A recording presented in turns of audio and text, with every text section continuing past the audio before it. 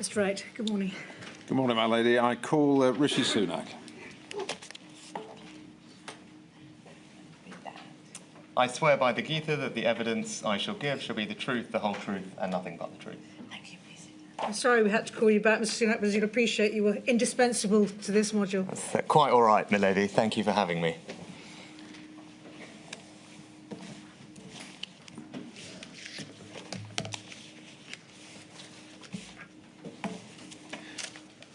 Mr. Sunak, you've provided a statement to this module of the inquiry, and I'm going to give the reference number now for the record, which is INQ 000661483, and you've provided that statement in your capacity as Chancellor of the Exchequer during the pandemic, having been appointed, as the inquiry understands it, on the 13th of February of 2020.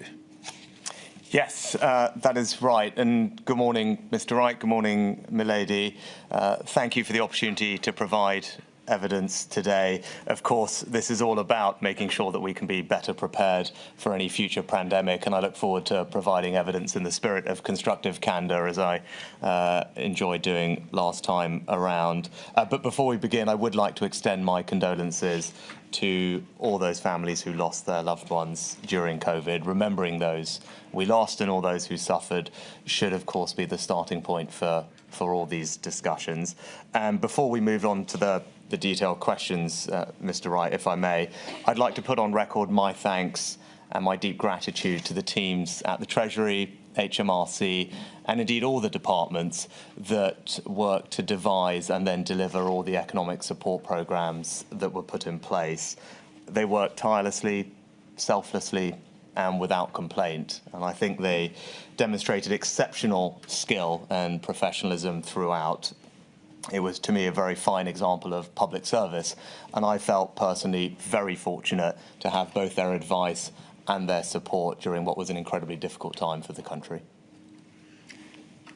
Thank you very much, Mr. Sunak. On the subject of constructive dialogue and looking ahead, the terms of reference for this inquiry require the inquiry to identify lessons to be learned, to inform preparations for future pandemics across the United Kingdom. And so in each area of questioning, I want to very much focus on your reflections and lessons learned from both what went well, and that's important, and where you think a different approach might be beneficial in a future potential emergency. And over the last 4 weeks, the inquiry has heard a lot of evidence about what has happened during the economic response and received a lot of statements addressing that in detail.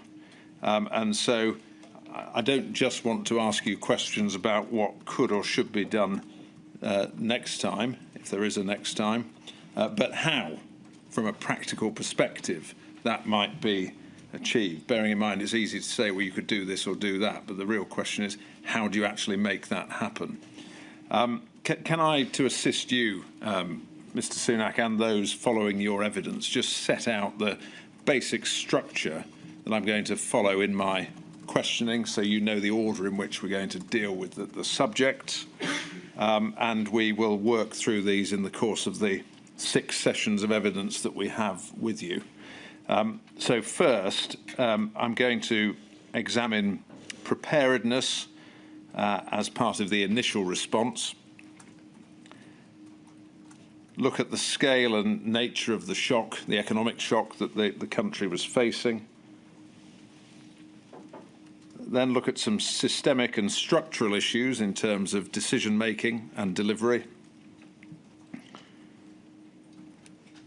I'd then like to move on to funding, and in particular funding for the devolved administrations, and then to explore the policy response, looking at, in particular, the coronavirus job retention scheme, first of all, then the self-employed income support scheme, then Kickstart, then the uplifts to both universal credit and working tax credit, then the uplifts to both universal credit and working tax credit, then examining the statutory sick pay rebate scheme, then looking at loans as an umbrella heading, picking up different loan schemes within that, grants as an umbrella heading, picking up different elements of grant schemes, and then I'd like to ask you some questions, Mr. Sunak, about access by the voluntary community and social enterprise. Then to examine the economic impact of long COVID as a discrete subject. And then finally, and I'm sure you'll be relieved that it's a finally, to come to giving you an opportunity and to discuss any overarching lessons and reflections that you have, having been Chancellor during this emergency, and to look at any recommendations or thoughts for the future that you wanted to share with the inquiry. We obviously will pick up reflections as we move through, but I want to give you, as I have with every witness, an opportunity at the end of your evidence to make any points that you feel are important points of learning. As I've said, you were appointed on the 13th of February of 2020 as Chancellor. You'd previously been Chief Secretary to the Treasury, so you had been within the Treasury, is that right, before that? Yes, that is right. And there had been a number of appointments on or about that date. We've heard Lord Sharma was also appointed on the 13th of February. And we know that the current Governor of the Bank of England came into post a month later, 16th of March. And we understand that the budget, but that is a regular fiscal event, as opposed to some emergency budget, was programmed for the 11th of March. So regardless of the pandemic, your first job was going to be, or your first big job was going to be to deliver that budget on the 11th of March. Is that right? Yes, that is correct. Yeah. And so you had been, and I'm just setting this context really to remind us all of the scale of the challenge that you and officials at the Treasury were facing at the time. You had been Chancellor for just over a month when, on the 16th of March, the Prime Minister recommended avoiding all non-essential contact and travel. And then a week later, there was an announcement of lockdown that effectively put the economy into something approaching hibernation. And this was therefore a significant economic crisis unfolding that was unprecedented. You informed the nation on the 17th of March in a speech that the coronavirus pandemic is a public health emergency, but it is also an economic emergency. And you put it, Mr. Sunak, in this way: we have never in peacetime faced an economic fight like this one. And it was an economic fight that resulted, the inquiry knows, in fiscal interventions to a value of in excess of £350 billion over the course of the pandemic. So I've just set that context so we remind ourselves of where we were in February and March of 2020. From your perspective, coming new into the job, for example, you were having to react to a situation for which there was no playbook, as it were. Nothing like this had happened before. Is that right? Yes, I think that's exactly right. I mean, you mentioned I'd been in the Treasury. I'd been appointed Chief Secretary to the Treasury the previous July, so not a huge amount of time in that context. I was obviously very new to senior government, and then it was a surprise to be made Chancellor in the middle of February. And at that point, I inherited a budget date which had been previously set, that the government had announced and was being worked towards. So my immediate job was to, put together a budget in the space of a few weeks, which in ordinary course I think would probably be what you would imagine to be the most difficult job you'd ever have to do as Chancellor. As it turned out, that was really one of the easier things I had to do, given what then unfolded over the next few days, weeks, months. And at that moment, things were moving very quickly. So even during the budget preparations, it was clear that what was happening with the pandemic was escalating. And so I wouldn't say we necessarily rewrote the budget, but as well as the regular budget that we had planned, what we then ended up having to do midway through that prep was to deliver a set of COVID-specific responses in that budget, which I'm sure we can go through. So the budget itself was almost a budget that delivered largely what was in the 2019 manifesto from an economic perspective, but then also had a set of interventions specifically designed to deal with the pandemic as we imagined it would be at that moment. Obviously, we had to build on those pretty considerably and quickly thereafter. So, all that is to say, already the budget contained some things, and then we iterated very quickly thereafter. And to your point, there wasn't a toolkit.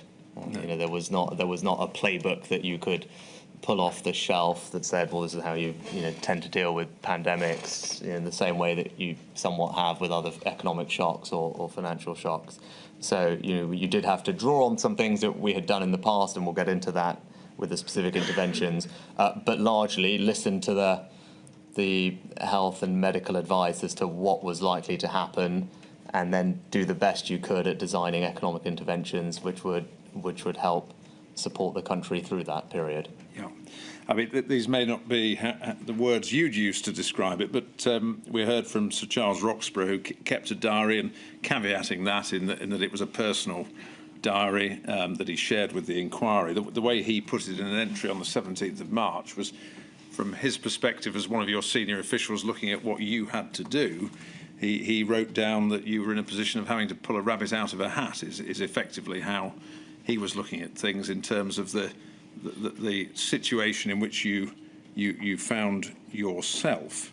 And really building on that, a lot of the schemes, and we're talking here about fundamental, significant schemes like the coronavirus job retention scheme, as you said, there was no playbook. You were having to devise those at speed. We heard from Dr. Loynig, an advisor, about 55 hours of time to conceptualise and announce the furlough scheme as it became known.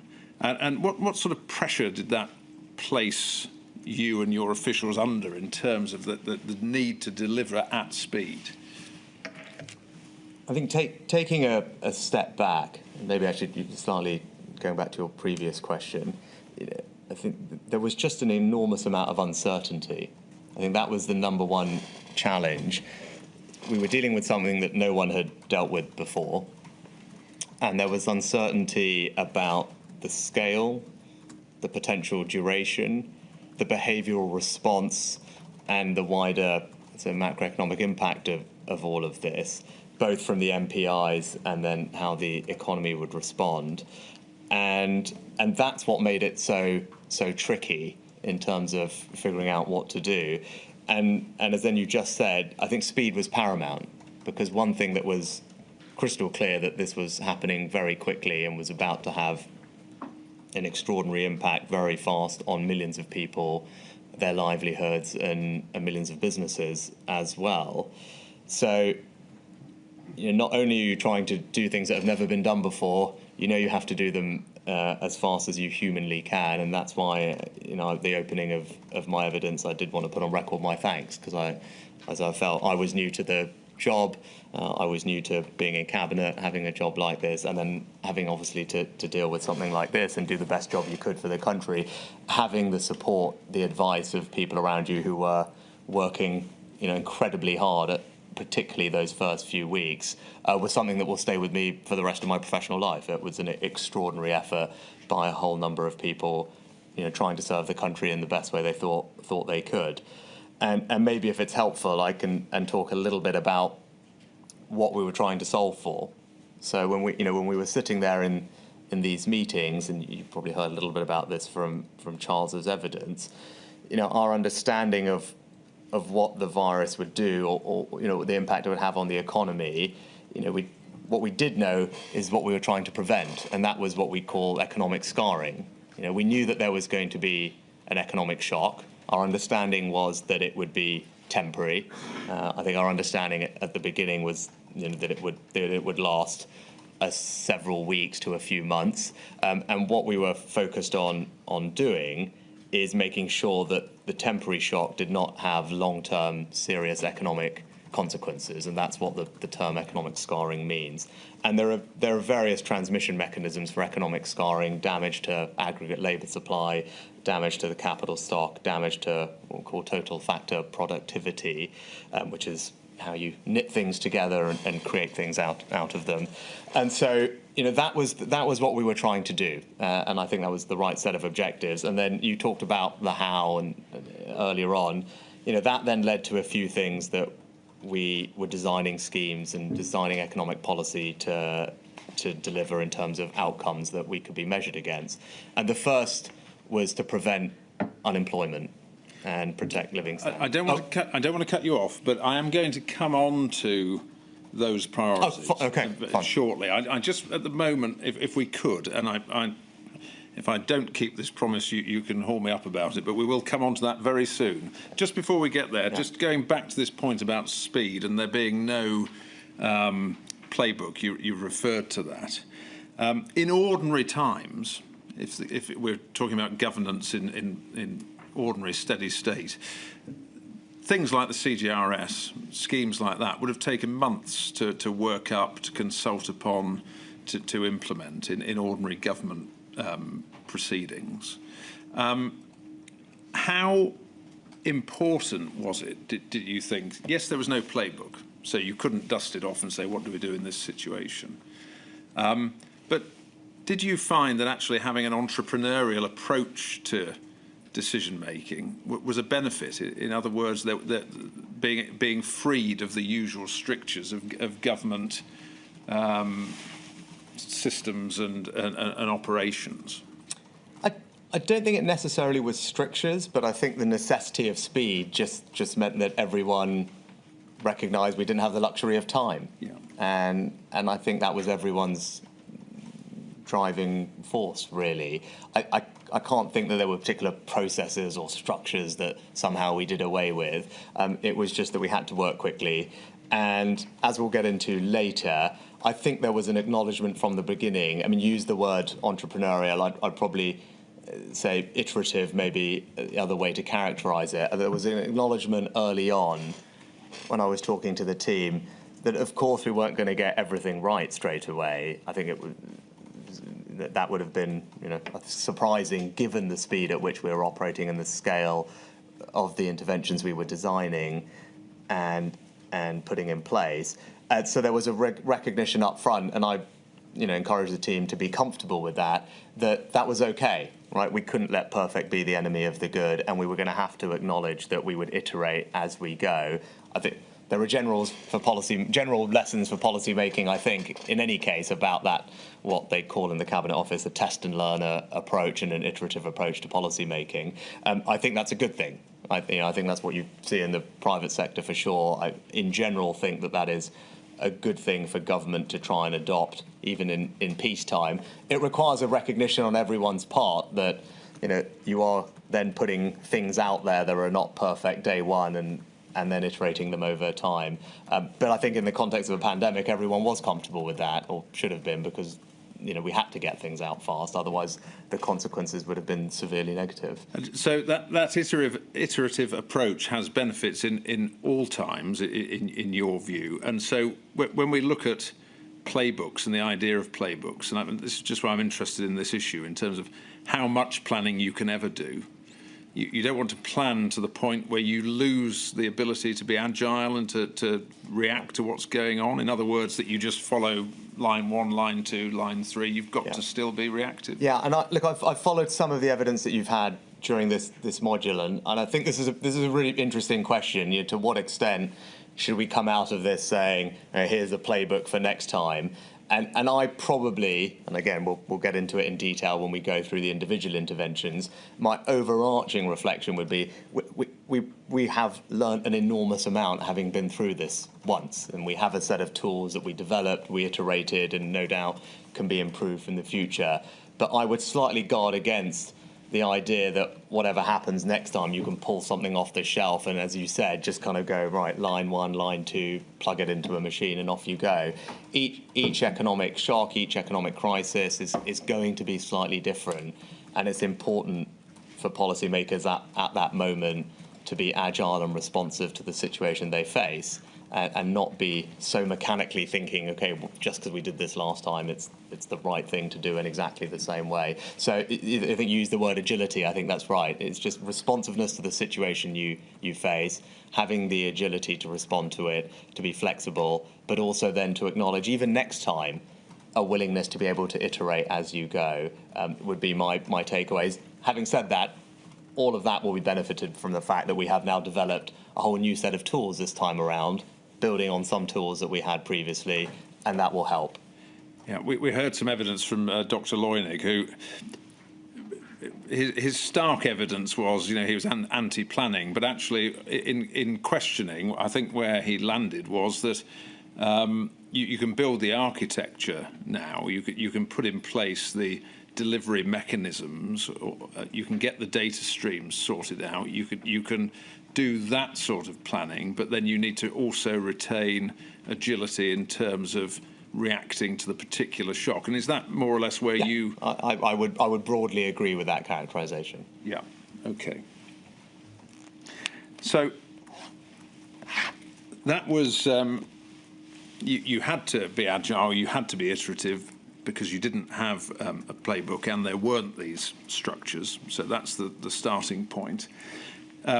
Moving on then to the scale and nature of the shock, and when we've discussed that, then we'll come on to the point you were making about what you were trying to do, what you were thinking about. But in terms of this pandemic, this wasn't a shock, and Andrew Bailey spoke about this, that arose in the economic system or in the global financial markets. This was a health crisis that then had a knock-on effect in terms of an economic shock. Is that right? Yes, that's right. I think normally when you're responding to an economic shock, part of your job is to try and stimulate economic activity.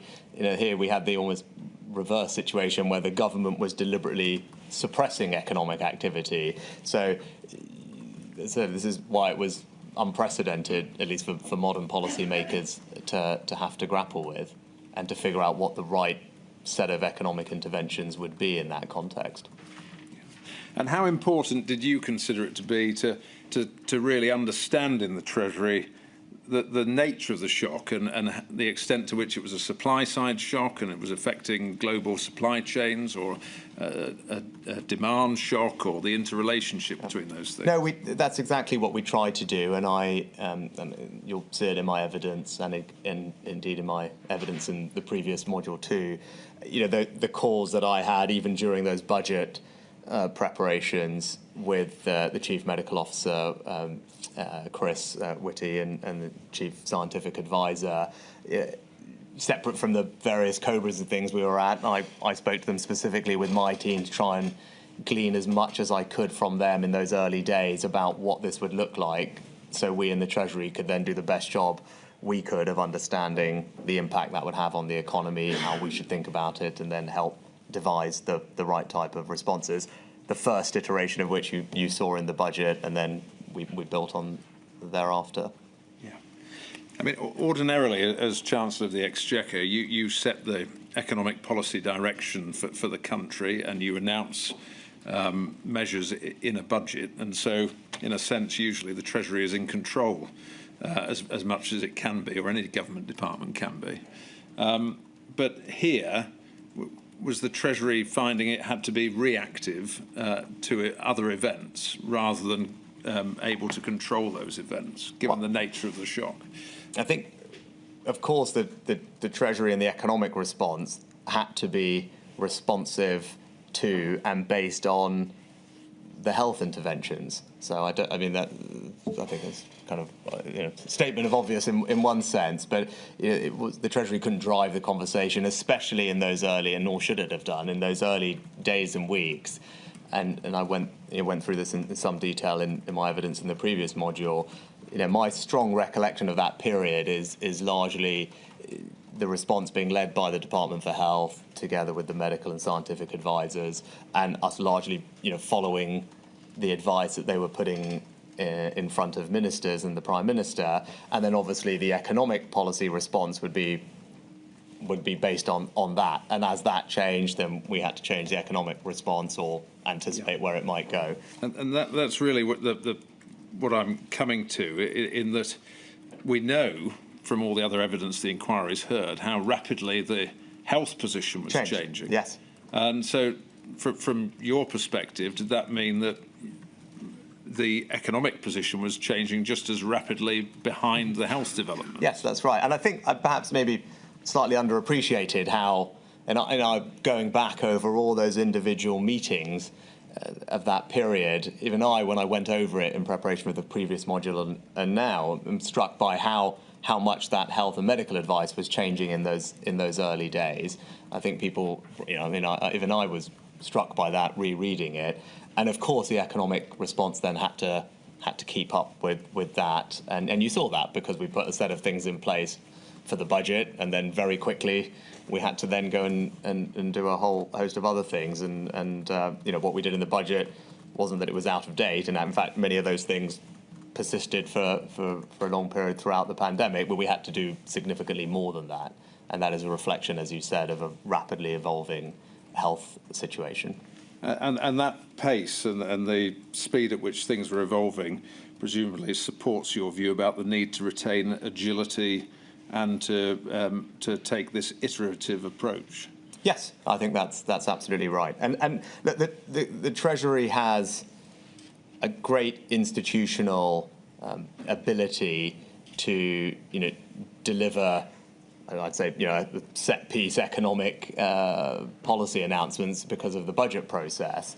And what we had to do in the organisation, and they responded, absolutely brilliantly to that, and reflect on the time. We almost had to deliver 5 budgets in the space of about 2 weeks. In terms of the scale of what was being announced, they were bigger than pretty much any budget that had ever been announced by any chancellor. And it felt like for a period we were doing one of those every 2 days for that first 2 weeks. It was to go back to what you were saying before, it was an incredibly intense period, those first 2 weeks. And as at every second day, I was popping up. It felt like doing a press conference announcing something, and then behind all of that there was 48 hours of non-stop work to get to that point, and then after that go and make sure all the implementation was happening, and then move on to the next thing. I think that probably looking back at it, slightly benefited from the fact that there wasn't really time to panic. There wasn't really time to worry. You just, certainly my approach to it individually was, you just had to focus on the problem in front of you, run at it, solve it best you could, get on to the next one, and just keep going and not let it consume you. But the organisation, as I said, responded exceptionally well in those early couple of weeks. And probably the other thing to say is, we were all new to working from home at that point, right? I think people forget that. I think Charles in his evidence made an observation about that, and it's a small point, but we were not set up with all the things like Teams and everything else. There wasn't, I think, even the right set of plug sockets. I think Charles mentioned in the Chancellor's meeting room in number 11 Downing Street, which is telephone socket. That was it. Which is why there's, we were kind of crowding around the kind of almost sitting room because that was where you could plug in all the various things and have a conference call, and that was what it was like in those first couple of days. So I think, given that, I was very grateful for the team for rising to the challenge to get me what I needed to go out and do what I had to do, which I know we'll come on to in a second. And in terms of what the challenge was or became, and again, just for context, we've seen the very first briefing you had as Chancellor about the pandemic, and at that time there was still an expectation it might be contained even in China, that it might not reach the United Kingdom, and then months later the budget, that's all consigned to history. But in March, February, March, was there still a hope, perhaps even an expectation, that it might be capable of being a relatively short-lived economic shock?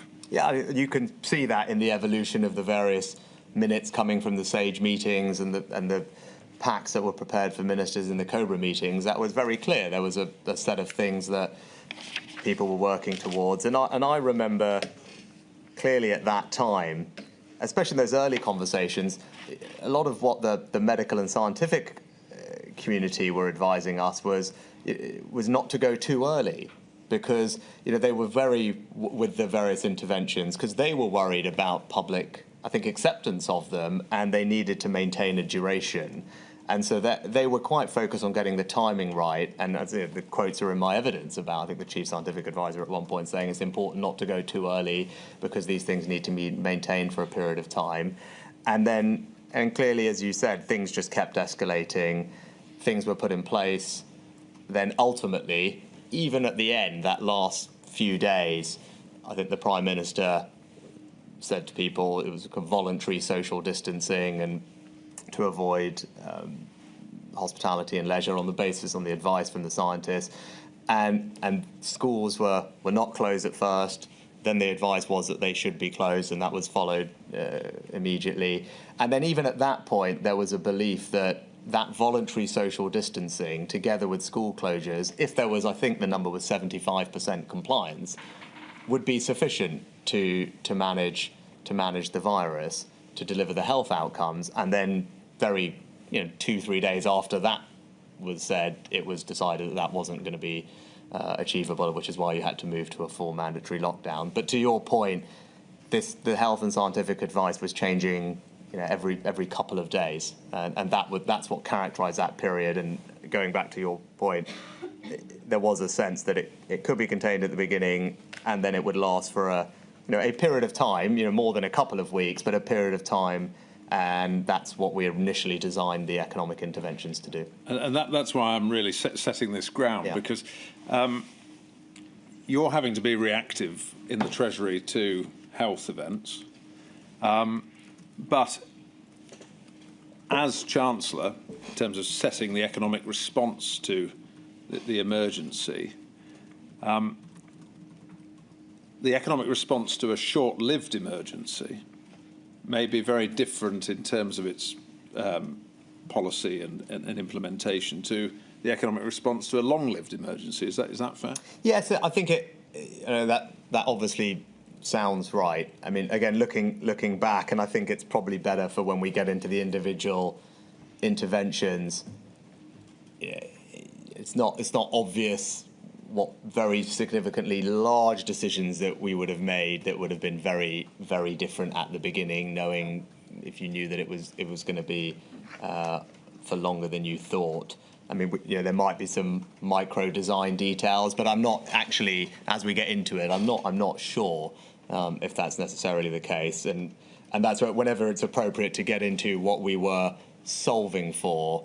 And then, so at least you have an understanding. Well, let's come on to that now. Yeah, because I think, as I said, a lot of that is slightly time agnostic in a sense. No, understood. So here you are. The health position is worsening. That's having an economic effect. What was it you were having to take into account in terms of what you were trying to prevent, what you were trying to achieve, and why? I mean, I won't repeat what I said about economic scarring, but that essentially is the kind of economic theory underpinning what we were trying to do. And as I said, and just to put it simply, it's to try and make sure that a short-term economic shock doesn't lead to long-term damaging outcomes for the country, the economy, for people and their livelihoods. Can I just pick up on that? Yeah. Does that mean that, so far as it is possible, you want to take interventions that mean that, first of all, the economy can recover quickly and it can recover to the same level or as close to as it was before the emergency? Yes, it's about protecting that potential output of the economy. And then if you go, and what does that mean? Well, it means preventing mass unemployment, because obviously if you have very large-scale unemployment in the short term, there can be permanent damage from that. So, protecting job matches and keeping people connected to their jobs is important. Linked to that is obviously preventing firm failure, both in and of itself and because of the impact on employment, and protecting, as you described, that potential output of the economy. So otherwise healthy, solvent businesses, you wanted to make sure that they would still be there when this finished, to have the recovery and not lose that output. We always had a strong eye on the most vulnerable. We knew this was going to be an incredibly serious event for the country, and you always want to make sure, I certainly wanted to make sure, and the team knew this, that the most vulnerable in society, that we were making sure that we had an eye on what was happening to them and could support them as appropriate. And then you also wanted to design things that would allow economic activity to recover when appropriate, because long-term economic growth is a function of the efficient allocation of resources in an economy, and what you needed to allow happen at the appropriate moment was for those normal forces to be able to resume. It's not good long-term for an economy, for things to carry on in an artificial state. You believe, as I do, in markets and their ability to allocate resources efficiently. So you wanted to make sure that, as appropriate economic activity and normal economic allocation mechanisms could operate and markets could function. And then lastly, but not least, of course, was ensuring value for money for the interventions and thereby minimizing the fiscal impact.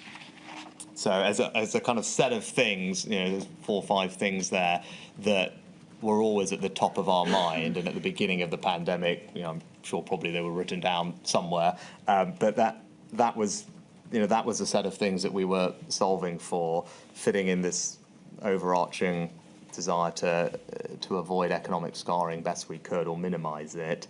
And as you'll see, as I describe those things, there's an inherent tension between these things. And I mean, all economic policy making is about trade-offs for the most part, but this in particular.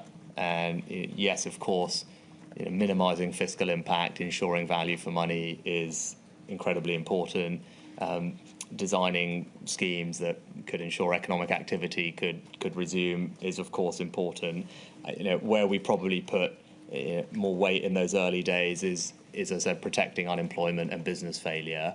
And there's, as we'll go through, there's an inherent tension between these things. And part of my job was to make decisions on where to design policies, which things to weight more or less at any given moment in time. And again, there's not a perfect science to that. That's a judgment, and those are judgments that I made on a regular basis throughout the pandemic. But as to give people, like I said, an overarching sense of what we were aiming for, what our economic objectives were, those were the economic objectives that as they were important to me throughout. Yeah. And maybe one other point I'd make is that those are all the very practical, measurable economic outcomes. I probably underestimated it at the time, but I had a sense of it, but it became clearer over time. I think there's also an incredibly important job for leaders in a situation like this to provide reassurance, and particularly in the sphere of economic policy. I think one of your expert witnesses, Professor Brewer, I thought made an astute comment about that modern economy, modern society depends, I think he said, enormously on confidence.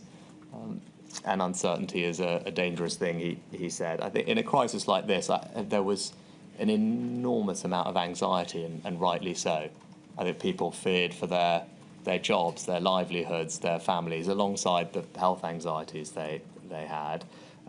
What it would mean for their economic financial security, what it meant for their family's security, what it meant for their house, their small business they'd built up. Were they going to keep their job? Would they have a job to go back to? Would they be able to make their mortgage or rent payments? And so,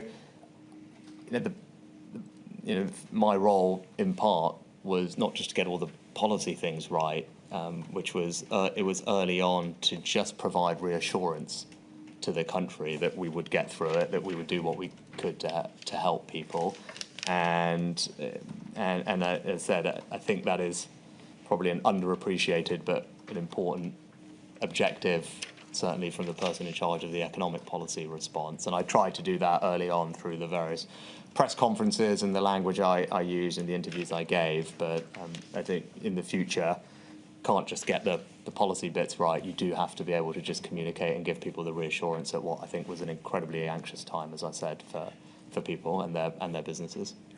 Well, I referenced the speech you made on the 17th of March, I think, at which you publicly made that sort of statement of standing behind people. But can I just pick up on that in terms of reassurance? Because I think it's a point that Andrew Bailey was making in his evidence as governor when he was talking about the bank having an obligation to act. When I was putting to him the narrative of why not just do nothing and sit back and see how things unfolded. And he spoke about the need, I mean, he put it perhaps slightly more starkly than you have, going beyond reassurance to the need to prevent disorder. And he meant that in a social sense, disorder. But I think he was making the point about the need for the people of this country to understand that their central bank, their chancellor, was going to stand behind them economically. Is that what you?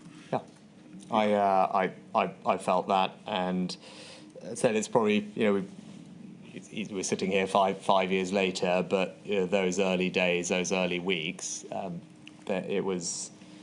It was, as I said, it was an incredibly unsettling and time for everybody, and we'll get into the, as I said, later on the individual things. But I think someone who provided evidence in one of your sessions, they were talking about the loans and helping small businesses, but I think actually their comment applies more generally, and they said something to the effect of it felt existential, and I think that is actually a generally good description of the overall situation. Is it felt existential, and that's why I think Andrew's comments, which I haven't seen the precise paragraph that you're referring to, I would agree with. I think said obviously Prime Minister providing overall leadership, but those of us in charge of the economic response, part of our job is that not just to get the policies right, is to give everyone in the country that reassurance and confidence that the people in charge know what they're doing and are going to be able to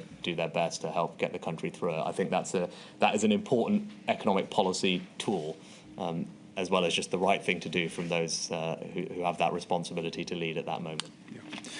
Yeah. It's easy to think about government intervention sometimes in terms of how much money people get from the government, depending on their business or their circumstances. But in terms of household incomes and protecting household incomes, would it be fair to say, when you ran through your priorities, that your priority was to protect household incomes insofar as you could through the preservation of business, preservation of jobs, retention of job matching, and in that way? Yes, I think, and I think in that first press conference or something, I hope always open. It wasn't going to be possible to save every single person's job, and people were going to experience economic hardship as a result of what was happening. And I thought it was important to be honest with people about that up front. There's a balance. You want to provide reassurance, but I think a degree of candour is also appropriate. And once again, my job to get that balance right. I tried to do both things.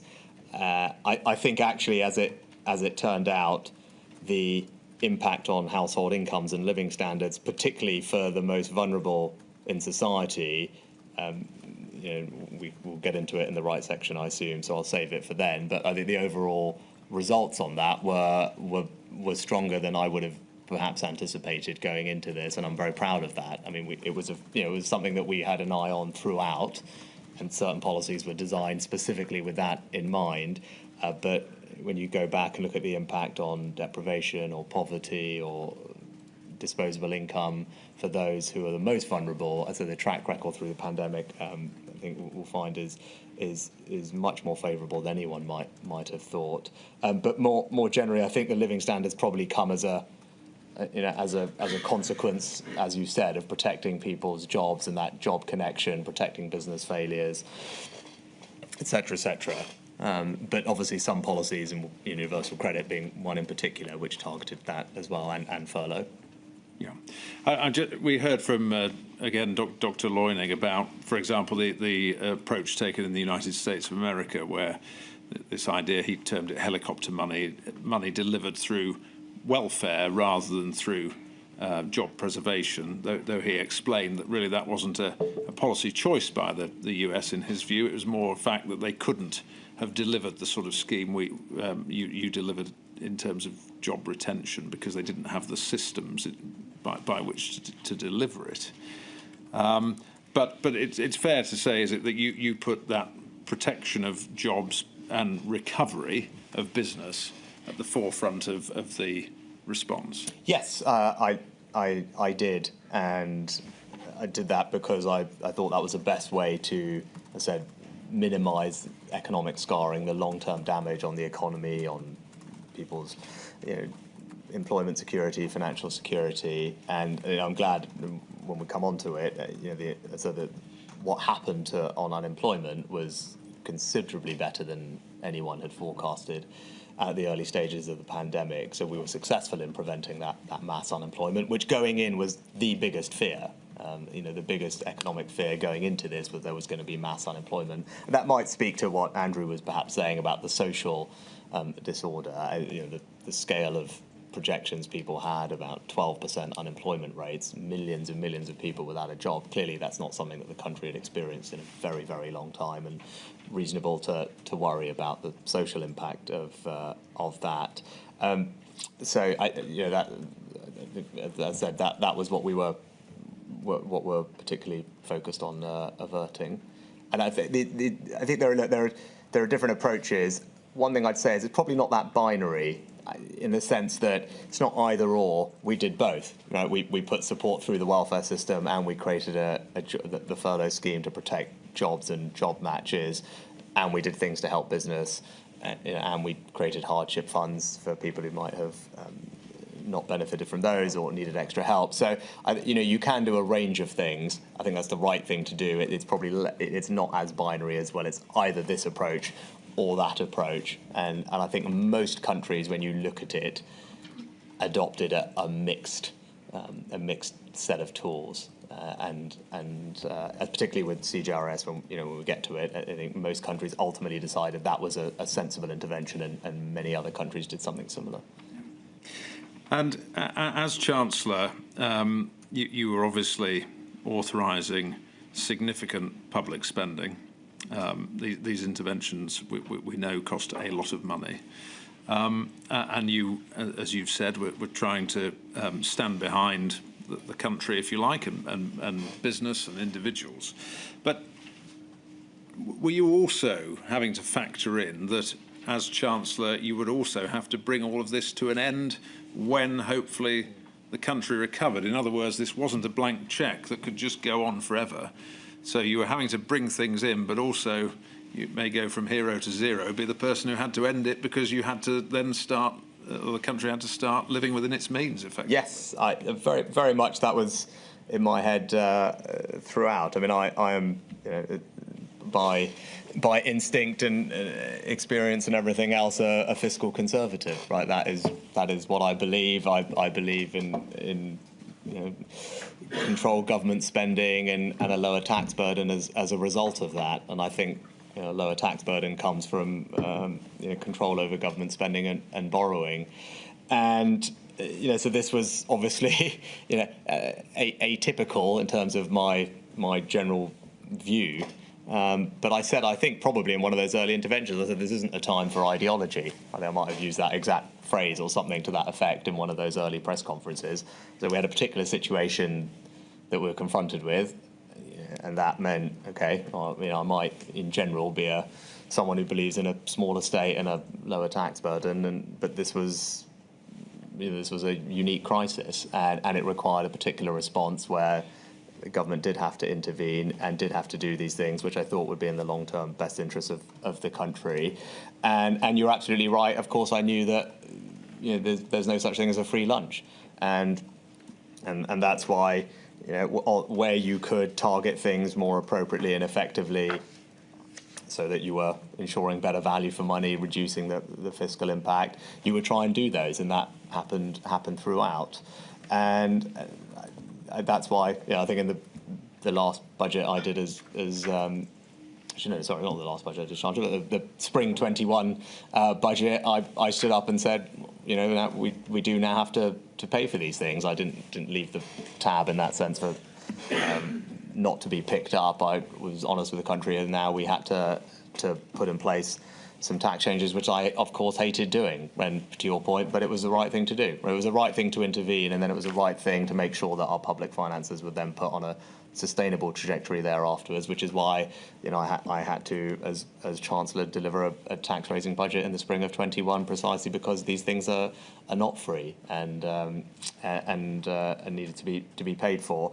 Probably, if just to put it in context, in terms of the scale of the support you mentioned, I think it's interesting looking at it.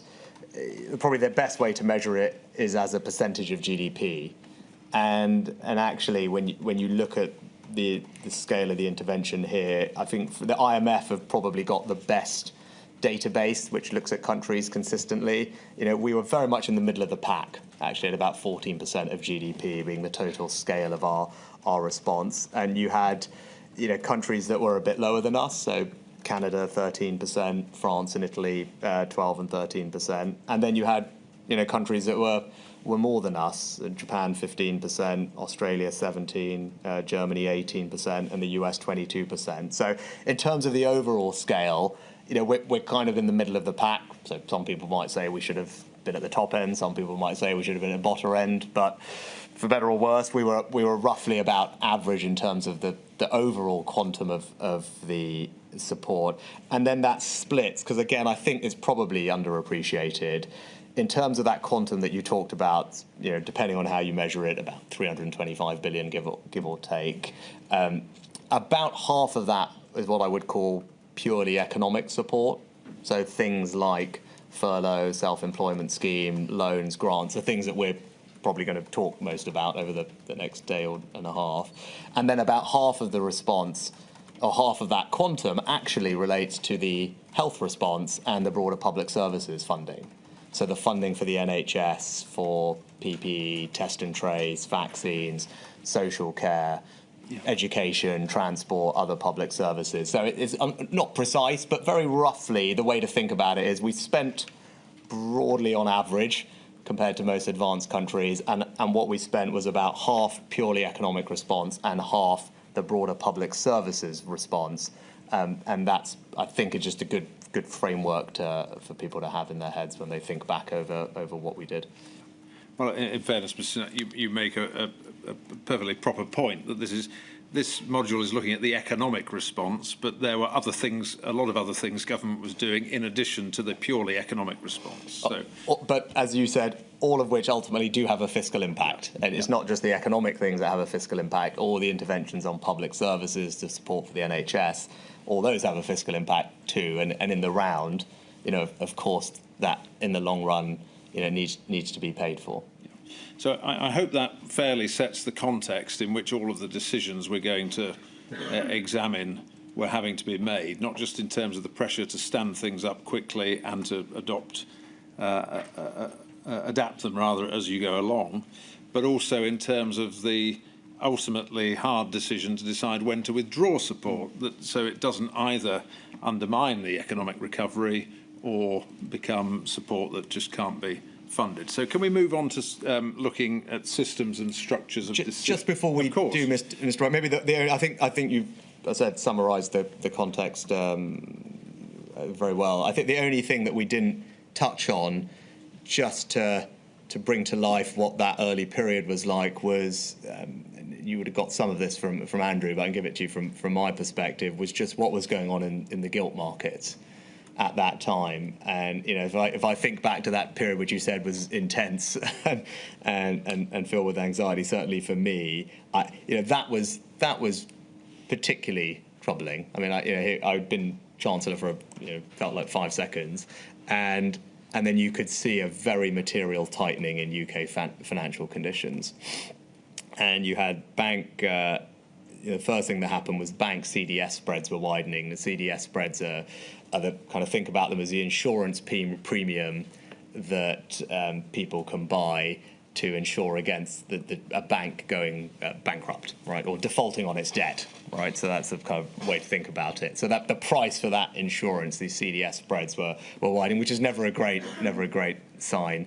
And then you had, I think, on March the 18th, it was the single biggest one-day change in real yields or something since bank independence. So that happened one day, and then the next day there was another move where there looked like there was a bigger move for UK gilt rates than there were for other places, which again is never great. And then you had a failed gilt auction, and that was the first time we'd had a failed gilt auction since the financial crisis. And so one after another, these things were happening, and I think we've all over the past couple of years seen the importance of the gilt markets to the health of the UK's economy. Obviously, I come from a financial background, so something I have some familiarity with. But that was acutely stressful. In the context of having to do all these other things, I was sitting there, worried about the UK's ability to fund itself.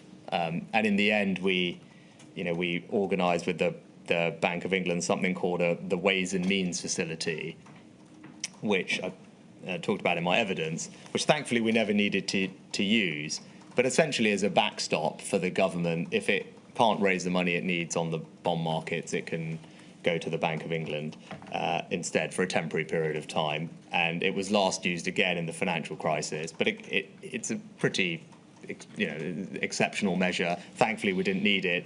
But I think that was all in my head of all the things that I was kind of worried about, as well as all figuring out furlough over here or loans over there and everything else. Was that was happening at exactly the same time. And to your point, on thinking, gosh, are we going to be able to borrow the money we need to put all these things in place? I need to have that in the back of my head as well, because that really would be a disaster if there was a problem. No, quite right. You should mention that. I had a little note saying risk to markets, and we skipped over it. But don't worry. Quite properly that you mention it. And as you say, Mr. Bailey touched on that. He justified the bank's actions to go big and go fast, as he described it, on that basis, that there was a real risk to the markets, that there was significant market volatility, that there was a need to take decisive action, and that would have been a very serious threat had it transpired. So all of this going on in the background of your decision making. Can we move then to really pick up the sort of systems and structures around that decision making, if we could. So moving on slightly in the list of topics, and I just want to pick up some sort of high level concepts really, and the first of those is that, I mean, generally speaking, do you agree that if it's possible, accepting pace, speed, the need for confidentiality in different times, accepting all of that, where possible, to bring together your delivery experts at the time of formulating policy is a good idea, particularly when responding to an emergency? Yes. Yeah. I didn't think it would be one you'd say no to. And so far as the Treasury was concerned, there was a very good example of that, I think, in terms of its relationship with His Majesty's Revenue and Customs and the policy partnership that we've heard a lot about, which is unique to those two departments and probably because of how they're configured. Is that right? Yes. Obviously, I'm trying to think of the exact legal link. I mean, HMRC is a body of HMT, and it has a minister that it reports into, but obviously it's operationally independent, and essentially is the delivery mechanism for the most part of most of what the Treasury does. So there is an existing relationship between those two departments. Yeah.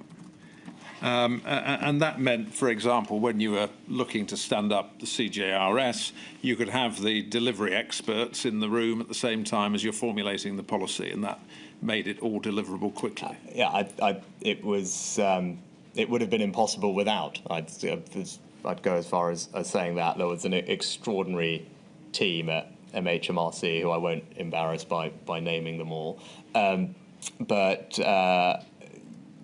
we had that from the beginning. I think the Perm Sec at HMRC has described it as a shared vision and a single team approach, and which I really felt that it was.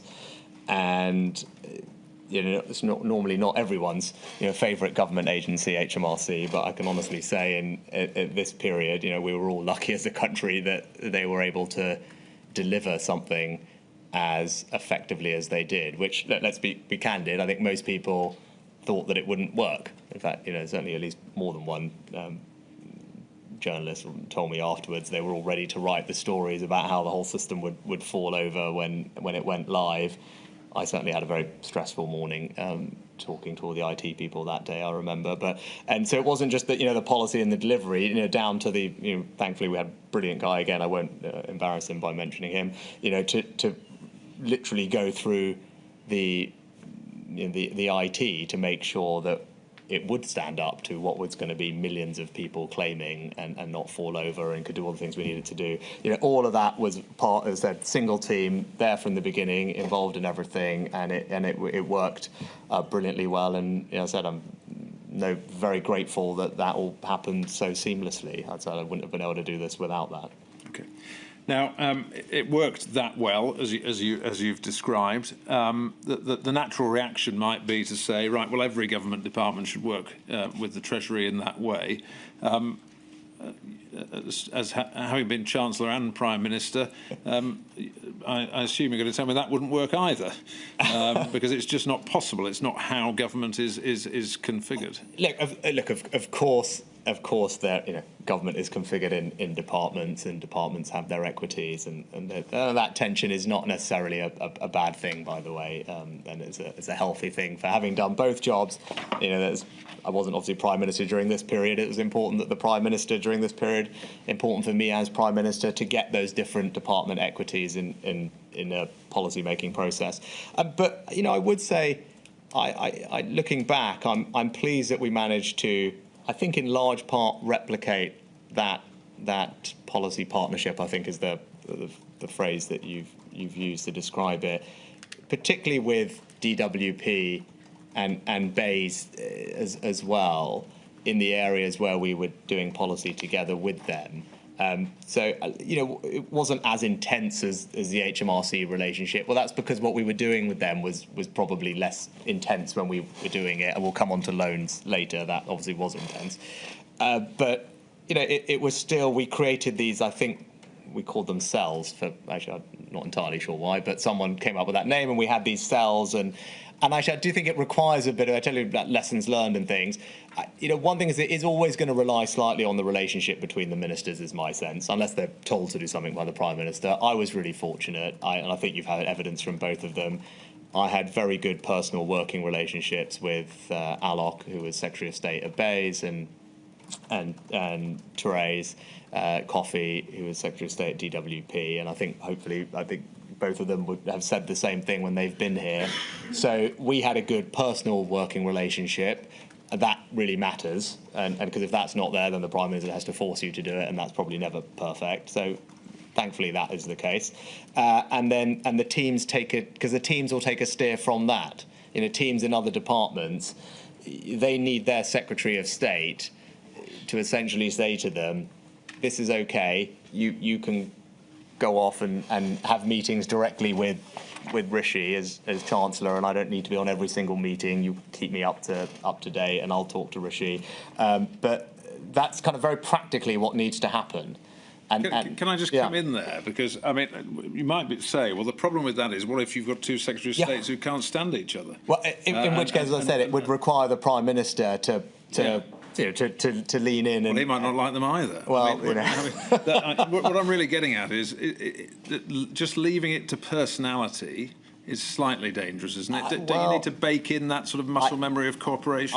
You can bake in that muscle memory, but again, my honest reflection, you might come out of this and say, great, there should be this structure stood up or that structure, but it is, in reality, it is going to depend a bit on personal relationships. We might prefer that it wasn't, and you can kind of, I mean this in the nicest possible way, structure your way out of it or create some process out of it. Can I just give you a different perspective that isn't about structures, but I think this is a point Sir Charles Roxburgh made. I mean, he was against structure. But he was talking about the point you've made. It's up to the Secretary of State to really set the agenda and the tone, but that in the civil service there can be training for civil servants that is focused on cooperation and cross-departmental working. It doesn't change structures. It just, that's what I mean by baking look, I do agree with that, and I think, look, I'm sort of sidetrack, but may be helpful. One thing I've been sort of not being in government now, so one thing I was, and I hope is the case, was always positively struck by is the Darlington Economic Campus that I established as Chancellor. And the reason I bring it up is, it's an interesting model where multiple departments are in one building, and that is obviously, I don't know, unique but rare for how government functions normally. And the senior civil servant there is a Treasury person, and Beth Russell has done an extraordinary job of leading, growing that organisation. But whenever I was there, both as Chancellor and as Prime Minister, because I continued to work out of that office as Prime Minister and always spend the time to walk around and talk to particularly the junior officials that were there, I was struck by, to your point, that there was, I think, a greater culture of collaboration and cross-working, because probably just the physical setup of that building is such that people are there from 5 or 6 different departments, and so they're on the same football team or running club or quiz team or whatever it is, all of which I'm proud that they now have there, which is great. So I think there is something to what you're saying. You can do a good job of trying to just say that this is a good, sensible thing, because obviously it improves policy making in peacetime as well. So of course I agree with that, and am supportive of efforts to foster that collaboration. But in something like this, I would just say, like, you do always need the Secretary of State, because ultimately those civil servants work up to their Secretary of State, and it's important that they do, right? I mean, that, you do need clear lines of accountability, and so I think it's important for Prime Ministers to be aware of where that might be an issue if they thought it was going to be an issue. Thankfully, in this case, I genuinely don't think it was. I think we worked very well with DWP. That their officials, TIS's officials, would be in the meetings with me. Similar for Alox, and I think both of them have said that they never felt there was any issue there. And those were probably the 2 departments which we worked most closely with outside of HMRC. Can I ask another question about structures and systems, really about consultation? And I just want to pick up on a point that Dan York-Smith made in his evidence, and I'll just read it to you so you know the point he was making. He said, I think in general on everything more consultation is better. I suspect that's not controversial. That more consultation is better? Yeah, consultation is a good thing, was basically his message. Yeah, I mean, yes, but again, let's... Can I give you the but? Can I give you the but? Can I do the but? Oh, you want to do the but? Well, let me tell you what he said, and then you tell me if you agree. He said, but I think the context was that consultation can come with a cost in terms of the time it takes, the people required to do it properly. So we're probably giving the same but. I think the same but. And particularly in the early part of the pandemic, we had to move very, very quickly And had we done additional consultation, it would have delayed implementation. And was that the trade-off? Of course it is. That's kind of common sense, right? I mean, look, consultation, all else equal, fine. But things are not all else equal. And we were in a situation, you said you painted the picture of what we were grappling with in those early days. I don't know if Tim's number is right, but knowing Tim, Dr. Loynig, I'm sure his 55 hours probably is right if Tim's done it. But think about that, 55 hours, great. I mean, you can take an hour to do something else. That's quite a meaningful amount of your time slot to get that thing done, and then you repeat that for everything else that you're doing. So I agree with what Dan said. There is obviously a trade-off. That said, when we go through these things in a bit more detail one by one, I think you'll find, and I think the evidence supports this as well, hearing and reading what everyone else has said, there was a very good degree of engagement with all the relevant people in each sector. I don't just mean industry sector, just whoever the right stakeholders were for a typical intervention, whether it was SAYS, whether it was CJRS, whether it was bounce back loans, whichever it might be, whichever intervention. I think there's a whole body of evidence showing engagement with those people, and in most cases, they were all intimately involved in formulating and drafting the detailed guidance. So it's all very well I stand up and announce something in broad parameters.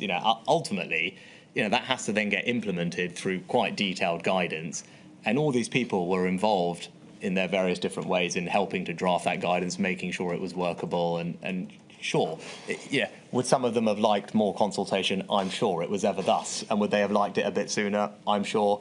But speed was of the essence, and ultimately, I think we got to the right balance.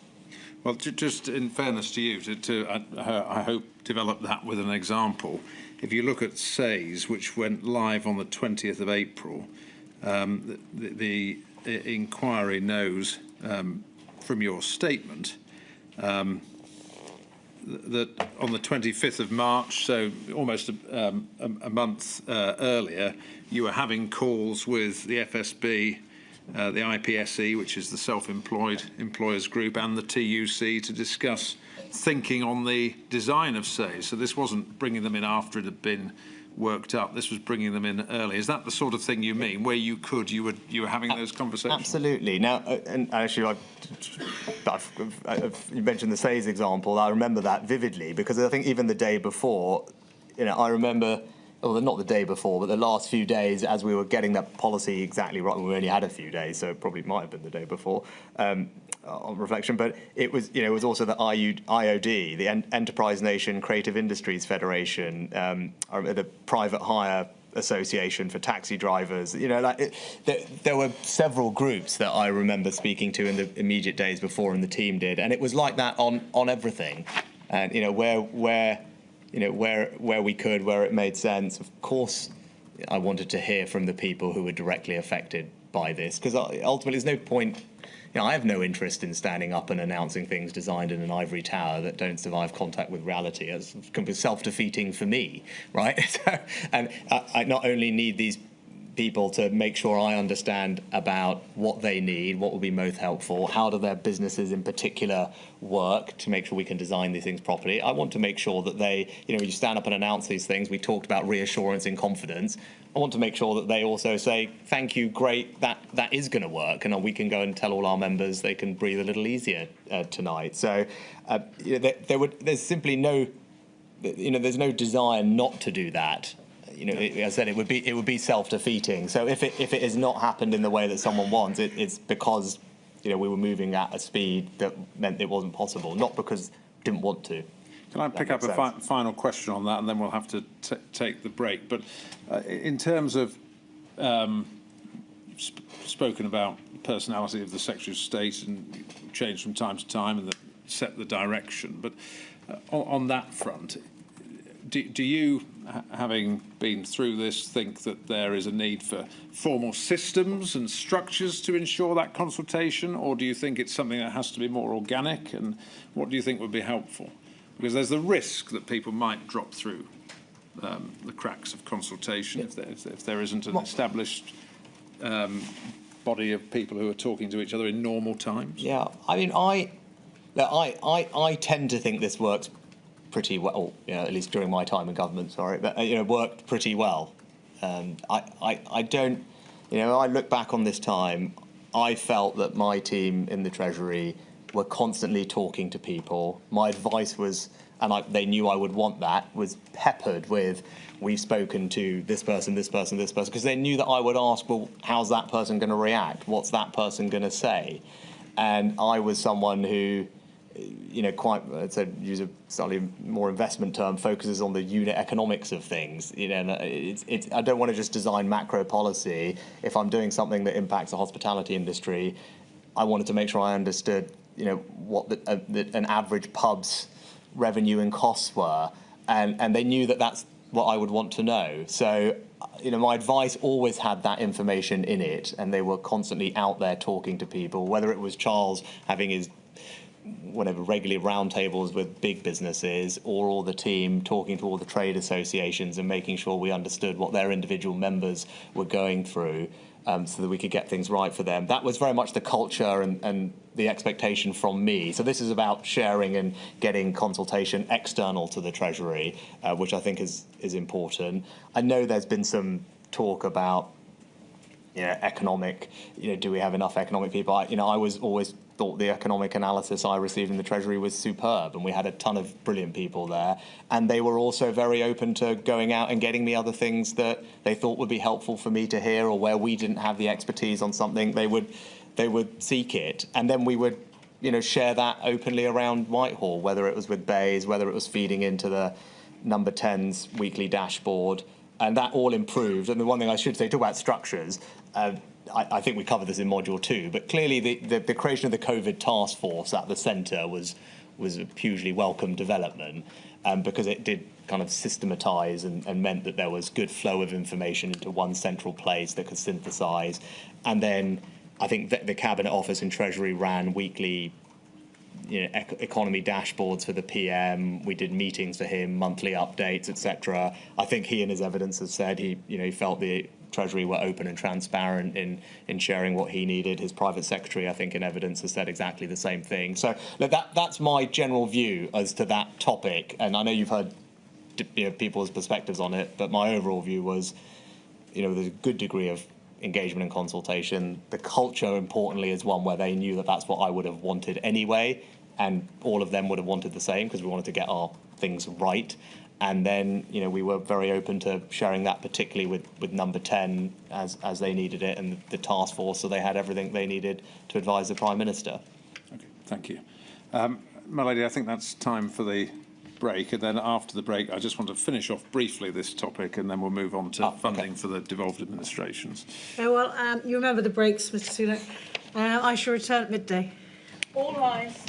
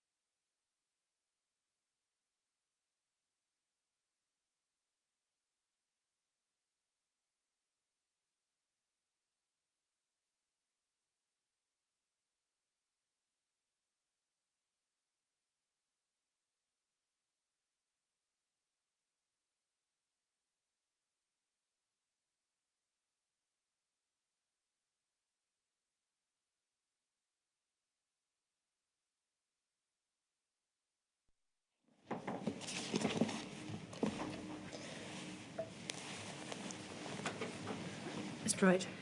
Thank you, Milady.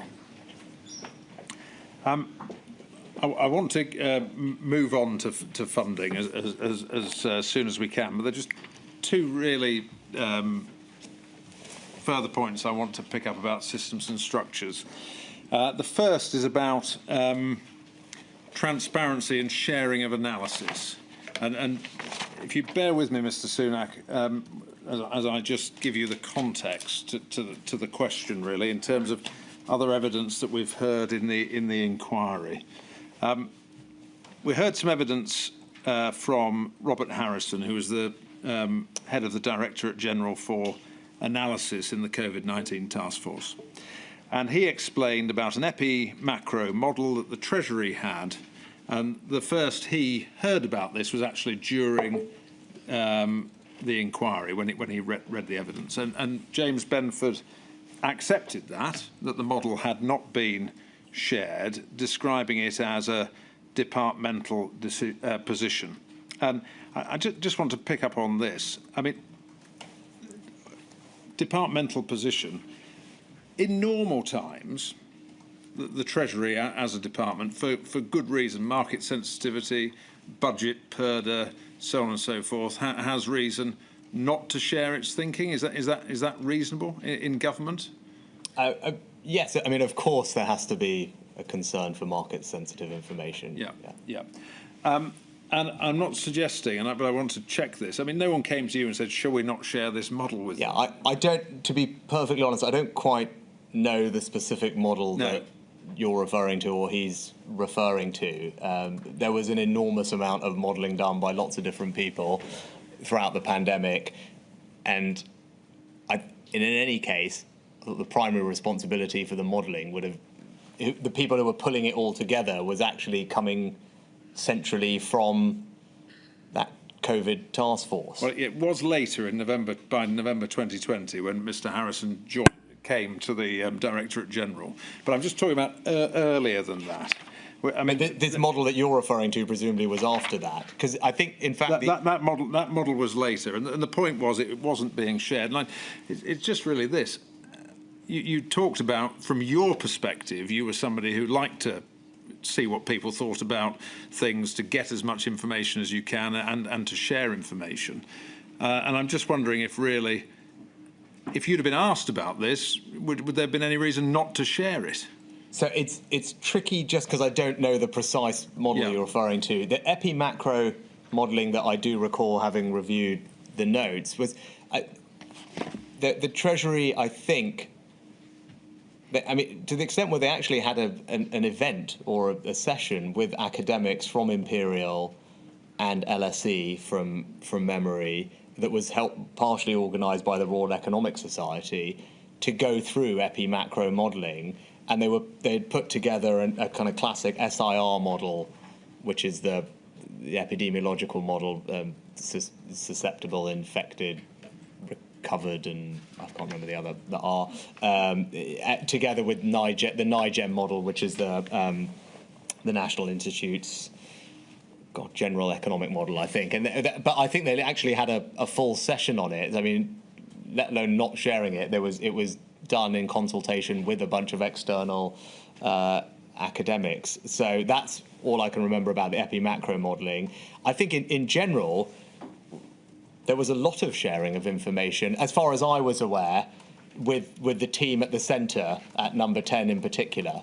I'm not suggesting, given the number of decisions you were making on a daily basis, that you would have any recollection of this, or that it even come across your desk. But really what I'm getting at is, when we're looking for a future emergency, and you've got, obviously, analysis is important, and sharing data is important, would you encourage as much transparency as possible in terms of data sharing and sharing of modelling, as between departments? I mean, in general, yes, although I would, and I'm glad that was the case, and I touched on this earlier, and I think you've seen from the Prime Minister at the time, who said in his evidence that HMT was transparent in sharing economic analysis, and his principal private secretary at number 10, or one of them, also said the same thing. And I think you've heard that from the senior official at Bayes as well. So I think that was happening. What I would say is, there's a difference between a kind of workings and as things are being developed, and I don't think you kind of say, well, okay, here's what we're doing today, what we're doing the next day, as you're trying to figure something out. If you've got something that you think is helpful, sensible, that is going to be relied on for decisions or policy making, sure, and I'm sure it would be, because why would you not want to? If I'm going to go make an argument in a meeting or something about something, I'm going to base that on some analysis. I'll want to be using it in the meeting where we have that decision. But you work on lots of things all the time that don't end up getting to that point where they are useful, reliable. At which point, I don't necessarily think that every single thing that you probably worked on needs to be then given to everybody. That would be a bit odd, I think, and cumbersome. That point is well made and accepted, but I think you've really hit on the potential mischief of people not sharing analysis, or the fact that they've got a basis for analysis, is that ministers or secretaries of state will all have their own analysts who might be giving them analysis that is influencing their position on things, and others don't know why they're adopting that position, what's informing that position, if things are being kept secret rather than being shared, once they are worked up, once they're being presented as analysis. I'm not. Do you I don't. At the end of the day, danger? if you think about it in practice, you're in that situation as you describe. Minister's got a point of view. If someone said something in a meeting and said, okay, well, if you do this, then all these things will happen, I'm likely to probe it. Right, and if I said something, someone's going to probe me, and I'm going to have the evidence or the analysis to back up my point. And I would imagine the Prime Minister would say, okay, well, interesting, that's different to what that person is saying. I want to see that, or why isn't that in my paper? So I think in practice, it's highly unlikely that anyone could get away with trying to promote some point of view, or indeed make some decision, or the Prime Minister make a decision based on something that they haven't had the data for. So I think in reality, I'm not entirely sure that would be a problem.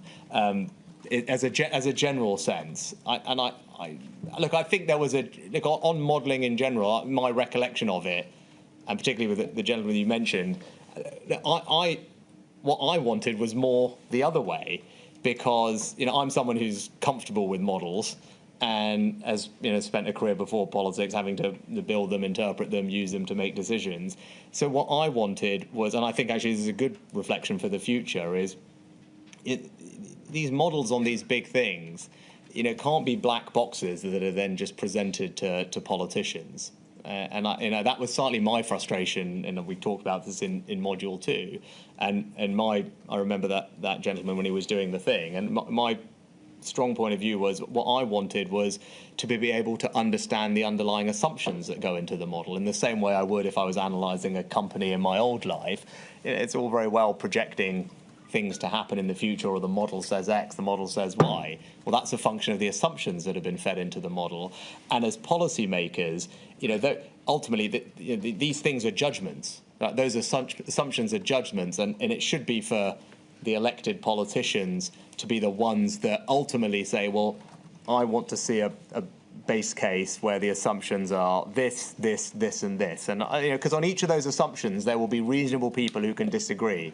And that, in my view, there wasn't enough of that earlier. And that's what my pushback, not pushback, but my kind of desire at that point was, look, I don't want to just be presented with a model that says this is what's going to happen. I want to be able to say, well, I've got a different point of view, which I think is reasonable on this aspect, and I want to be able to the assumptions to be iterated, and then I want to see what it is. And I think that is an important lesson in general. Accepting that, though, that is, isn't it, an argument for transparency about the model that you are using. In other words, you can't begin to probe the assumptions unless A, you know about the model, and B, my point exactly is, if anything, there wasn't the transparency the other way. My point was, I was often presented from the centre, or you'd have a model that came out somewhere, and I don't think it's anyone's particular fault, but for me, I wanted not just to be given a set of papers that said, well, here are all the projected outcomes and path of the virus from some modelling exercise. I wanted to have had the ability to know, well, what are the underlying assumptions and what's the sensitivity analysis on those? And look, that, of course, happened over time. But as I said, I would probably wanted more of that earlier. And I think that would be helpful in the future. Well, can I pick that up then? Because I think you've already said that you viewed the establishment of the Covid-19 task force as being a good thing because it was a coordinating function through the Cabinet Office. We know that the Directorate General for Analysis was part of that. And our understanding of the Directorate General is that what it was doing was exactly what you've said. It was bringing together all of the assumptions and models of different departments and presenting them in a sort of snapshot that said, this is the range of opinion, this is where we are in terms of confidence, and laying that out. Did you find that a helpful approach? From my recollection of it, was that it needed some prodding and pushing on my end, and probably my officials, because I'd asked them to get it to do exactly that, rather than being presented with slightly more, here it is. I think it took a bit of iterating to kind of have that be the approach. And again, as I said, that's where the engine that was meant to pull stuff together was, and was presenting the scenarios from memory. But I said it took a bit of prodding to get them to adopt that type of transparent approach on all the assumptions underlying what was being the assumptions underlying the output that was then in the slides. If you get to the point of the roadmap, by then things were starting to come together in that way, weren't they? In terms of yes, I forget the exact date that the task force was created, but I think not to cover too much old ground, it definitely was a helpful thing. Okay. I mean, not least because again it's a small point, but I think Treasury is used to working with the centre, with the Cabinet Office and Number 10. I think that even if there's not a formal structure, there's a lot of muscle memory about those three bits of government working together. DH is less used to that, probably institutionally, and that especially is why this task force function is so important, because it properly made sure everything was getting joined up at the centre. Okay, thank you. Can we move on to next topic, funding, and in particular devolved administrations funding. Now, helpfully, you've been both Chief Secretaries of the Treasury and Chancellor of the Exchequer, so you're probably well placed to answer my first question, which is essentially who makes these decisions on devolved administration funding? Is it the Chief Secretary of the Treasury or the Chancellor, or is all this done in conjunction in terms of the actual allocations? I think it's probably quite a broad question. In normal times, much of this is mechanical. Through the Barnett formula. Yes, which which is a big topic. But, we're not getting into that topic, but there's a mechanical way in which funding for the devolved administrations is allocated according to a set of formulas, where when UK government, even in peacetime, has a regular budget, that will trigger a set of funding consequentials for Scotland, Wales and Northern Ireland according to this set formula, and that has been the case for a long time. Typically, the Chief Secretary to the Treasury deals with the DAs on a day-to-day, week-to-week basis. That wouldn't be the Chancellor, and so I did that as CST, and that continued. So they're the primary person that has meetings with the finance ministers, the quadrilateral group. It's called Finance Ministers Quadrilateral, FMQs. They happen on a periodic basis, and again, it's out of the scope of this, so I'm jogging my memory out, but I vaguely remember as CST, I was having conversations with the various finance ministers about, there's always things that people are looking to tweak or improve about the various mechanisms that govern funding, borrowing between the DAs and UKG. So I remember having meetings like that on those issues during that time. Now, we know and we've heard evidence about how the usual funding frameworks were developed during the pandemic, the introduction of the Barnett Guarantee for the devolved administrations. I don't want to spend time with you going over ground we've covered with Mr. Barclay and others, but I just want to, given you've done both jobs, just pick up your view about a future framework, please, if we can. And essentially, the inquiry's expert, David Phillips, has suggested there should be essentially a combination of guarantees and or some capacity for borrowing, additional borrowing for the devolved administrations, but for that to be determined on an ad hoc basis, depending on what the nature of the future emergency is and how it develops. Where do those propositions sit with you, having performed both functions? Again, I'm quite loath to be prescriptive, because I think every shock is likely to be different and require. Pausing there, he's not prescriptive. He's suggesting it should be ad hoc. So I tend to agree with that sentiment. I think my overall reflections are, I think certainly on the economic side, the vast majority of the economic interventions were UK-wide.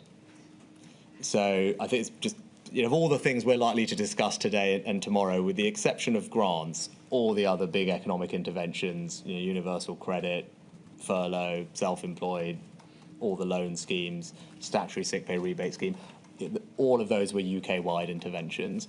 So I think that was a good thing. I think that was appreciated by devolved administrations, and there's lots of evidence from them about, I think, their appreciation for those and the reflection that they could not have delivered those themselves. It reflects the benefit of the UK government and having the benefit of the UK government balance sheet at times like this, because I think that would have been probably difficult otherwise.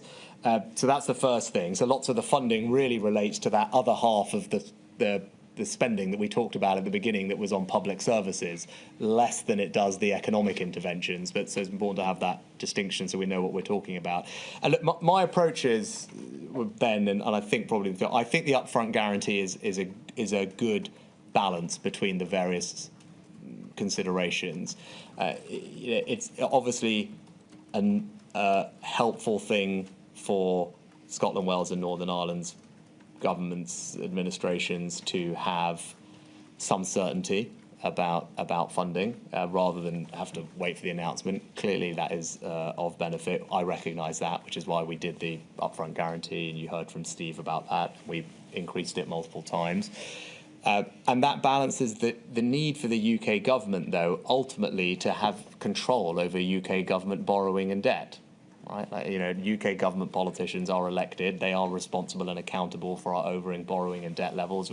You touched on it in the previous session. Ultimately, I was making the decisions about what to spend and therefore borrow, and then I had to take responsibility for making sure that we paid that back and standing up and explaining why that people's taxes were going up after the fact. So that's a hugely important part of democratic accountability, and those are hugely important decisions. And I think the UK government, whenever it is, can't outsource to anyone that. And so what the guarantee does is give that flex, but still provide the government with kind of overall control over the total quantum. And borrowing, as you said, is the other way for that to happen. Now, we did do that in the pandemic, and we increased the borrowing flexibility. We allowed more flexibility on what are called CDEL to RDEL switches, where devolved administrations have a budget for capital expenditure and day-to-day expenditure. Normally, you limit the movement between those for various reasons, but we said you can do more of that. And there was more flexibility about carrying forward from one year to the next. So it's not just borrowing. There are a few other flexibilities that UK government can deploy that, again, fit within the overall framework of UKG having oversight, accountability for what's happening to the balance sheet, but providing where it can that extra degree of flex to devolved administration so that they can respond in the way that they want. And I think the expert, he said, I think his general view is what we did allow. I think he said allowed them to respond effectively, and I think that's broadly right. So the balance we struck, I think, is right, and I think that would be my starting point for someone who had to do this in the future as well. All right, thank you. Can I just pick up one other issue about devolved administration funding that really stems from your explanation, quite proper explanation, that most of the big interventions here were for the UK as a whole, and you spoke about CJRS. And I think just the emergence of Omicron perhaps provides a basis for exploring this point. And there was an issue about reinstating CJRS given the emergence of Omicron, and you had some advice about whether if the devolved administrations mandated premises closures before the UK government had, they should be able to access a CJRS scheme if it was re-stood up before England had moved to those restrictions. And your decision ultimately was no, they shouldn't be able to access the scheme. So the position was that if Scotland locked down 2 or 3 weeks before England, say, then employers in Scotland wouldn't have had access to the UK-wide scheme in that period. Now, in this pandemic, things were symmetrical, more or less, in terms of impact. So I'm not really making this point as a critique of what happened here. But of course, going forwards, if there was another pandemic, it might not land in that way. It might be asymmetric in its effect. And I just wonder if you have any reflections about how you would square that circle. Yeah. UK-wide decisions, but what if there's that asymmetry to the pandemic? A couple of broader reflections, actually, just to finish up from the last one as well. It's one of the things that was brought up was you talk about asymmetric responses in general. We'll come to CJRS. Now, look, people will have different views on this, but the Barnett formula does provide more per capita funding to the devolved administrations than for England in the first place, right? So it's roughly, depending on the IFS have probably the best source, but I think they would say £1.25, £1.30 for each pound spent in England. Wales is about £1.15.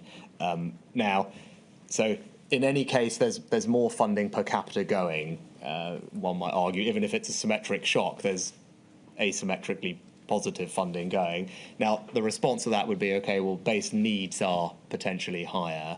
Now, that is to open up a kind of long-standing point of debate. Independent commissions in the past have assessed relative needs of the DAs, and although we're obviously not reopening the Barnett formula here, it's kind of relevant for thinking about this in the future.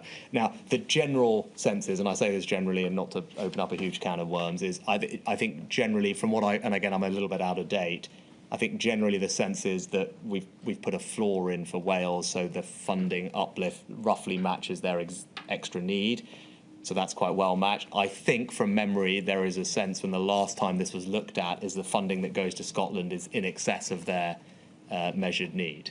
Now, again, I haven't got the most up-to-date figures, so whoever's in this job is the starting position is there is the UK government, UK balance sheet is in any case allocating more money potentially than need in the first place because of the Barnett formula. So that is something that will in any case need to be thought about in any response about asymmetry and symmetry. Now, of course, Scotland and Wales, if they want, also have the ability to do their own tax raising. We talked about borrowing. This goes to the heart of this thing. Now, I, as UK Chancellor, had to stand up and, as you said, make all these difficult decisions about raising taxes to pay for the pandemic support because I thought that was the right thing to do to get our public finances back in order. I obviously didn't love doing that. You obviously, there's a political price that comes with these things. It is what it is. That was the right thing to do. I wanted to do it.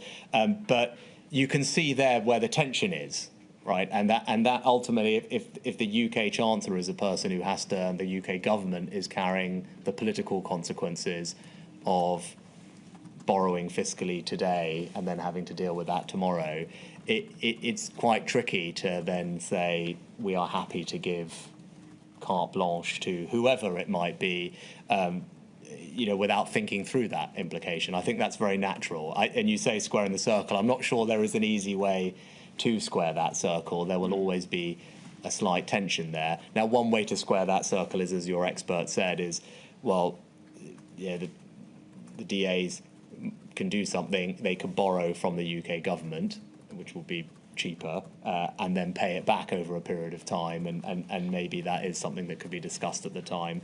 Now that maybe is an option. It's still, that would all have to be worked out. But I think that would, that was not something that, when I recall this period, it never felt like that. That wasn't, I think, something that was put to me. It was more just, this should just be done, not we are happy to pay for this because we want to do something differently and this will be paid. It was a different type of conversation, and I think in the future, whoever is having to deal with this will have to just think through that question. So I don't want to, for a moment, put words into your mouth, but really, I think you seem to be saying, retain flexibility, retain an ad hoc ability to respond to the particular emergency, with a number of factors on the table, but you're making the point there's a lot lying behind this that also needs to be factored in. Yes, I think that's a good summary. And look, the UK government always has the ability to do things asymmetrically, and has done in lots of different, whether there's a bespoke case of a business in distress or something else. The UK government has always done that in all DAs and can do. I'd slightly differentiate between things that potentially are very open-ended, open-ended financial commitments that other people are making, that the UK government is, that would, that's anyone in any walk of life would treat those slightly differently to something that has a fixed cost. Right. Okay. Thank you very much. Can we move on then to the coronavirus job retention scheme as a topic, now moving into particular schemes, and just by way of context, the Treasury HMRC final evaluation concluded it was good value for money, with a positive net benefit to society of £50 billion. The economic output would have been 1.8% lower in 2021 without the scheme. It saved 4 million employments, and 20% of employers who use the scheme, so it's about 250,000, would have closed permanently without the scheme. And I just want to give that context for the questions that follow. And in fairness, I'll just ask that this is put up, INQ 000 588 209. This is from the inquiry's listening exercise, Every Story Matters, page 107. This was about the extension, but it's making the point. I think the extension was a lifeline. It gave me peace of mind knowing I had some income coming in. So there has been generally positive evidence received by the inquiry about the scheme. Now, I think you mentioned this earlier, Mr. Sunak, but there's also evidence from our expert, Mike Brewer, that as a scheme, it also worked well in terms of reducing what could have been an increase in inequality because of its preservation of jobs. So we take all of that on board. Can I ask you about engagement?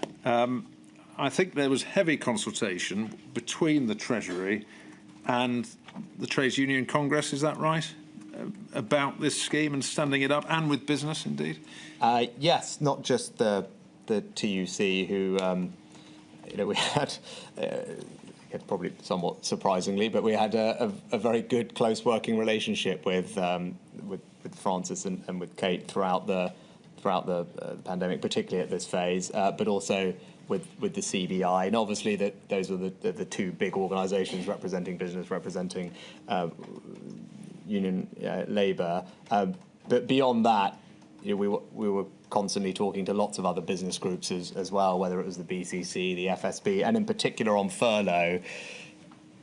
I think the engagement, there was a lot of engagement, which I put in the evidence, but it's important, with all the various bodies of accounting and taxation, all of whom have acronyms that I don't immediately spring to mind, but Institute of Chartered Accountants and other things like that, because there was a lot of technical detail to get right about the guidance and how it would work and what needed to be on the form and how people's payroll systems would interact with it. So, that degree of detail guidance that people don't always see was incredibly important. So, yeah, of course, there was TUC and CBI engagement, and that gets a lot of the probably headline attention. But actually, all those expert bodies and accounting firms that helped get the mechanisms, the guidance, the execution right, so this thing worked legally and operationally for businesses, it was equally important. Yeah. I mean, you talked about journalists who were waiting for it to fall over, but I mean, is that the point, that it was not just devising the scheme, but also making sure it worked, operationally it worked? Yeah, it worked operationally from a kind of IT perspective almost, but also just practically and administratively for businesses, and how the information they would need to provide, how their payroll systems worked, how HMRC could interact with everything it needed to, and so all those bits needed to. And instead, the kind of overall policy, once it was designed, in one sense, was actually quite simple, and that was one of its appeals, I think. But then underneath that was a lot of detail that needed to be. And can I pick up on that point about simplicity in terms of design? We heard a lot about this from Dr.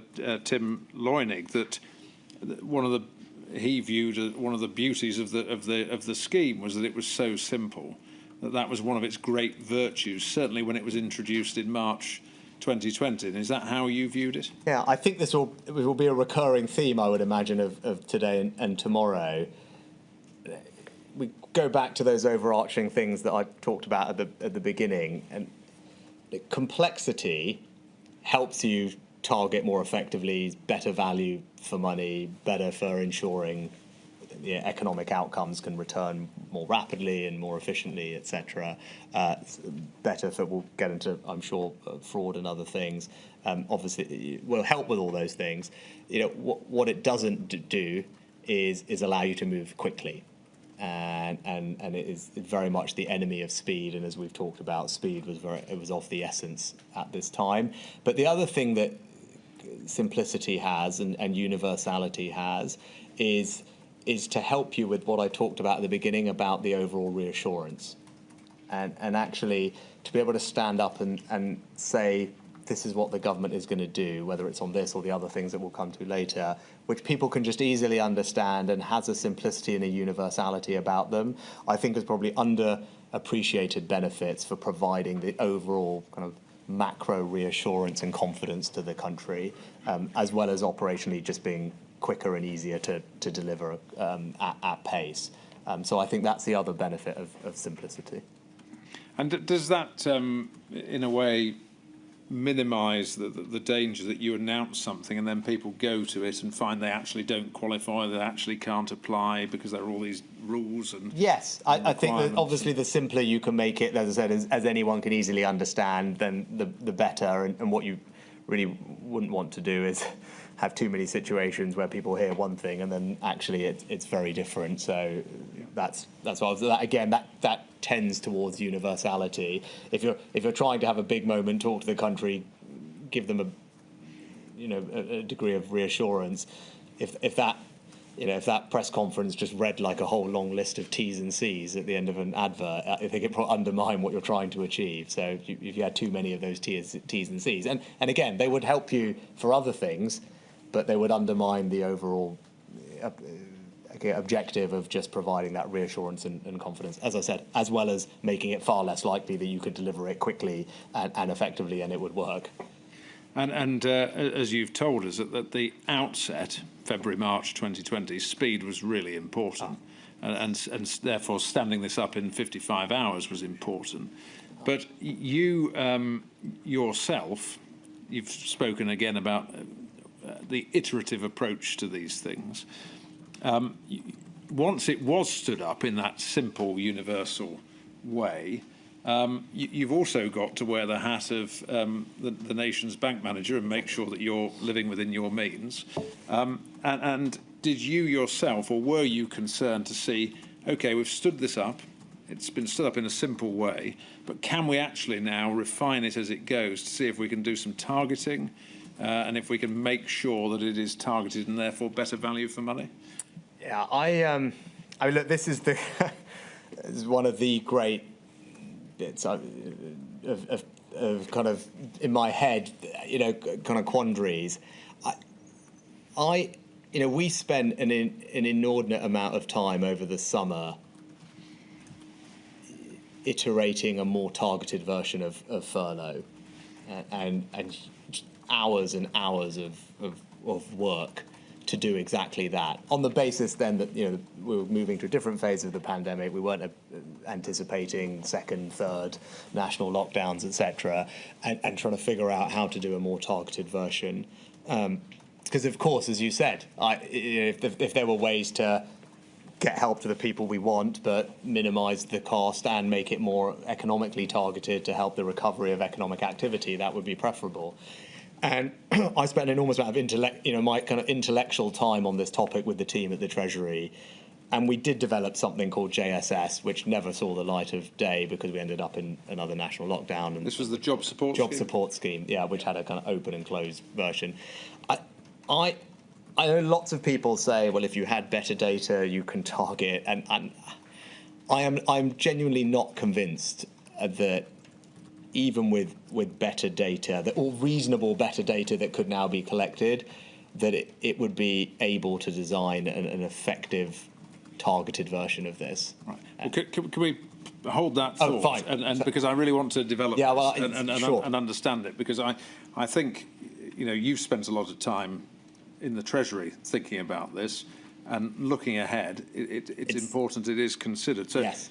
But first of all, can we think about how you let's leave aside the practical difficulties and everything else, how you might think about targeting? I mean, yes. There are lots of different ways. You might think about what companies that are affected by MPIs. Or? There's kind of three main ways. One is sectors. So you can target by sector.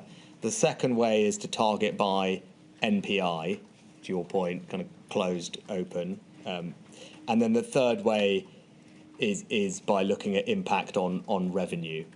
And there are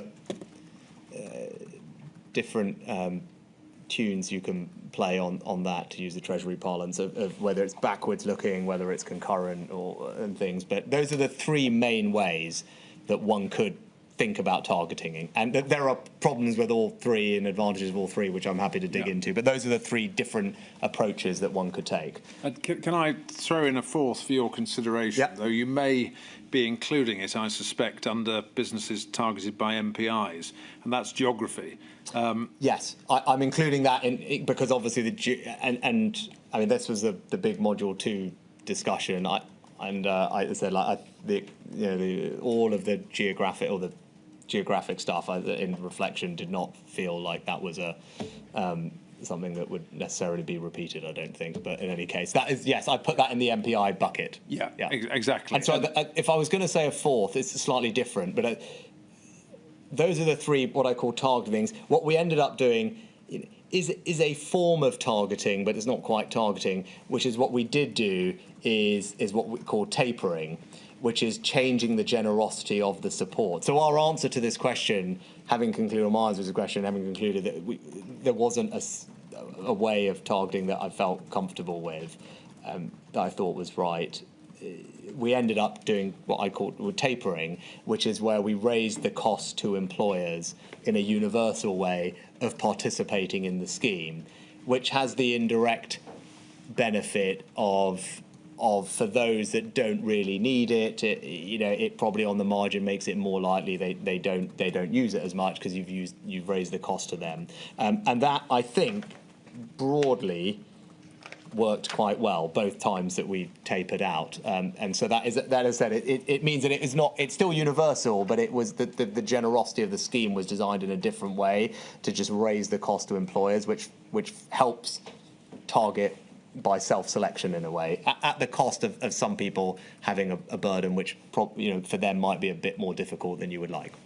So let's just pick that up, and then we'll look at the other three principal ways that you sort of looked at, and I think have settled on saying you reject. But this first point about tapering, I think this was a point that Dr. Leunig made in reaction to the suggestion it wasn't targeted. He said, well, no, it is targeted. Furlough was always targeted because it's self-targeted in the sense that you assume that business wants to make money Yes. and it wants to make a profit.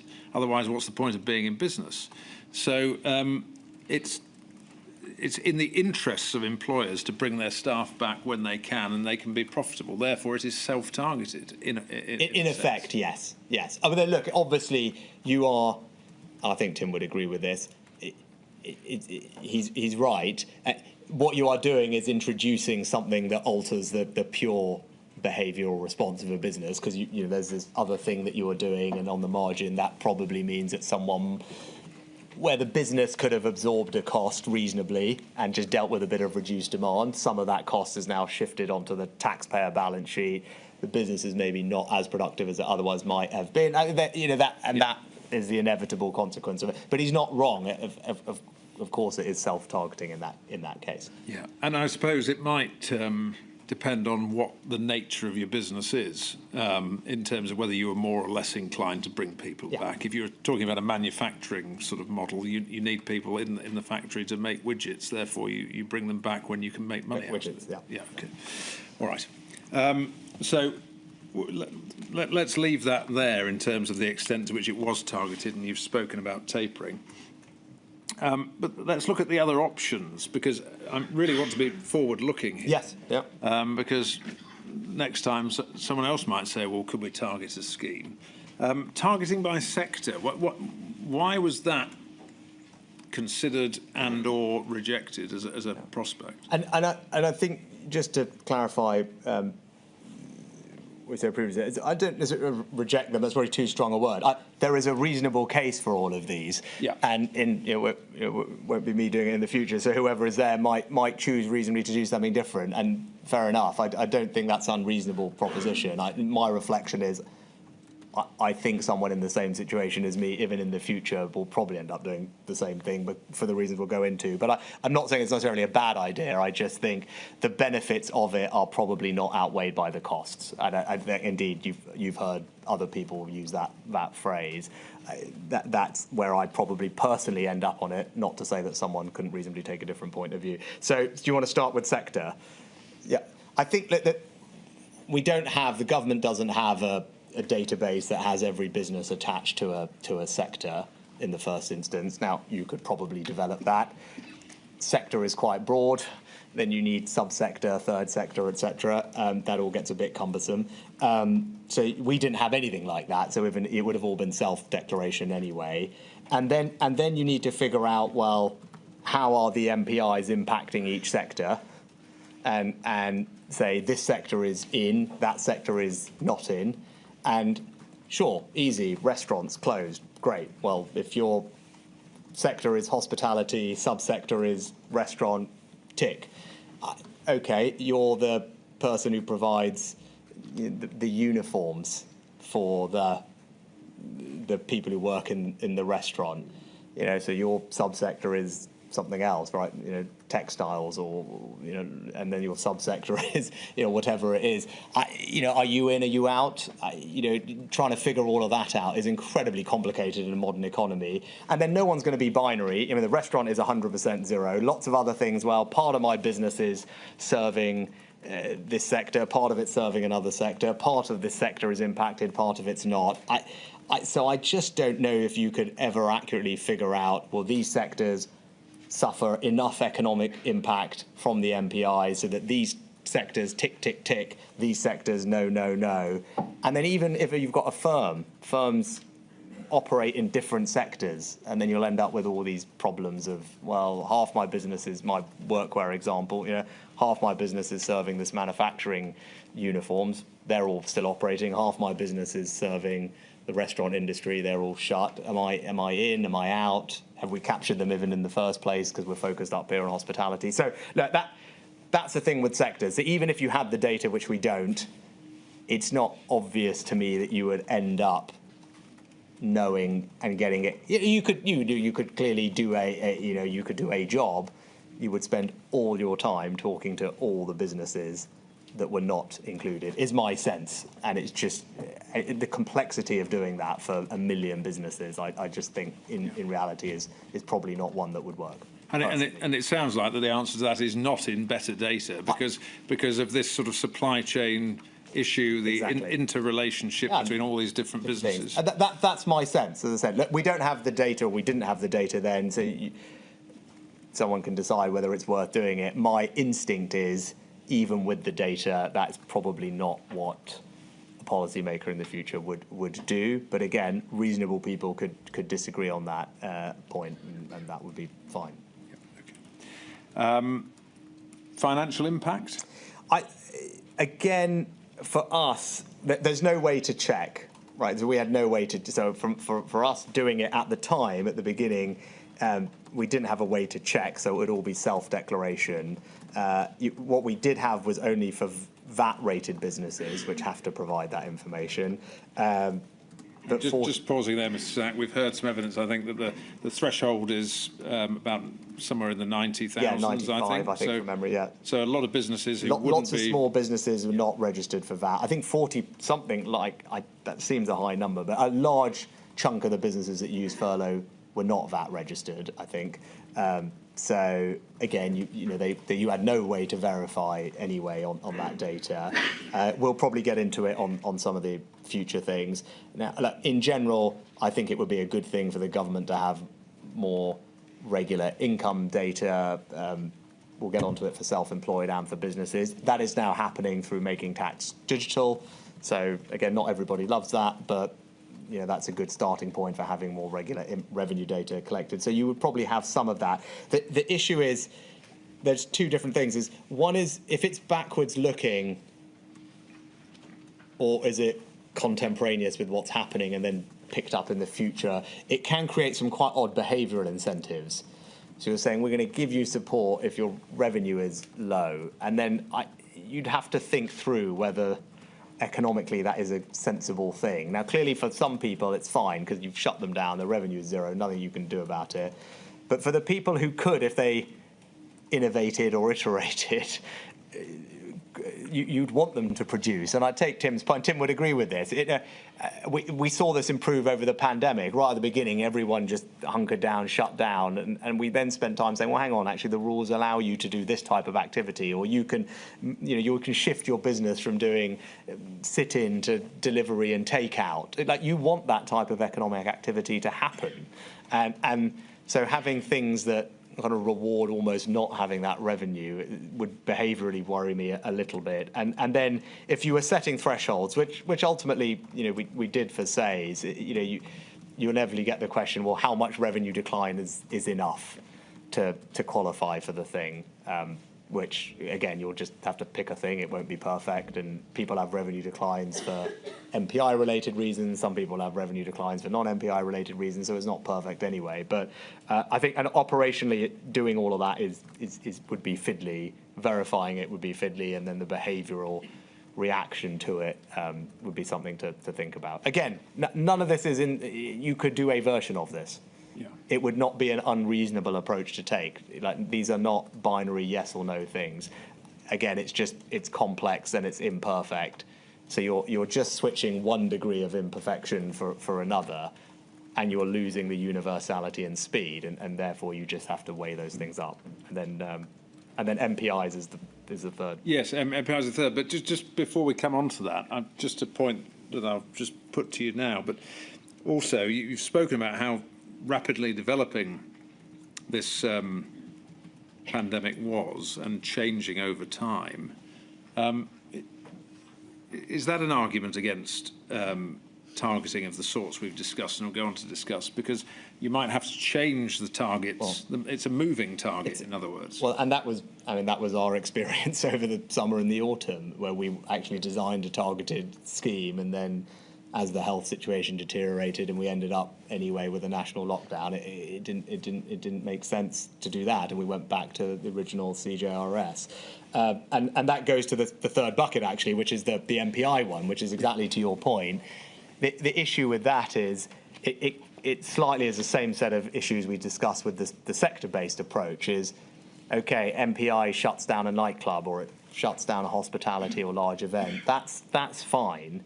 But all those businesses have a supply chain behind them, and how then you end up in the same place, and it's pretty binary there.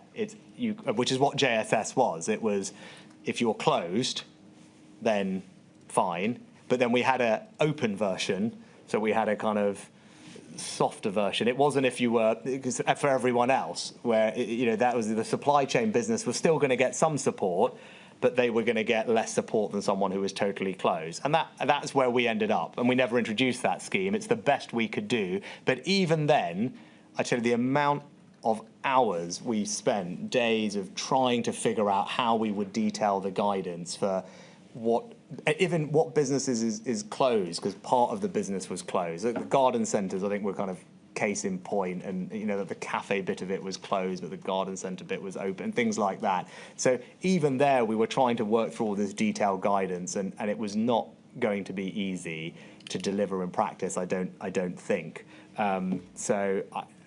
And on the geographic side, again, it sounds simple, but lots of businesses that were not in that geographic area that was subject to the MPIs would be impacted by them because they'll be part of a supply chain, and trying to pick all of that up would be, well, you would lose it if it was geographically concentrated. It would work for a certain group of businesses, but then it would miss lots of others too. So, again, none of these are unreasonable. We ended up developing one.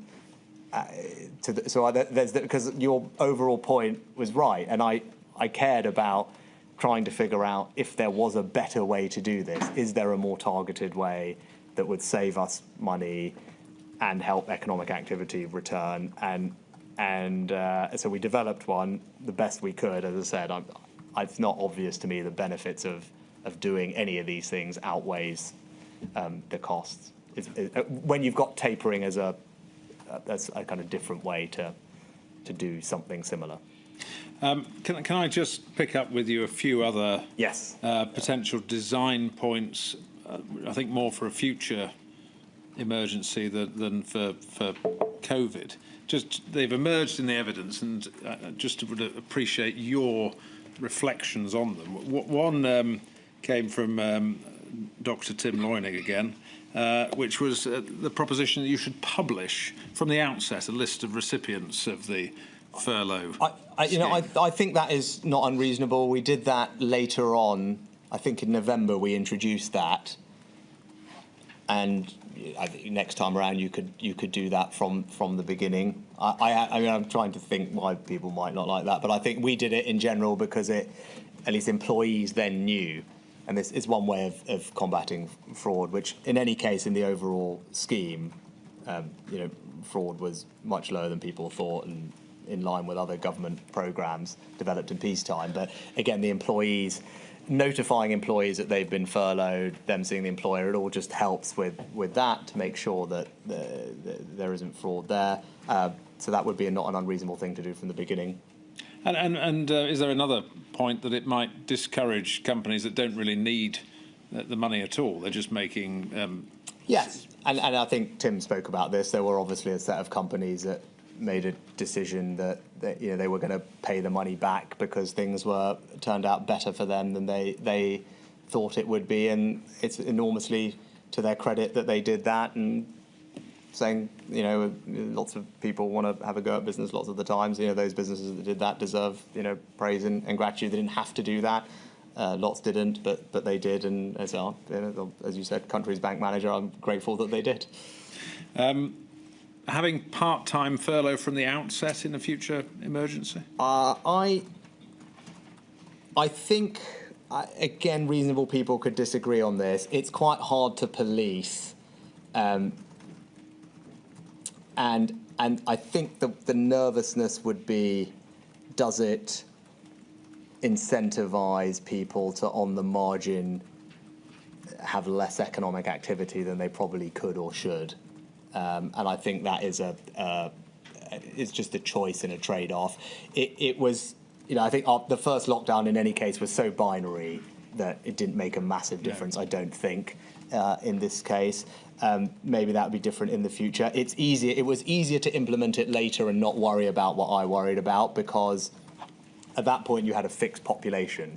So it applied to everyone who had been furloughed already. So you knew that you were not on the margin, making it more likely that someone would kind of put their employees down to part-time when really they should just have to manage that in their business cost and not send that cost to the taxpayer. So it was an easier thing to do later. It was a big ask from business, especially FSB, I think, were particularly vocal about it, and it worked well, and it really helped get economic activity back up. I don't have a strong point of view on whether it could or should be done from the beginning. I don't think it made a big difference in this instance, and again, it's a trade-off, really. This was an idea that emerged from the evidence of Kate Bell on behalf of the TUC, the proposition that employers should be required to provide training to employees during the period of furlough to prevent de-skilling of the workforce. How does that... I'll give you an example. If you're a baker, or to use Dr. Loynig's example, you're a patissier and you're making shoe buns, I think was his example. You can't do that, but you might do some health and safety training, or training about hygiene in the kitchen, or if you're a barrister, you can't go to court, but you might do your CPD points. What do you say about that sort of... I'd have to... I know that sounds fine. I mean, it depends how much of a burden on the employer it was, is my instinctive answer, and we're getting into kind of the micro policy development. So I think the whole point is here, the businesses were under, and lots of them small businesses, were under enormous stress. We all thought, well, we worried that they were about to go out of business, and the whole point about this thing was to ensure that they didn't have to lay off all their employees, because we wanted to protect that job match and protect that business. So if you're saying to that small restaurant or cafe that shut down, by the way, you still have to pay your rent, and we're going to help you with some grants over there and a loan over there, but you've still got a lot of costs that you're grappling with, and you're not operating, and we've done the furlough thing, but you have to now spend, that would be an extra cost effectively that you're putting on the business, and I think you would just have to think through that. If the whole point is you're worried about the business going out of business, then you probably say, let me keep you alive, rather than figure out if any extra costs. In principle, clearly, if you've got the time, it feels like a sensible thing to do. I think there has been some survey evidence that suggests that something like 40% of people, it was in your evidence somewhere, or maybe it's in my evidence, I think something like 40% of people did actually undertake some type of training whilst they were furloughed.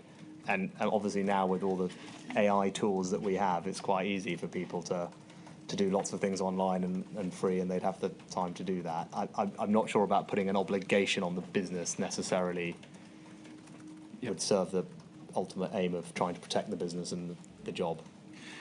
The scheme allowed people to take on work for another employer. So if you were furloughed, you could work for another business. Do you think... I mean, which presumably is a good thing in terms of churn in the labour market. People might find a different job they're actually better at or better suited to, and they could move on. Do you think that was well enough publicised, this ability to work elsewhere? To be perfectly honest, I don't have a strong recollection of that particular policy and how we communicated it, or how it worked, or how well taken up it was. You have to forgive me. No, not at all. Can I just pick up one other thought that's emerged, and then we'll take the lunch break. This came from Dr. Brewer, one of the inquiry's experts, and has been picked up in the evidence. The idea that you could have a right to request furlough, and the point Dr. Brewer was making was that whether an employee was furloughed or not was a decision for their employer. So they may not want to lose their job, they may not want to be made redundant. If they were made redundant, then they fell into universal credit and welfare, and comparatively that could be quite a significant fall in income. Not their fault, is the point he was making. So that there should be a right for them not to demand that they're kept on, but to at least request through a process that they be kept on through furlough. I think that is... look, I'd have to think a little bit more about that. I mean, probably instinctively, I'm not sure that's what I would do, not least because, especially if you're going to put, as we did, the tapering requirements on employers, where they would have to contribute more, then having someone kind of be able to force their employers, because then you are effectively forcing them to keep you on, not full-time, but at a cost. That seems a bit tricky, right? Those two things then work against each other. And I think ultimately it's, the employer's the one that is making the decisions about their workforce, the government forcing them to make those decisions. That doesn't strike me as being quite the right approach. And as I said, would make any type of employer contributions and tapering much harder to defend, and make it more likely then that people are just let go, which I think would not be the outcome that we wanted. Thank you. Well, Mr. Sunak, I'll leave it there. After the lunch break, what I want to pick up on CJRS is the approach in the autumn of 2020 when JSS was shelved and furlough was extended. So we'll pick that up as an issue after lunch, if we may, my lady. And we're not very far behind my plan, so we're slightly behind, but that's my fault, not yours. But we'll make it up this afternoon. Thank you very much. I shall return at 2 o'clock. All rise.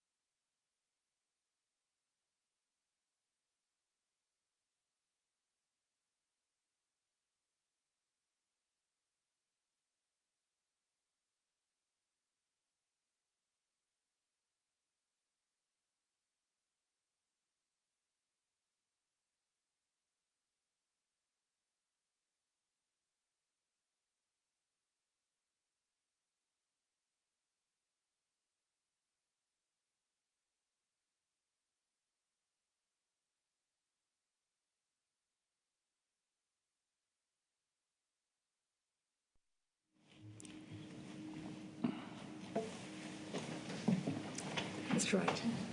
Lady. Mr. Sunak, can we pick up, as I said we would, the position in the autumn of 2020 with the decision to extend the job retention scheme and not to implement the job support scheme open and closed? We understand that the furlough scheme, job retention scheme, was due to end on the 31st of October 2020, to give some context, and was then going to be replaced by the job support scheme as part of the winding down of furlough, essentially. That was the economic planning, if you like, working up the job support scheme whilst looking to end the job retention scheme. But in terms of the health picture, I think, as your statement acknowledges, in that autumn, so early September onwards, there were various contingencies being worked up in Whitehall in terms of the health position. Is that right? One of which was the potential towards a further national lockdown if infection rates continue to increase. Yes, I think that's a fair summary. We went into the design process for JSS on the basis of the initial roadmap exit plan that had been developed, and then I think the tiering system that was put in place. So JSS was very much designed for that world. I think, as I alluded to in the statement, we always knew that there was uncertainty around the potential spread and path of the virus. So I'm sure during that period, and there were discussions we had, knowing that might be an option that would have to be brought back if it went a particular way. So that was always there, and then ultimately, as the health situation deteriorated and the tiering system went, and we went back to a national lockdown, it obviously made more sense just to bring CGRS back. Yes, thank you. Or we'll not bring it back, but just to extend it. I was just going to correct myself as well. Extend it and not introduce JSS as planned. Because I think the direction to HMRC to extend came on the day it was due to end, which was the 31st of October. Yeah, that's which I think, because that was also from memory. I'm just trying to check. I mean, I think it was that also the day that it was decided we would change the health restrictions and enter another lockdown, from memory. Around is that it was the things were linked. Yes, in that sense. Yes, that's right. The two things were coming together. But in terms of timing, I mean, it's obviously not ideal from a business planning perspective to think one thing may happen and then be told another was going to happen at short notice. That's a slightly different issue, which I'll come back to whether operationally there were any risks in leaving the decision that late, or was the position that because CGRS was up and running and you knew it worked and was deliverable, that there wasn't a great operational risk in switching to CGRS rather than bringing in JSS? I don't think there was any operational risk from memory at all, because as you rightly said, anyway, it was already in operation and people were used to it, and so that bit was fine. If anything, there would have been operational risk about whatever when you do something new. So in that sense, I have no memory that was an issue at all. Obviously, it was far from ideal that the situation had deteriorated so quickly, and that meant that we had to change what we were doing. But that was very much in response to the deteriorating health situation, which was obviously not something that we were in control over. And it was, I still think, right to, for all the reasons we discussed earlier, right to have tried to develop something that could be more targeted. And I still said, I think that was the right thing to have done and to spend time on. And if we hadn't ended up in that health scenario, would have introduced. And I'm sure it would not have been perfect either, but I think that was a worthwhile thing to have pursued. But as the health situation then deteriorated very quickly, it made sense to stick with CGRS, and that was it, really. There's not much more I can probably add to that. No, and so from the Treasury's perspective, the health situation is determining the economic response. Yes. We've already covered that ground. But Does this also go back to the other responsibility you had as Chancellor, which is not to spend money where you don't need to spend it? It's all about withdrawing or reducing support when that's appropriate as well. Yeah, of course. And that it goes right back to the beginning and, all those different economic objectives we have. Of course, value for money,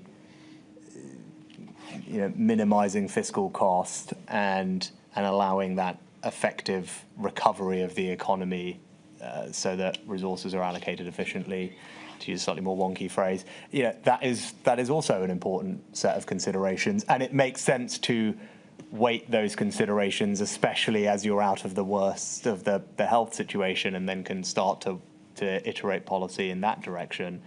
And that's what the plan was, and then obviously the health situation deteriorated, and therefore we had to adjust on the economic support side. But as I said, I don't think it was wrong to have planned for JSS and to have done the work on it and be prepared to implement it had the health situation carried on as originally expected. That was also the right thing to do, and if this happened again in the future, I think someone should look to do that as well at the appropriate time.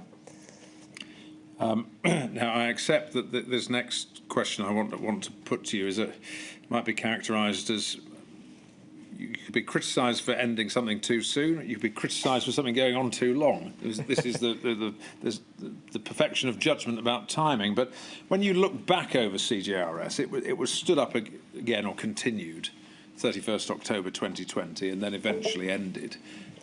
Do you think that some over-reliance crept in on to furlough, that it could have been withdrawn sooner? Or how are you making that decision? I think this is something where we have to be really careful about hindsight. And I think, with the greatest respect, obviously, to Milady and yourself, Mr. Wright, is I think the right question to ask is, at that moment in time, was it a reasonable judgment to make?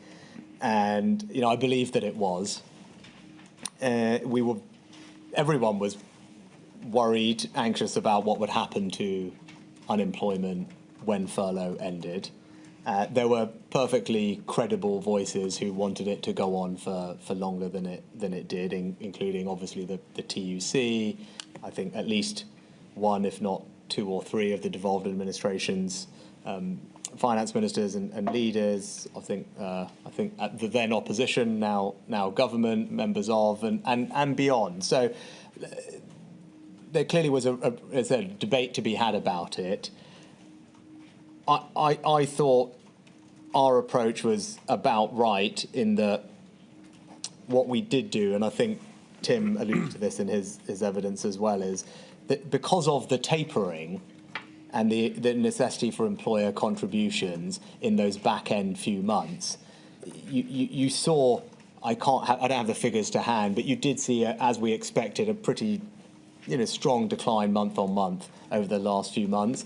And what we're really talking about when someone asks this question is probably a matter of 2 months, because the restrictions really only ended fully in July, at the end of July, and this went on for 2 more months. So I think we're talking about 2 months where the fiscal cost, I think if you look at it, and I'm sorry I don't have the figures to hand, but the fiscal cost for those last 2 months was probably very small because the numbers were low and the employer contributions were higher. So, was it a reasonable judgment to do what we did? I think it was. I think there's nothing that you can, and hindsight, as we said, sure, when it ended, there was not a big spike in unemployment that people feared, and it was fine. So maybe that argues for being able to have done something sooner. I don't. If this thing happens again, it's not obvious to me that there's some learning from that period that would make it easier for someone in my position to make that balance any better than they will have at the time to weigh up these various things, right? There'll be a public debate. There'll be people saying both things. They'll be looking at all the different bits of data, as I was, about the decline in people on furlough, the resumption of economic activity, it's all these things, taking all these inputs and just having to make a judgment. And as I said, because of the employer contributions, the cost was lower, and that was a good thing. And I think, in the round, we're talking about 2 months. It's not obvious to me that there's a specific learning, as I said, that would help someone next time around fine-tune it by a month better. Yeah. But again, reasonable people can disagree. I mean, the fact there wasn't a big spike in unemployment, I mean, turning it on its head might be seen as a good thing. In other words, if this was meant to preserve jobs, yes, then the fact lots of people haven't been made unemployed when it ends might suggest a positive. No, but I think the point that some people would make is because there wasn't, therefore you may have been able to do it earlier. That is the logic. As I said, it's not logic that I necessarily disagree with, but I think there's no way to test the counterfactual. And my point is, I don't think anyone would really say it should have ended whilst there were still restrictions, and they only finished at the end of July. So I think what we're talking about here is a matter of 2 months. And I said, could it have ended 2 months? We'll never quite know what would have happened if we did end it at the end of July. I think in the scheme of things, it was kind of reasonable judgment to make. I certainly don't want to apply any sort of perfect hindsight to these sort of judgments, Mr. Sunak, and I didn't mean to imply. No, and I wasn't implying that you were, but I think it's just But just to take that a bit further, I suppose one of the questions might be: is it possible to, in a future emergency, or would it have been possible in this emergency, to devise criteria that were published, known, that when these things happen, it will end? Because that would be another way of looking at the end of something, to say, well, when these factors are all aligned, then we will bring it to an end. I can certainly appreciate the appeal of something like that, the kind of mechanical thing. Having sat in the chair and had to make the decision, I'm not sure it can be reduced to here are 3 formulas, and if X is 5 and A equals 2, then yes, it goes on, and if they're less than that, it stays. It's a subjective judgment based on a range of different variables, which I'm not entirely sure could be reduced to a mechanical formula. Is my sense of it. Again, we did have a version of that. Obviously, the Prime Minister put those tests in place for thinking about exit from roadmap. But again, they were part quantitative, part qualitative assessments. So it's not as if from the outside someone could have perfect certainty about what it would mean. They could have reasonable understanding, but they were not mechanical formulas even there. So again, we're down to talking about a couple of months. Could we have... could there have been some set of things we talked about? We would have ended it a month or 2 earlier. I don't know.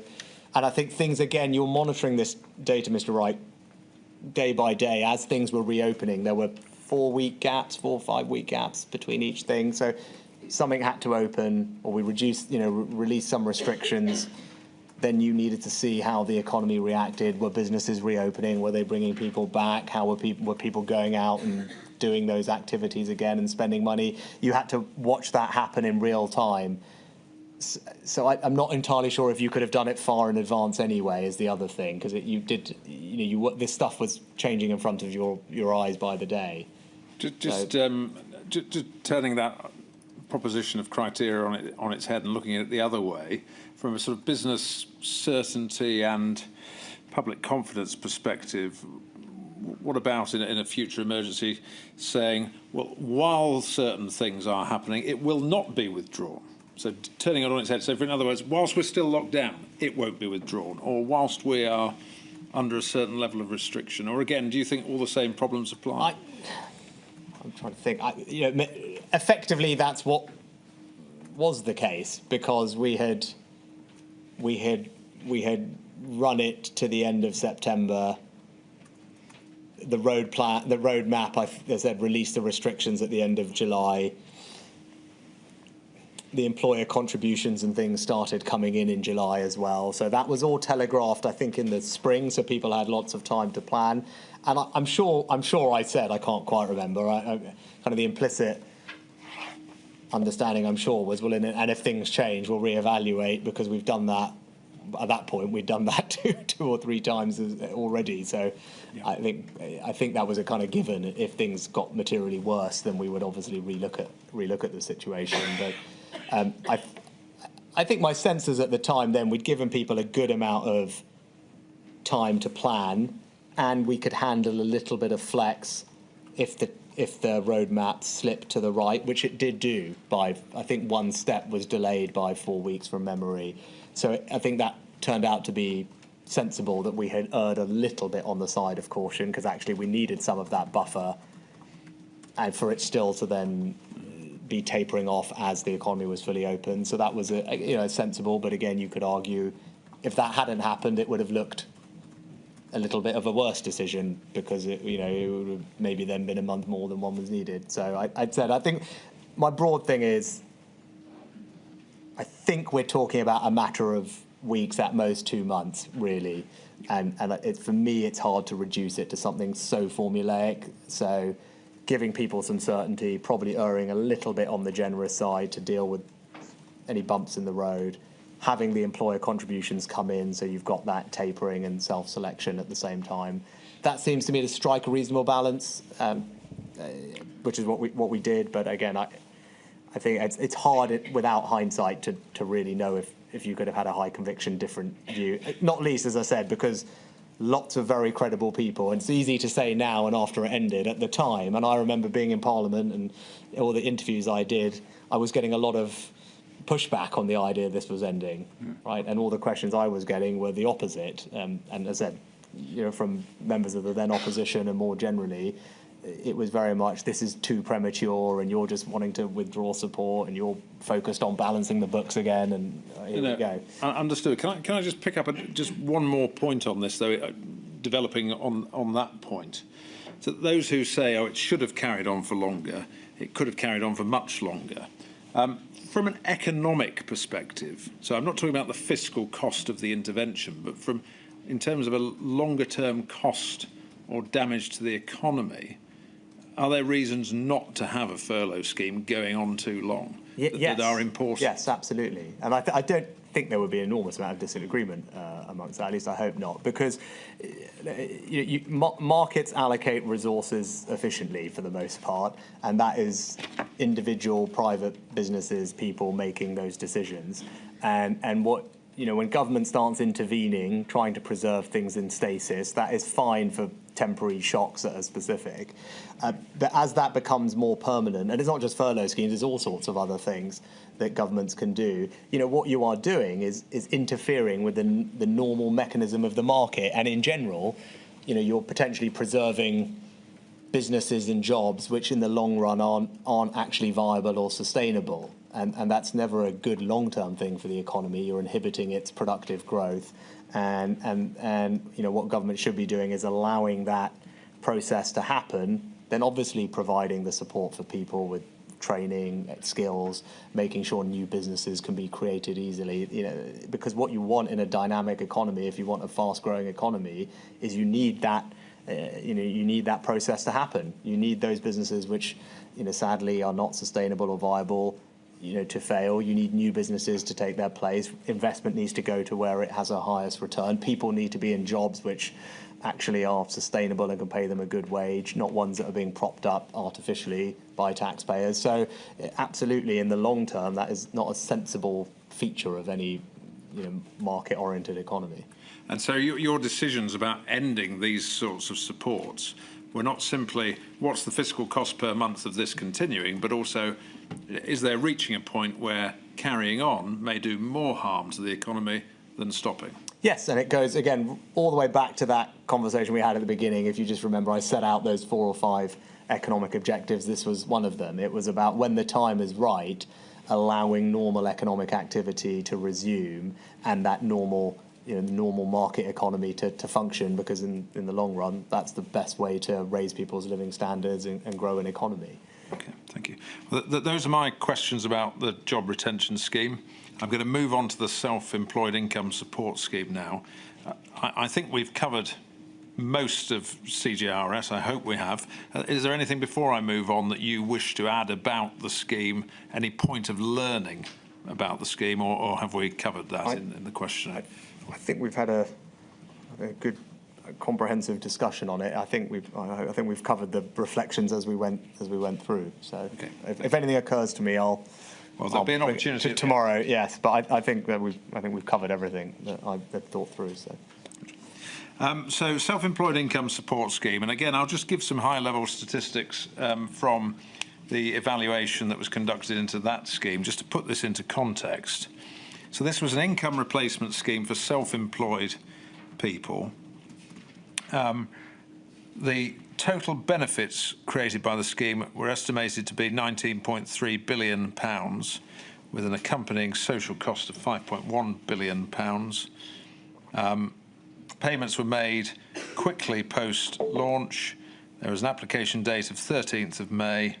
By the 25th of May 2020, so 12 days later, 88% of claims have been paid out, and 99.4% of self-employed income support scheme claims were paid within the government's own target of 6 working days from the application. So that's just to give some sense of the scale and the assessment of how the scheme landed. I'll ask the question in the way that I'm sorry to keep coming back to Dr. Loynig. He's obviously made an impression, but I'll ask the question really founded in the way he put it, and so we can have your response to this. That there was an extent he felt that this scheme was really a trade-off between an economic case for support and a moral political case for support, because this was a very vocal political group lobbying for support, whereas morally, perhaps, I don't know if morally is the right word, but that's how he put it, not as deserving as the job support provided through CJRS. What was your rationale for the scheme, and why do you say it was necessary and important, Mr. Sunak?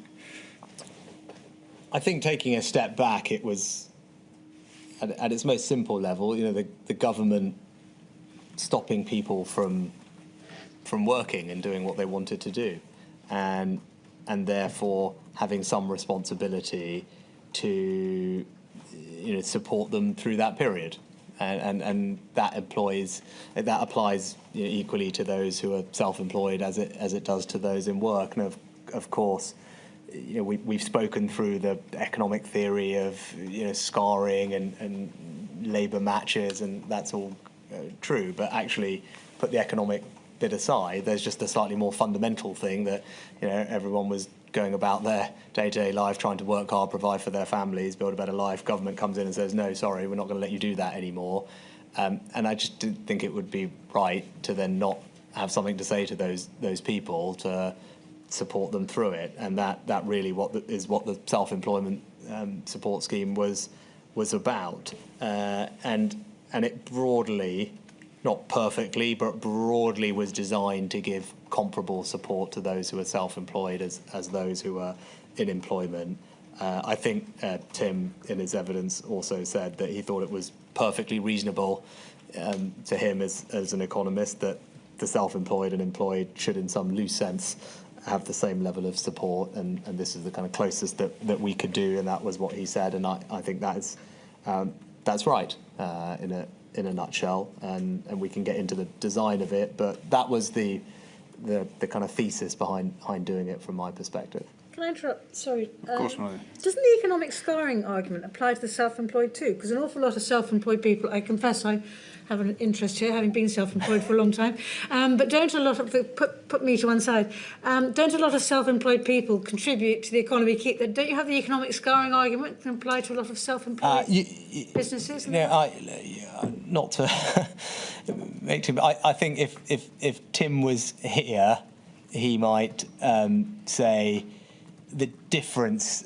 milady, and I'm going to try and make his argument for him, not mine, but I think he would say that the difference is that nothing stops you as a self-employed individual doing what you want to do thereafter, whereas if you're employed and you lose your job, you can't automatically just go back to doing what you were doing before.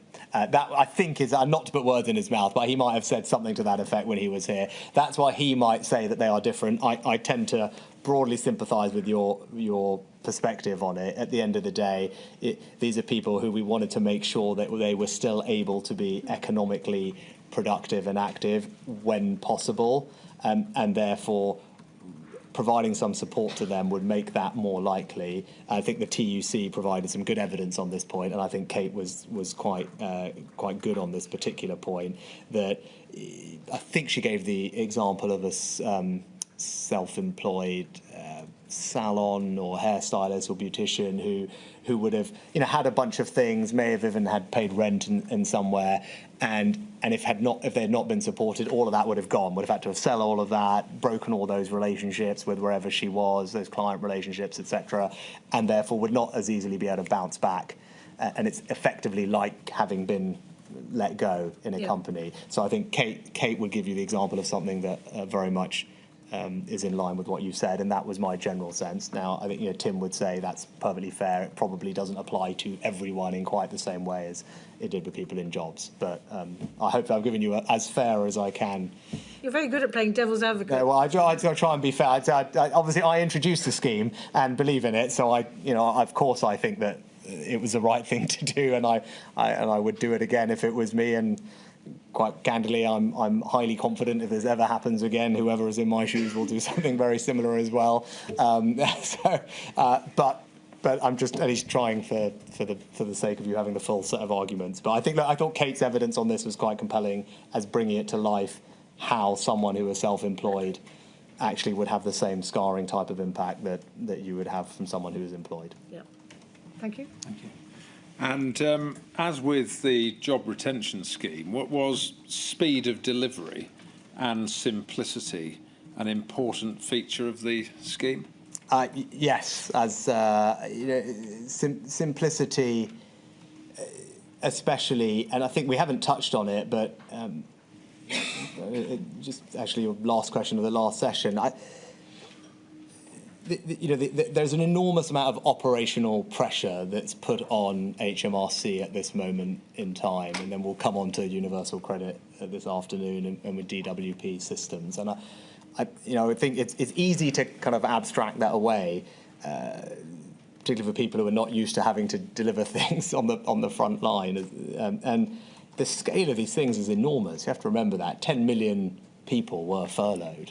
Right? 1 million businesses were interacting with the HMRC CGRS system, and then 10 million people were getting the rebates through. On SAYS, 3 million people, right? Again, so there's not just a kind of simplicity for speed, a simplicity for communications and reassurance, which we touched on. There's also a simplicity because what you don't want is for the organisation to be overwhelmed, for the systems to be break down. They only have the capacity to do so much. And actually, even in peacetime, that is the case. As Chancellor afterwards, when you're sitting down with HMRC and you're figuring out here are the various upgrades we can make to the tax system, if we invest here, what systems can we do? It's not as if you can do everything at once. And I had those conversations with them on making tax digital. There's well, you want us to design this over here, you want us to do that over there, and this, that. Well, thanks, Chancellor, actually. Well, we can't do all of that at once. Please tell us which order you want to do it in. And that's not unfair. And obviously at this period, that was also the reflection. And they would constantly rightly say, look, we can handle this. If you want us to do this, this, and this, it's going to take you that much longer, or we just simply are going to get overwhelmed and then things won't work properly. So that aspect of it, I think, is worth highlighting. Yeah, you could have promised all sorts of support, but if it was utterly undeliverable, then it wouldn't have been support at all. It would have just been an empty promise. Exactly, and then that obviously damages confidence and reassurance and all the rest of it. So and again, you have to trust. I mean, of course, you probably heard this from other people giving evidence. I always was on the pushy end and demanding end, whether it's with my officials in the Treasury or with HMRC. What's the quickest timeline? Why can't you do more? Why can't we do it faster? But ultimately, you don't want the things to fall over. I think that would be a disaster. So, and if you look at simplicity as between CJRS and SAYS. In CJRS, this was administered through the PAYE system, which gave you a monthly snapshot of employment, real-time information. So that's pretty good data, and it's regular. But under the self-employed income support scheme, you were looking at income tax self-assessment, and there's a time lag, isn't there, in terms Yeah. of filing. And so did that present an immediate challenge in terms of deliverability? Yeah, well, it presented, well, in one sense, it made things very easy because there was no other way that you could do this other than relying on the ITSA system, the income tax self-assessment system. It was the only database that we had in government at HMRC that told us who was self-employed, how much had they earned, right? So that there was no alternative. So in that sense, that was clarifying and made things simple. But then that meant that came with a set of constraints. Notably, the data, as you alluded to, Mr. Wright, is quite out of date. And that's a feature of our self-employment assessment system where you filed your tax return the following January after the tax year ends. So lots of people who were newly self-employed in the most immediate preceding tax year to the onset of the pandemic had not yet filed a tax return, and we had no way of knowing who they were, how much they earned, and it was therefore not possible to bring them into the system at the outset without taking on what I considered to be unacceptable, risk on fraud. And then as soon as we passed the deadline for that, we were able to bring them in. But that's why the ITSA system was used. And as I said, in one sense, it was very good because it was an accurate database of people and their incomes. The flip side was it was the data in it was out of date, and I'm sure we can talk about what that would look like in the future. Well, can we pick up about the data point now, and then we'll come on to the point you've just made about appetite for risk and fraud. In terms of the future and data, and you've mentioned this already, making tax digital, and you said that this is something HMRC was working on, and it's now working much further through the system. Can you just explain what it is and how it will change potentially these sorts of judgments for a chancellor in the future? Yes, I think we are, and I have to confess, I'm not sure where the new government is with the roadmap, but before I left the Treasury, we put in place, together with the ministerial team, a new roadmap for making tax digital, partly so that in the future this type of situation would not happen. And what that means is HMRC will be able to collect more income data, same data more regularly. Quarterly returns? Quarterly returns, exactly. Yeah. And I say, forgive me for not remembering the precise details of who that applies to when, but the broad principle is the system will be much more up to date with what's happening in people's lives than it was when I was doing this, and that will make this easier. Fair to say, before the pandemic, when things like that had been mooted, I don't think everyone was jumping up and down and being super excited about doing that, because people would prefer to have the time and do it later, and all the impact it might have on people's cash flow and taxes. But the pandemic showed why it would be beneficial, at least from this perspective, to have that quarterly tax information from making tax digital. Yeah. So. Okay, you didn't have the luxury of that. You had income tax self-assessment, and you've explained why, therefore, the newly self-employed weren't eligible in the early cohorts of this support. Can I just pick up, you referenced the risk of fraud. Now, presumably that's because if you wanted to include the recently self-employed, you'd have to effectively self-certify or have some method of self-certifying that they were in fact self-employed, they did in fact have income, and they were in fact eligible. The whole thing would be completely just as you described. Yeah. So that's the first point. Is there not also, and we picked this up with Sir James Hara in his evidence, there was also and this touches on something you said earlier about the pressure HMRC was under. Not only would there have to be self-certification, but there'd have to be a manual process of checking and accreditation, which goes hand in hand with that. And that goes to the point I was talking about earlier, just the operational demands on HMRC. Any time that HMRC have to start doing any degree of manual verification of anything or spot checking of any kind of scale, clearly the resource implications are significant, which is why when ITSA is great because it can all be done largely digitally, and that means that there isn't a huge human component to that bit. So that Jim's absolutely right to make that point. And you see that in other areas. Now, you make some exceptions for some very small groups of people with a particular case, and I think women on maternity leave and things like that on CJRS, we made some very specific manual flexibilities because we felt that that group of people really should not be disadvantaged in any way, and it was a small enough group of people that we could manage a manual workaround. But to Jim's point on this, that would have been a huge undertaking. Now we know that in the devolved administrations, support schemes were stood up to support the newly self-employed who weren't eligible for the UK-wide self-employed income support scheme. For example, the newly self-employed hardship fund in Scotland. And I asked Kate Forbes about this when she gave evidence, and I put it to her, was it really a question of that the Scottish government had a greater appetite for risk than the UK government? It was willing to take the risk of self-certification. But did you consider exploring that and engaging with the devolved administration to see if there's any learning there, or had you made a decision that the risks and the processing obstacles were too great?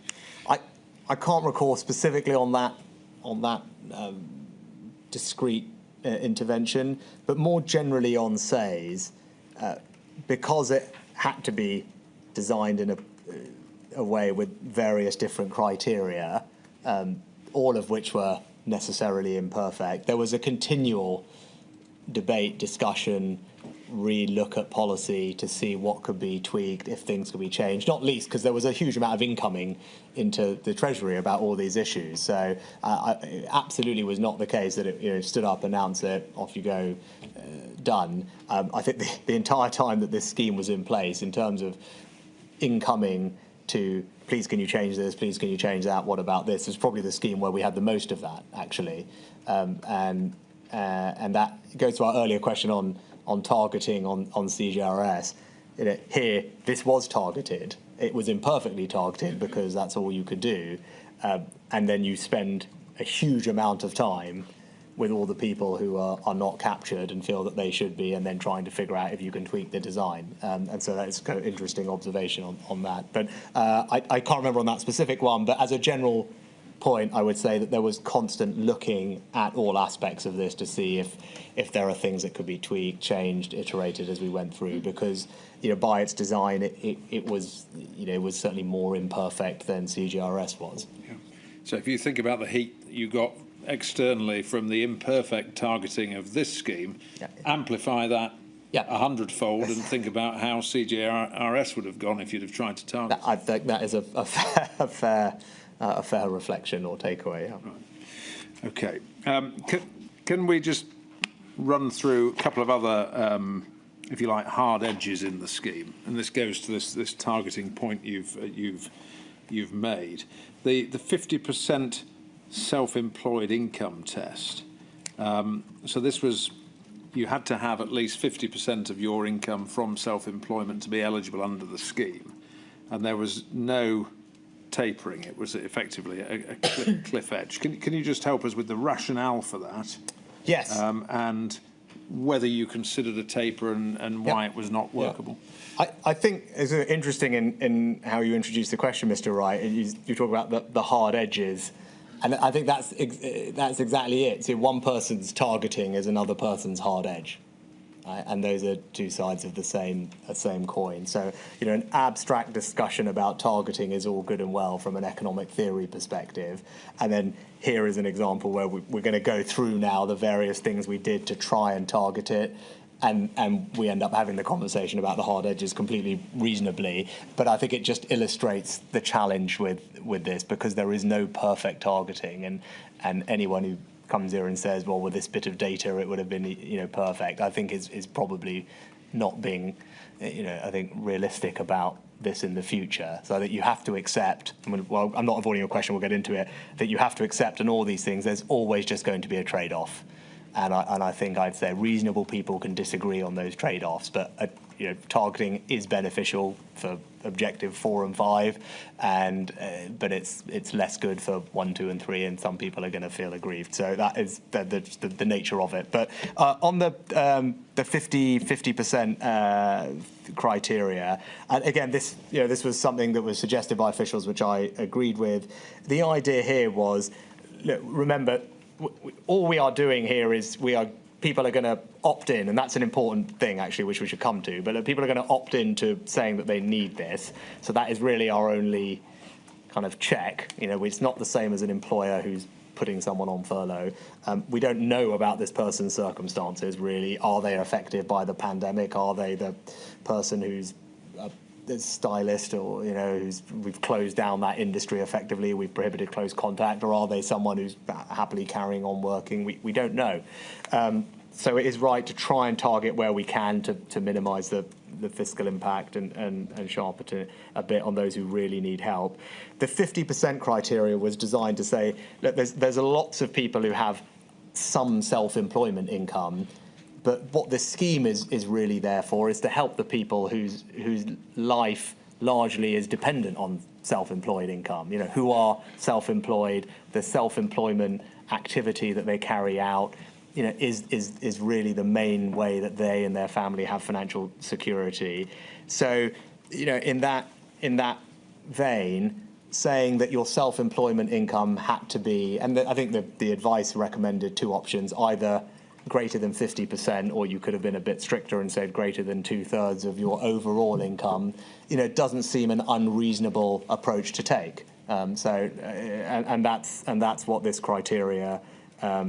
That's what this criteria did, and I think that from memory, the median kind of self-employment income from those people who were not eligible because of this criteria was, I think, something like £4,000 or £5,000, right? So it was not their primary source of overall income, and we could target help on those for whom it was. That was the thesis behind this particular threshold. And again, you could, the advice had an option of 2/3, which would have been stricter. We went with 50%, which was a little bit more broad and generous. And in terms of 50%, 2/3, no magic in the number. No. You just had to. No. You had to arrive at a number. Had to arrive at a number, and I think reasonably people could have done 2/3. 50% is like, at least the majority of your income is coming from self-employment seems a kind of minimum bar to cross to be calling yourself self-employed or to have a scheme that's supporting you. So that seemed probably the generous interpretation relative to 66% or 2/3. Now, I appreciate this next question may sound like, well, you could say you could pick anybody who's a loser and put a scenario, but I just want to pick this up, thinking about the most vulnerable, economically vulnerable. For those who, say, had a low-paid job and a small pot of self-employed income on top of that self-employed income might be what made the difference between the wage that they earned in their job and being able to provide for their family. Yeah. What they would fall in the gap in the scheme, but what would your reaction to that be in terms of how you can design out of that, how anyone can design out of Well, I mean, they can't. So you will, I'm 100% sure, with everything that we did, as big and as comprehensive as it was, and we talked about the scale, you will always be able to find individual people who, for whatever reason, don't quite meet the exact criteria because of their particular circumstances. It would be wrong to pretend otherwise. Of course, that was the case. So what you can then do is make sure you've got lots of different types of support, so that even if someone doesn't get something over here, they will get picked up over here. And that's why we'll come on to universal credit later this afternoon. Probably the person that you're describing would be eligible for universal credit and would have benefited from the changes we made there. Similarly, we also provided the hardship fund to local authorities, which was the most discretionary of pots, which was effectively a way of saying that for people who, for whatever reason, just need some extra help, who we have not been able to find through all these dozens of things that we've set up, they can talk to their local authority at a very local level, and those people know those families, and get that extra assistance from them. And so that was and then we topped that up a couple of different times through the pandemic, so there was always funding there. And I could go on, but straight away, those are two other things that probably would have helped the person that you're describing. So I think your principal point is, whilst I am in my questioning focusing on one scheme at a time and looking at that scheme in isolation and identifying gaps in it, you would say this is one of many schemes that government was introducing, and you have to look at the panoply of support in different ways that was available, not just look at a hard edge in Scheme A rather than... Yeah. Okay. Yeah. Having said that, can we just pick up one other hard edge, if you like, which is the other untapered hard edge of the £50,000 income criteria. So earn £50,001, no support, earn £49,999 support. And in particular, I'm just interested in the consideration given to a taper, because there'd been a taper in the high-earning child benefit charge. And if you did consider it, why you didn't, and the rationale, please. Yeah. So I think first, again, we're trying to target this thing on those who most need it, and 50k just being as it was then, the threshold for higher rate tax. So what first thing is this did not mean that many people as a percentage were ineligible. I think the number was 4 or 5%. So as a result of this, I'll get onto the taper question in a minute. So as a result of this bit of targeting, focusing the scheme on those who earn less than 50k, it meant that around 5% of people were ineligible. So it was not, in the scheme of things, a huge number. And the average income of those people was, I think, £200,000. Just again. Now, that's me sitting in the Treasury looking at the macro statistics. You absolutely could find someone who £50,001. I'm confident of that. But in aggregate, we're talking about 4 to 5% of people, average income of about £200,000. So that's the backdrop. So why? And so given that, why? Also then why not a taper? Look, tapers are complex. I mean, anyone who's tried to sit there and with that HICBIC taper will tell you that. And in this particular instance, there were two reasons we didn't do it.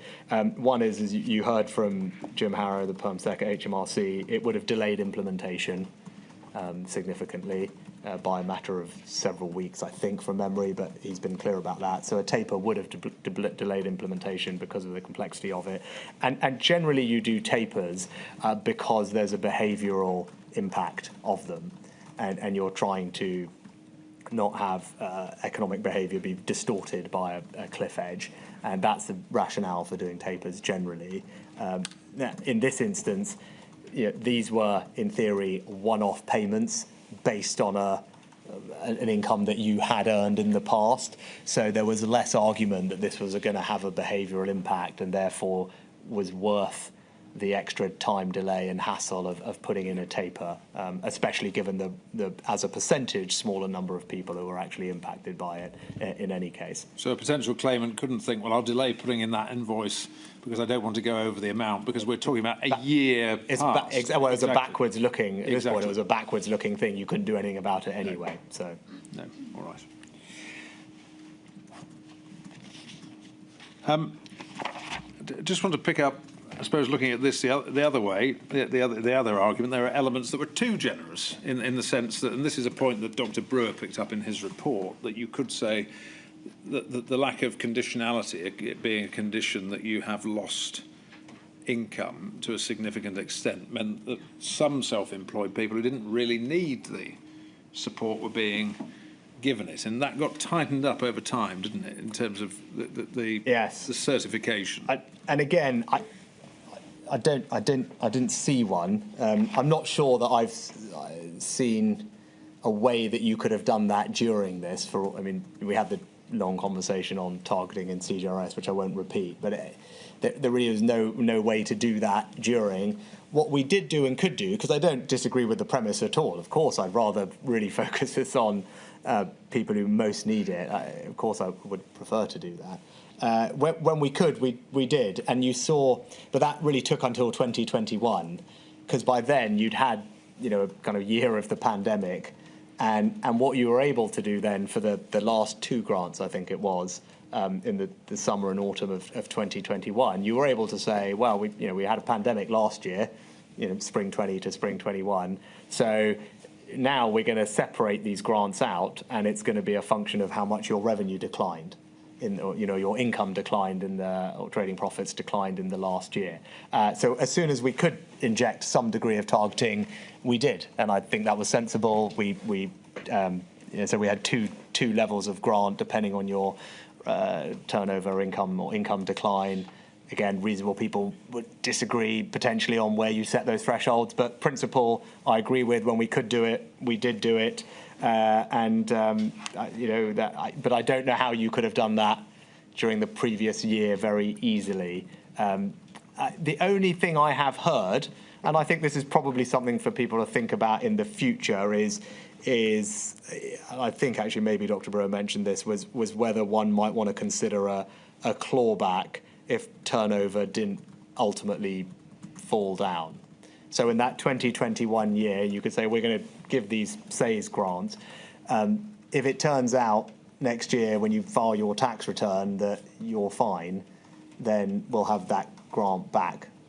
Claw it back through self-assessment. You can claw it back through self-assessment. Now, I think you need some extra legal powers to do that from memory, because I think we looked at it the following year. I think you need primary legislation from memory, but you need. I think that would require legislation. There's obviously an operational complexity to that the next year, which HMRC would be best placed to answer as to how feasible that is, and it would obviously have a behavioural impact on the margin, because people would then be figuring out, well, I might not bother working because I'd rather have the grant. And again, someone would have to model that out. It's not a crazy idea, and I think someone would want to work through all of that to see if it was feasible or practical. But absent that, I haven't seen a way that you could do the targeting in real time in that first year of the pandemic. But in terms of having a suite of policy options available, if it was deliverable and there was the legislative power to do it, something worth exploring and at least having on the table. Not an unreasonable thing to explore. I think the other thing that we did do, and which I thought was probably underappreciated, was kind of a good amount of behavioural economics in the application forms for SAYS. There was a kind of affirmation that which had no real legal force, but you had to kind of tick something that says, I have been impacted by the pandemic, and my business has been impacted by the pandemic, and therefore would like to claim this grant, or some variation of that language, and then it got tightened up over time into something called a reasonable belief test, or I have a reasonable belief that I have, etc. And I said I don't think it had legal force. But it had quite a good behavioural force to just, on the margin, hopefully make people think, should I really be claiming this? And actually, interestingly, I was just checking the numbers before today, given that anyone could have got this thing, right? There was no real way, there was no reason they shouldn't get it, even if they were working, in reality. The first grant had an application rate of take-up rate of 77%. So even in that first grant, with very little of this, a quarter of the people self-selected in not claiming it when they could have, then that went down to 69%, 65%, 58%, and by the last grant it was 38%. So just kind of interestingly, even when people were able to claim, that was good affirmation of human behaviour. It's quite good actually. That nudge, I'm sure, making people tick that box, would have contributed to people actually not taking it if they didn't really need it, which is a good thing. And those numbers tell a story of an improving economy through the pandemic as well, and people adjusting. But I think the nudge is worth worth bearing. I would certainly recommend that in general. But those figures may be an argument against conditionality in the sense that, again, if you assume that general economics people want to go out and earn money and make profit, then when they can, they will. Yeah, the flip side here is that they could do that and still get the grant. Yes, and that is the great challenge of this, you see. That is different to CJRS and the employer discussion. And that is the challenge with this scheme, is that you could do that and still claim the grant. But that's why we had the nudge that you had to tick. Which in theory should help with that, and then later on, and we had the other criteria, and then obviously when we had the revenue information, I think we called it a financial impact test, FIT test or FID or something like that, which we introduced. I know this is fairly granular, but I just want to pick it up briefly on the sort of the fraud front. We understand there was an issue about being able to check across between SAYS and universal credit to see if people were claiming both, and that was really a data issue. Yes, I saw that in the evidence that you supplied to me last week. I must say, it's not something that I recall. Well, I won't take it any further. During the pandemic itself, and look, clearly, if there's a way to do some checking that would, I couldn't quite tell who wanted the data. It felt like DWP wanted the data from HMRC rather than the other way around, but it's not something that I remember being ever raised with me. Yeah, all right. One other particular group I just want to pick up on, just for your reflections really, but this is company owner managers, so those who essentially own companies and choose to pay themselves through dividends rather than drawing a salary, so they're receiving their income in a different way. I mean, really, did the decision not to do something for that group come down to, well, if they chose to manage their tax affairs in that way, that was a matter for them, or what's your rationale? No, that it was not that. We actually, much like JSS, and as I was saying about this scheme, this was something that we kept coming back to look at different ways, and the team probably got tired of me going over this again. And every time they thought I'd, just said fine, I'd come back to it a month later because someone had said something to me, or I'd thought of some new idea, or someone had pitched some new idea to me about how we might fix this issue. So it was not a desire not to. I mean, we spent a lot of time, and I think that HMT evidence will show that we spent a lot of time and effort trying to figure out if there was a solution here. I mean, look, in a nutshell, that it's a system, the tax system, can't distinguish between dividends that people receive as a return on capital and dividends that people are receiving effectively as a form of labour income, right? We have no way of knowing, looking at the HMRC system, what those, the dividend is dividend. Could be dividend from someone who's doing absolutely no work as a nice equity portfolio and is clipping a dividend, and great, and over here it's someone who's a company owner manager, and that is effectively their income every year, and we have no way to differentiate between those two things, and that is the challenge. And we looked at all sorts of ways of trying to do it. There's a closed company director tick box on forms. We went through that, but not everyone ticks it, and not the right people that do tick it even do necessarily fill it in properly. The timing of dividends is obviously very much in the gift of the director, so it's not as predictable. We looked at whether you could use accountants, but they still don't eliminate the need effectively for self-certification, with obviously all the fraud that comes with that. And there really was no one actually knew how many people this was. So what we did know is that about 3.3 million people file tax returns that have dividend income in there. But I think broadly, most people thought the number of company owner managers in the classic sense of it probably was around about 700,000. And that's where you can start to see the issue. So if you just took all the dividend income and said, well, do a version of SAYS for dividend income, I think 3 out of every 4 grants that you would have handed out would have gone to people who actually dividends were just a return on their savings, not not their labour income, and that is a very, very tricky thing to resolve. I think your expert, Dr. Brewer, looked at this, and I think he agreed that it was in his words, very difficult to establish something, and there would be very large forward risk in doing something. But we did look at it multiple times, believe you me, and just couldn't quite find a way through. So this wasn't a decision not to support a group. It was a decision very much that you would have looked at something if you couldn't find a way of doing it in a deliverable way that minimised unacceptable levels of fraud and so on. Yeah. And by the sound of it, you've come at this every which way, and there still isn't an obvious solution that presents itself. No, I don't think that there is really. No. As my reflection on it. Again, someone in the future might decide to do something different. But I mean, you clearly could. I mean, you could clearly just look at everyone who had dividend income in a tax return and send them an equivalent of a SAYS grant calibrated. You would do that with the 3/4 of grants by volume and more by pounds going to people who you were not really trying to help. So you could accept that, but I don't. To me, that would not seem like the right judgment to make. Thank you very much. I'm going to move on now from the self-employed scheme into Kickstart. And just again, some context. Now, this was part of your plan for jobs announced by the Treasury on the 8th of July 2020, a £2 billion fund to create hundreds of thousands of high-quality 6-month work placements.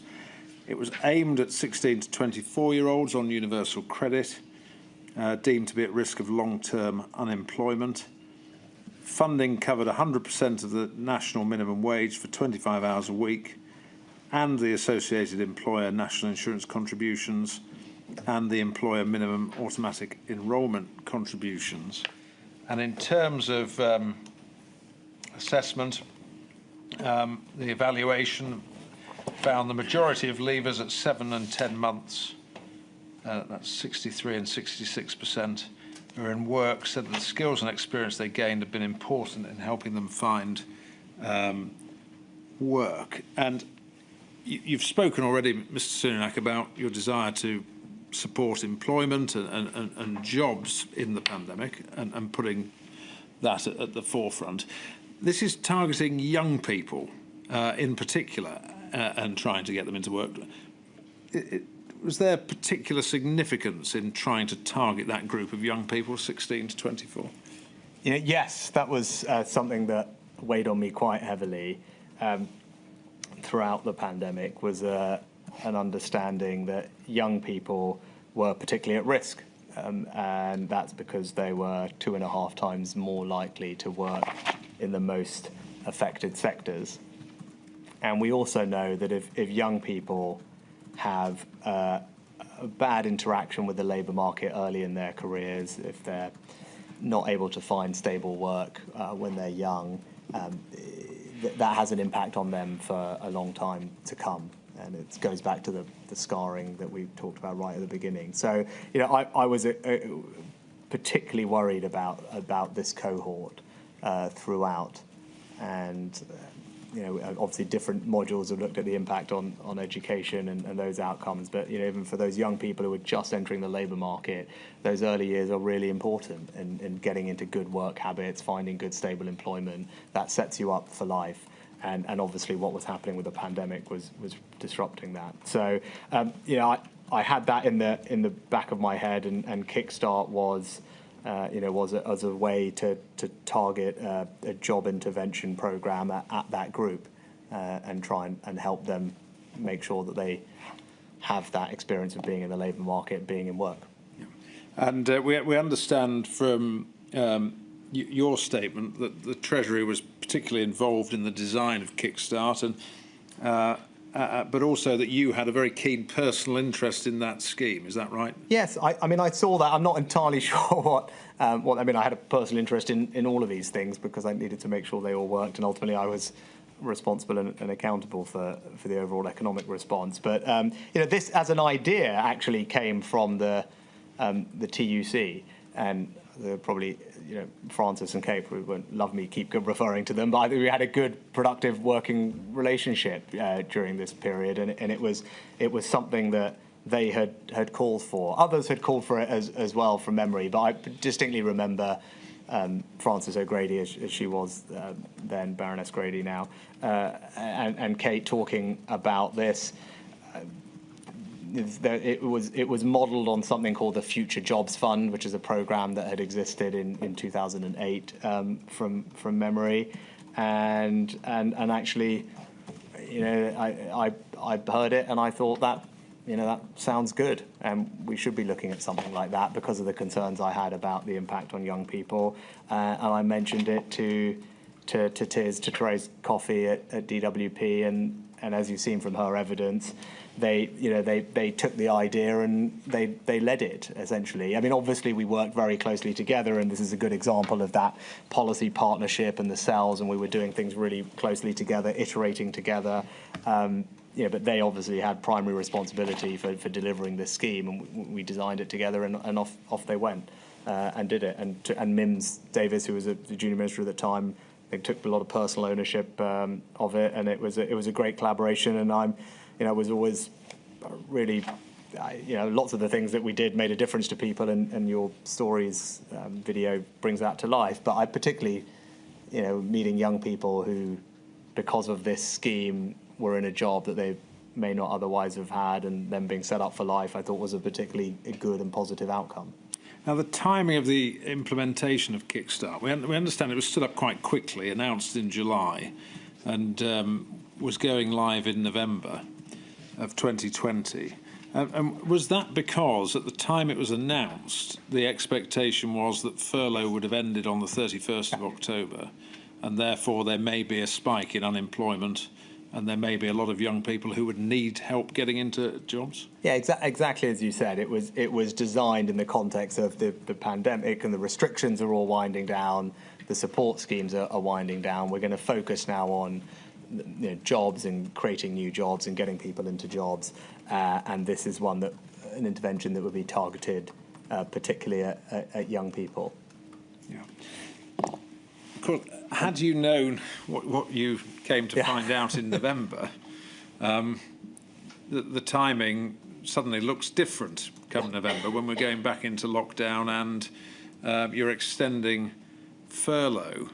And did you find that frustrating, really, that the scheme had been stood up very quickly? And you might know what it means, but it was described as a minimum viable product. In other words, it was stood up as, it could do what it said on the tin, but it wasn't particularly well worked or long worked up. Yeah, of all the things that were frustrating to me during this period, I mean, that particular one probably was not that high on the list, but of course it was frustrating because it meant that this thing was not up and running in the way that we would have imagined when we announced it.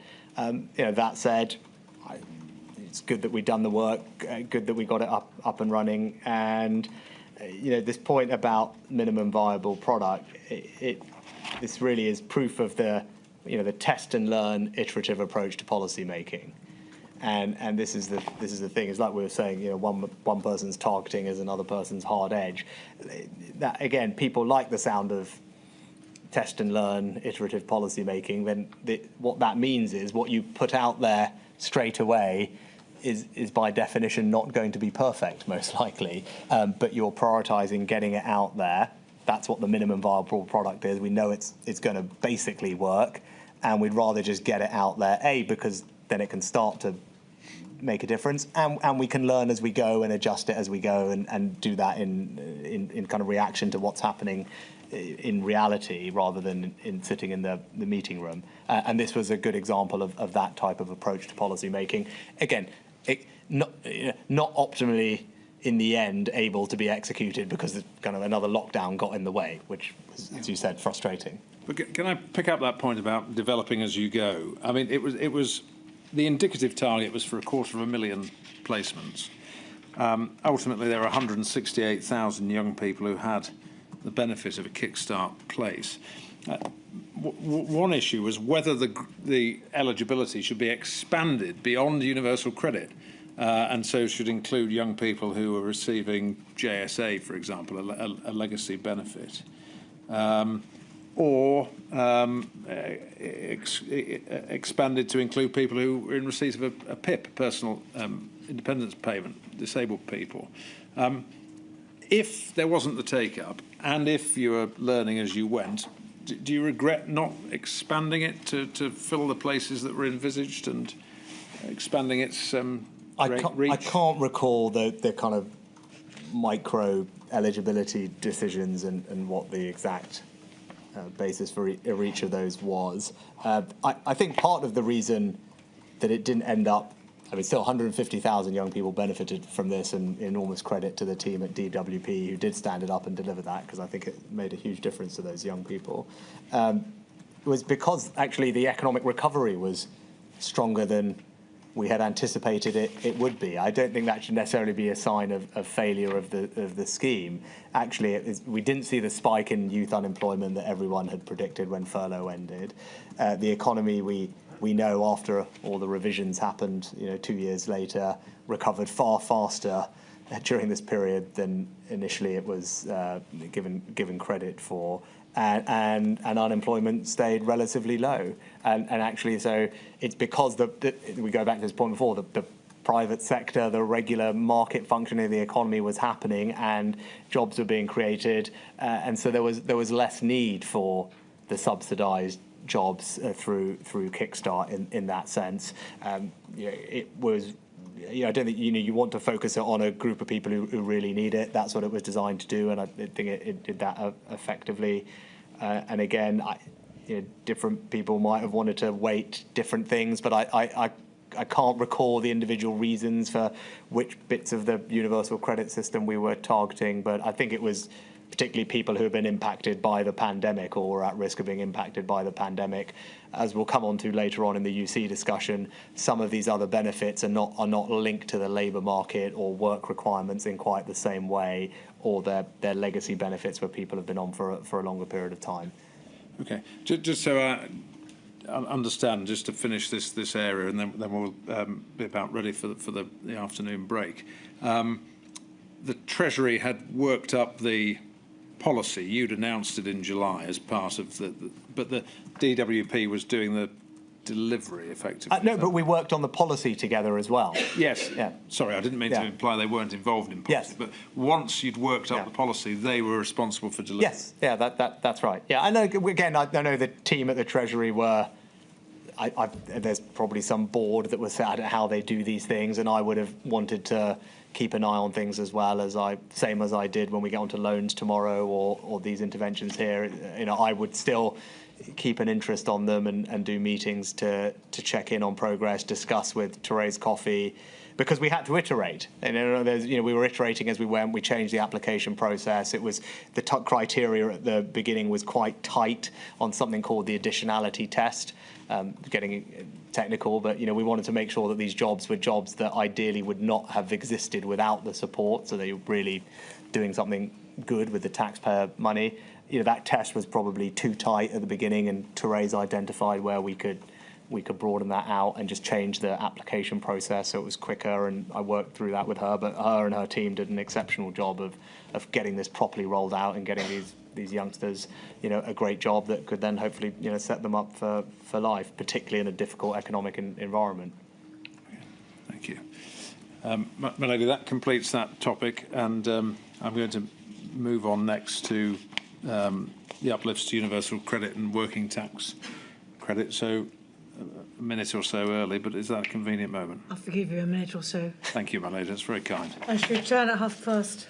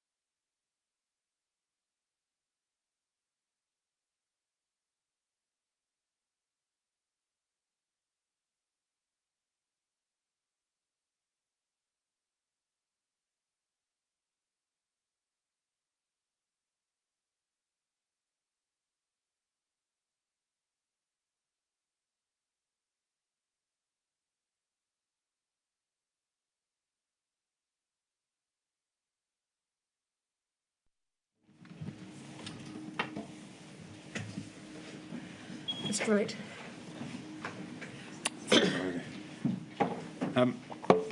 Mr. Sunak, I'd like to turn in this final session for today to the subject of the uplift of £20 that was applied to universal credit and to working tax credit. This was announced on the 20th of March of 2020, implemented from the 6th of April 2020, and then there was an extension to the initial 12-month uplift that was formally agreed at a trilateral meeting on the 26th of February 2021, with the extension being announced on the 3rd of March 2021, and the uplift ending on the 6th of October 2021. So that's just to give some context. The idea, as a starting point, that there should be an uplift to those benefits, did that originate in the Treasury and with you? I can't honestly recall. I would imagine the Treasury were talking already to DWP about various things. I think we'll come on to it later. The statutory sick pay, for example, those conversations were already happening. I remember them happening quite vividly on statutory sick pay, because there were also legislative aspects of that we needed to implement. So I can't say that it necessarily came from the Treasury versus DWP or some conversation between them. I know you had a lot of things crossing your desk. I don't want it to be a memory test. Let me just put up INQ 000588230.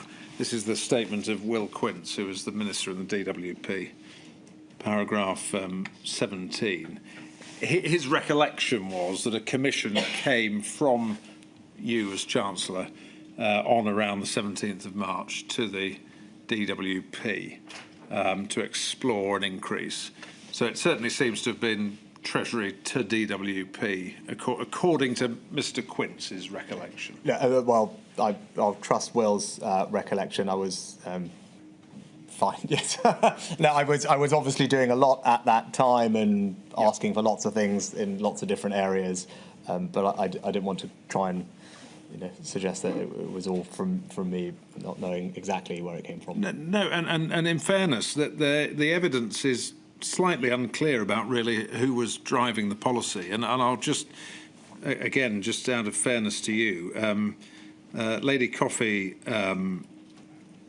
said effectively that the overall policy was being decided by her, but that you had to sign the cheque, effectively.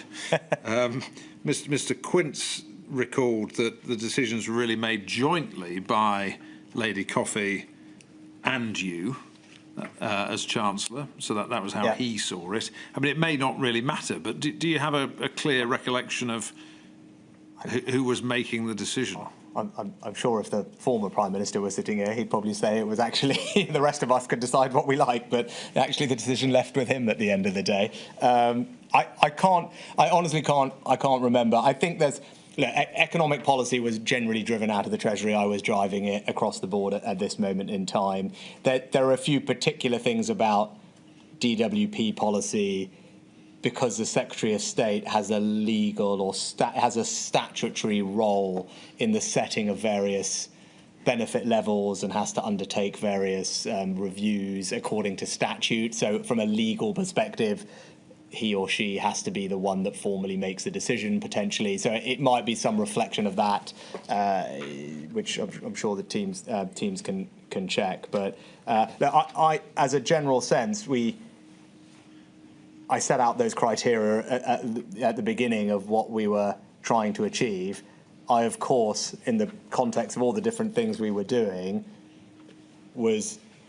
would have spoken to my team about, well, what do we do for those who are the most vulnerable, and what do some of those interventions look like? Of course, I would have said something like that, and that would have led to flurries of commissions and work, and then start going through options. Yeah, well, I'm please do reference that, because I was going to pick that up actually. That, you know, looking, as you put, the strong eye on the most vulnerable.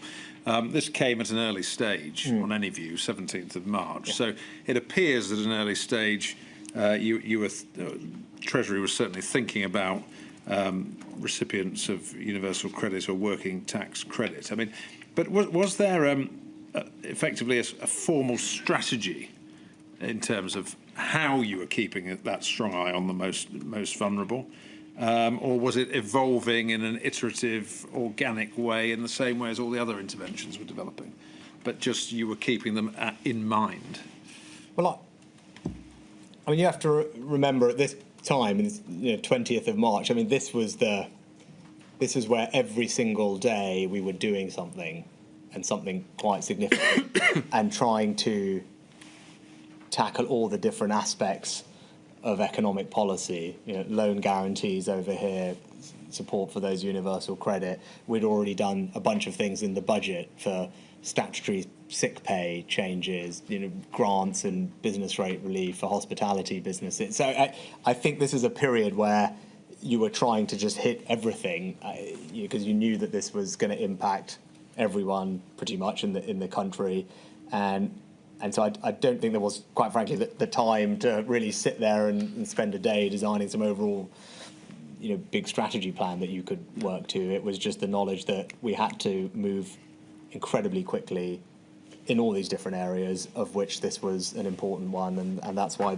the work was being done on this probably exactly in parallel as the work on furlough, the work on C-bills, the work on grants. I mean, all those things were happening at exactly the same time. And from your perspective, was this about alleviating economic hardship in general, or, as with all the other interventions we've discussed, was this about taking steps to minimise, alleviate economic hardship arising from the pandemic? The latter, and that was. None of these things are perfect, by the way, as we've discussed, but the general objective here was to support those who were the most financially disadvantaged or exposed as a direct result of the pandemic, especially those coming to universal credit for the first time potentially, and in doing that, wanting, as with previous discussions we've had and other interventions, provide that assistance very quickly.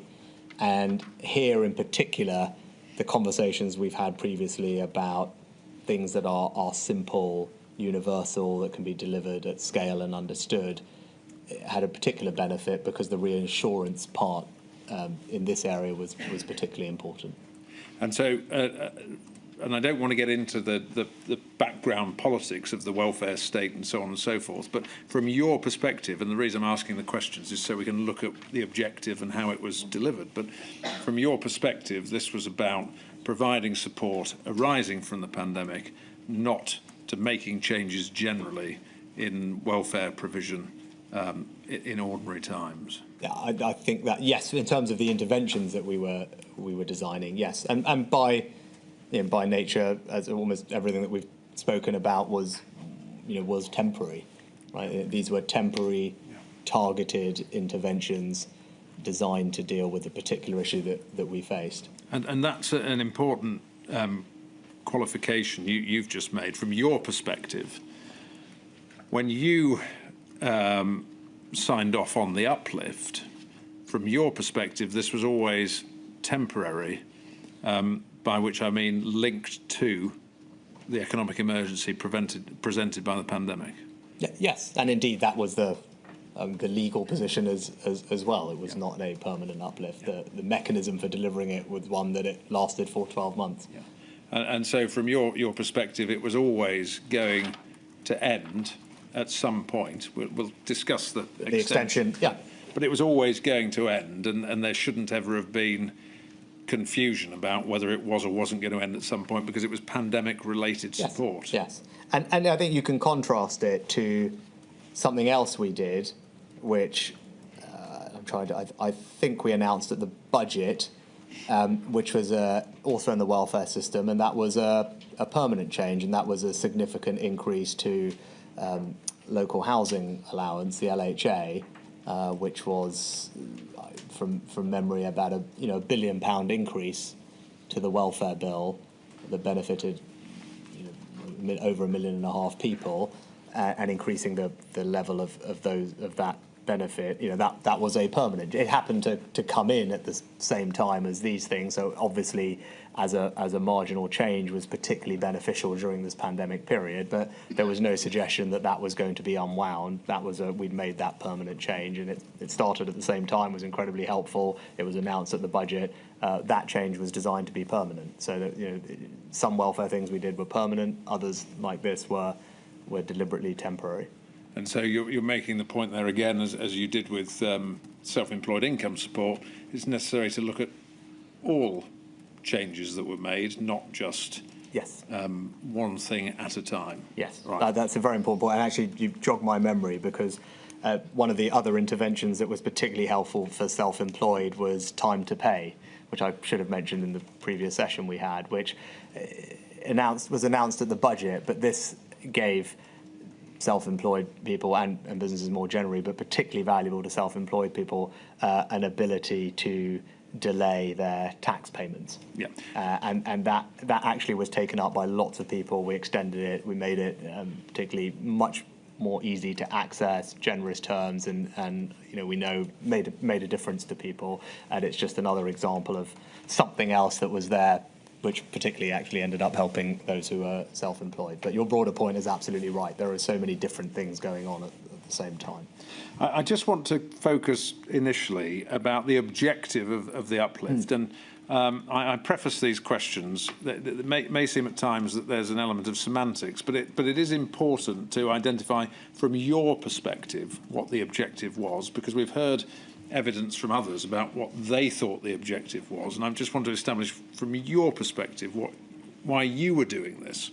The way you put it in your statement, and I'll ask for it to be put up on the screen so we can see it. It's INQ 00661483, and it's page 267 of Mr. Sunak's statement, please, paragraph 1005. There we are.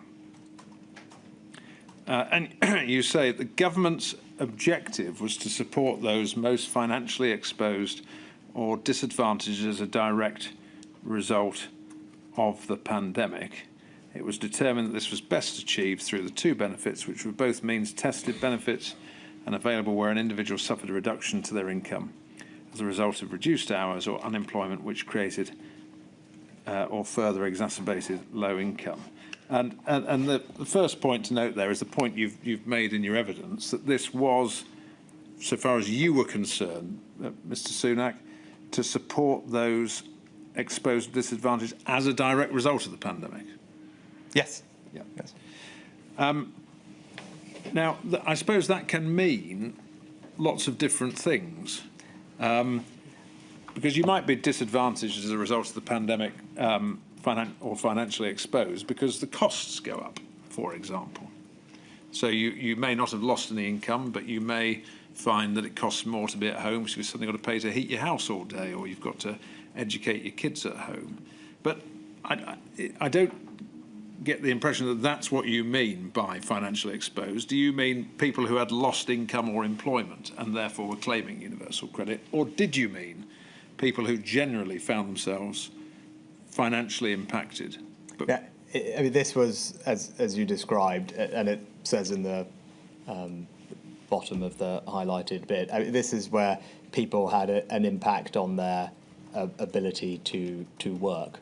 And that would then either because their hours were reduced or reduced to zero, or made it less hard for them to get a job because of the various restrictions in place. And that's what this was geared to, which is what then led to the design of this particular policy, and we'll get into why we did it the way we did, and as this says, why we chose the particular basis for the uplift that we did, because it's, as we'll get into, linked to those employment outcomes and that work, and targeting people for whom earnings are a significant proportion of their overall income.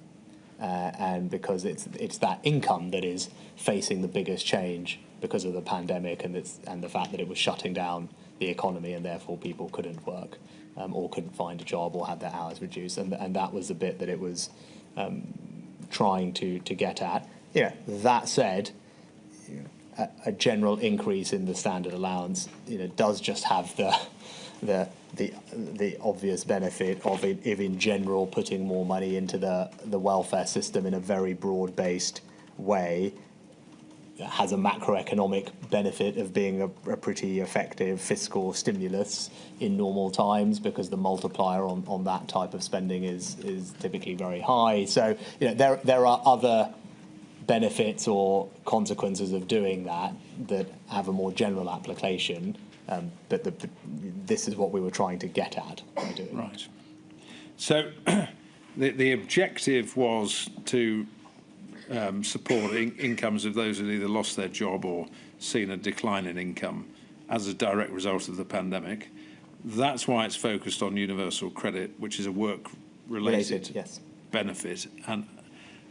But if there were additional upsides, i.e. that generally speaking all low-income households are supported by the additional money and therefore find it easier to cope with costs, or that there's an additional advantage of some element of fiscal stimulus because people have got more money to spend, then those are, they're not really trade-offs, they're sort of win-wins. And it's not that we weren't aware of them, no. Right? Because those are all not bad things to have happen at this period either. And as I'm sure we'll hopefully have time to get into, when you look at the various measures of household income, disposable income, inequality, poverty, deprivation, etc., all those things in general either were constant or improved in many cases compared to the pre-pandemic year. So clearly this did have the benefit of more generally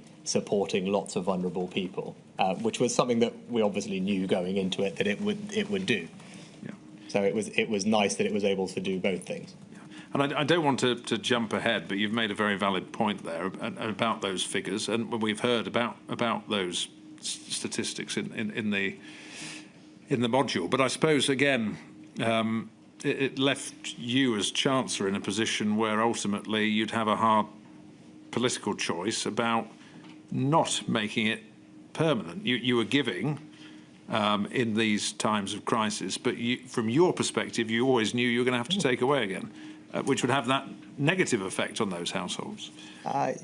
Yes, although at that point that the temporary support ended, but by definition we were trying to time that with the removal of all the things that had created the negative shock in the first place. So we were just back to a status quo ante in some sense. So shock comes.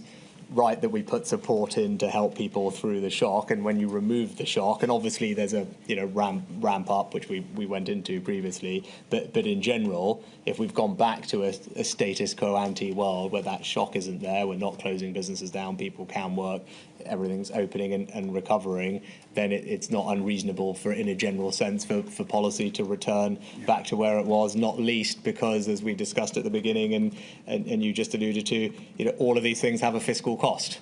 And, it was my job to make sure that we could manage that. And obviously that has an impact on future taxes, which I had to deal with, and that, I don't think anyone wants to, pay a great deal more tax. So in the back of your head, and there's a limit to how much we can borrow. So all of these things are reasonable things for people to think about as things return to normal. And I don't want to get into the sort of raw politics of it and what lies behind the welfare system, but your position, as you said earlier, you're a fiscal conservative, and your view was we'll give the support while the pandemic was there. When it ends, it will be withdrawn because it's there to support during the pandemic, and we return to normal state. That's very much my approach, and that is what we did, I think, across the suite of interventions, whether it's CJRS, SAYS, we'll get on to loans and grants tomorrow, but actually here, actually slightly kind of different to all the others, where there are no real legacies the pandemic intervention, this is the one area where there actually is, in a sense, a permanent change, and that was because we're jumping ahead to the ending of this. But whilst the temporary uplift in universal credit ended, what I did at the end was permanently change the way the welfare and tax system interact by changing what's called the UC taper rate. And what that does is essentially reduce the rate at which your benefits are withdrawn as you earn more money. So effectively, it acts like a tax cut for those who are moving into more work from welfare. And that's something that lots of people had called for. I thought that was a sensible thing to do as a permanent change to our tax and welfare system. Obviously, it costs money. That was a decision I made. I think it cost £2 billion or something. And from memory at the time, it helped 2 million people. And that was, as said, unlike all the others in this area, there was a permanent change to the area of policy. It was not the same as a permanent uplift in universal credit, but it was a change to the universal credit system, but done in a way that particularly increased the incentive and therefore the reward for people who were moving into employment from welfare and making sure that they could keep more of the money that they were earning, which I thought was a good, sensible thing to do. And again, not getting into the sort of the politics of this, but this aligns with what you said earlier about believing in supporting people through jobs and work and employment and providing support in that way. Yes, and particularly as the economy was open and growing, and my general view is, and actually the Prime Minister's view at the end of the day, it was also the Prime Minister's view that, and I believe it, the Prime Minister at the time believed it, I believe it now, actually supporting people into work and giving people the security and dignity of a good job, and then allowing them to keep far more of their hard-earned money rather than the state taking it in taxes is in general a good thing. And the kind of effective tax rate for people who are moving off universal credit into work was quite high. I think it was 60% or higher. Think about that as a marginal tax rate, and it is quite high. And what I was able to do at the end is reduce that somewhat, quite meaningfully, which again supports an objective of helping people into work, which is long-term the best route to financial security for them, and to help them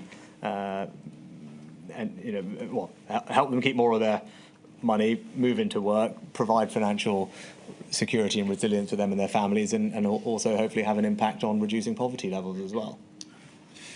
Well, I think we've dealt with, from your perspective, the policy objective seems to have been clear. Temporary measure aimed at the pandemic will be withdrawn at the end, and then you've talked about the other changes you made. Can I pick up then against that background with the fact that the uplift, or a decision was made that the uplift would not apply to legacy benefit claimants. So it would only apply to working tax credits or universal credit. And can you help us, from your perspective, why that decision was made? Was it made for operational reasons? We've heard a lot about the old IT system, and it took 5 months, I think it was said, to plumb in every year any changes in the levels of benefit, and the whole thing would fall over. Or was it taken not to apply it to legacy benefits because that would be inconsistent with the overall objective, as you've identified it, of the uplift, i.e. to compensate those who were newly unemployed or seen a reduction because of the pandemic? I think first and foremost, it just simply wasn't possible operationally. I think as a again, I can't remember the exact conversations at the time, and we should get into it. Also would not have as cleanly supported the policy objective, but in a sense, we can have that academic discussion and go through why, but it just simply operationally was not doable. And I think you've got evidence from the officials at DWP and the bits that stood out to me, which I remember. I mean, the whole point about universal credit was it's this new system. The old system is very creaky, very old, and it's simply not possible as one of them said. I forget whether it was a DG at DWP or the Director of Universal Credit. I think it was Neil Cooling. You had two different ones, but I think one of them said it's just simply not possible to digitally uprate mid-year. But I think that the bit that stood with me from Neil is where he said the risk of system failure was too great to go ahead with a change. That was advice at the time, and there was a risk that benefits just stopped altogether. So, that's from the people. Again, this is, I'm not the one on the front line of grappling with these things, and I haven't worked in that department. But the very strong opinion of all the people who have to do this and make sure everyone on those systems gets the support that they're entitled to, we're all saying that this simply isn't possible, and you risk trying to do anything here and the whole thing might just collapse entirely. So first and foremost, I just think that they were so unequivocal about that we should get into the policy discussion in a second. I'm very happy to have that, but I think I just would be there was no ambiguity. It wasn't if you're happy to take some risk, maybe it's fine, and it's a risk judgment. It was pretty binary. It was, you cannot do this, it won't work, we can't do it. If you try and make it happen, the thing will most likely just completely collapse. That was very much my recollection of it at the time, and rereading the evidence from everyone and the advice. I think that kind of aligns with my memory of it. So this goes further than, for example, the discussion we were having earlier about HMRC and the pressures they were under. That was operational pressure, but this was actually a stark warning that the whole thing would fall over. Yes, that's actually a helpful distinction. There were things, as we were saying with Jim, like he could do a workaround, he could do a manual thing, and he'd say, fine, well, it will delay all these other things, or it will mean that we can do it, it will take 2 months.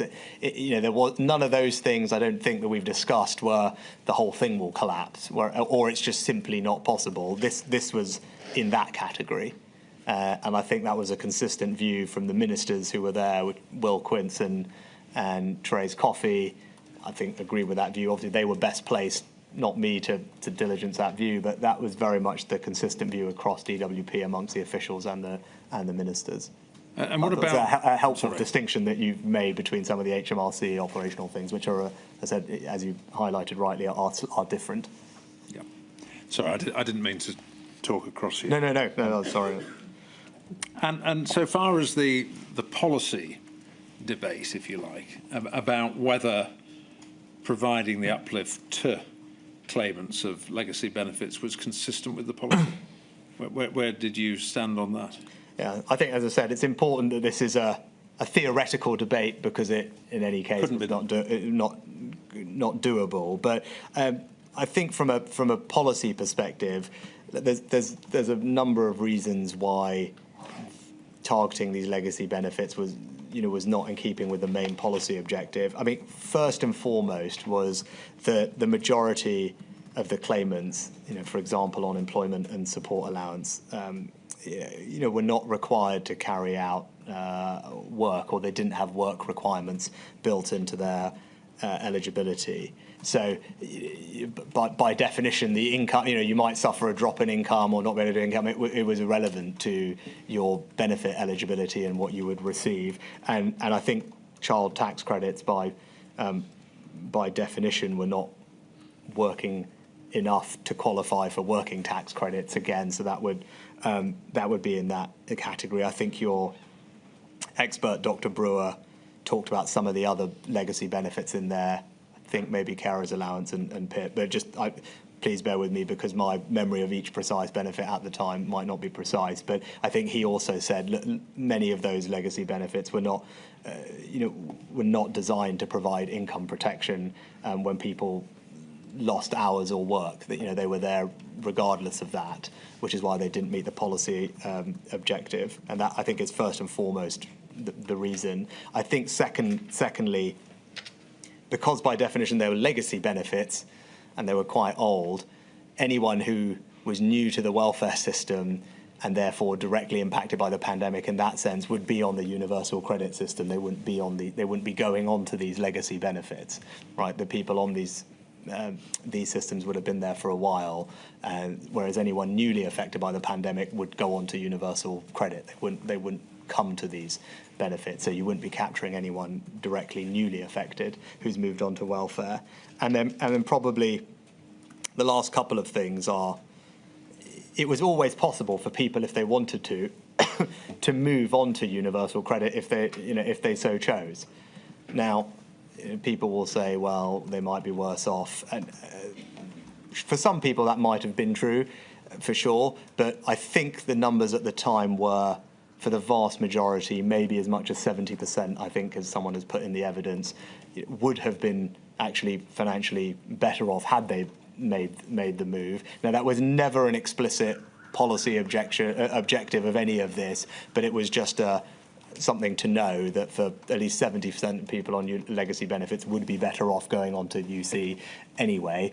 So that was available for them. And maybe, I mean, lastly, I think in the budget, again, not that this was particularly relevant, but for this conversation, but just context, legacy benefits had been frozen from memory for 4 or 5 years, and the spring budget, that budget that I did in 2020, I think we uprated them in line with inflation and removed the benefits free. So they were actually getting an uplift for the first time in some time, as compared to the last few years as well. So those are a range of reasons why it didn't, as I said, fully align with the policy objective, or there was a mitigation that was in place that may have helped.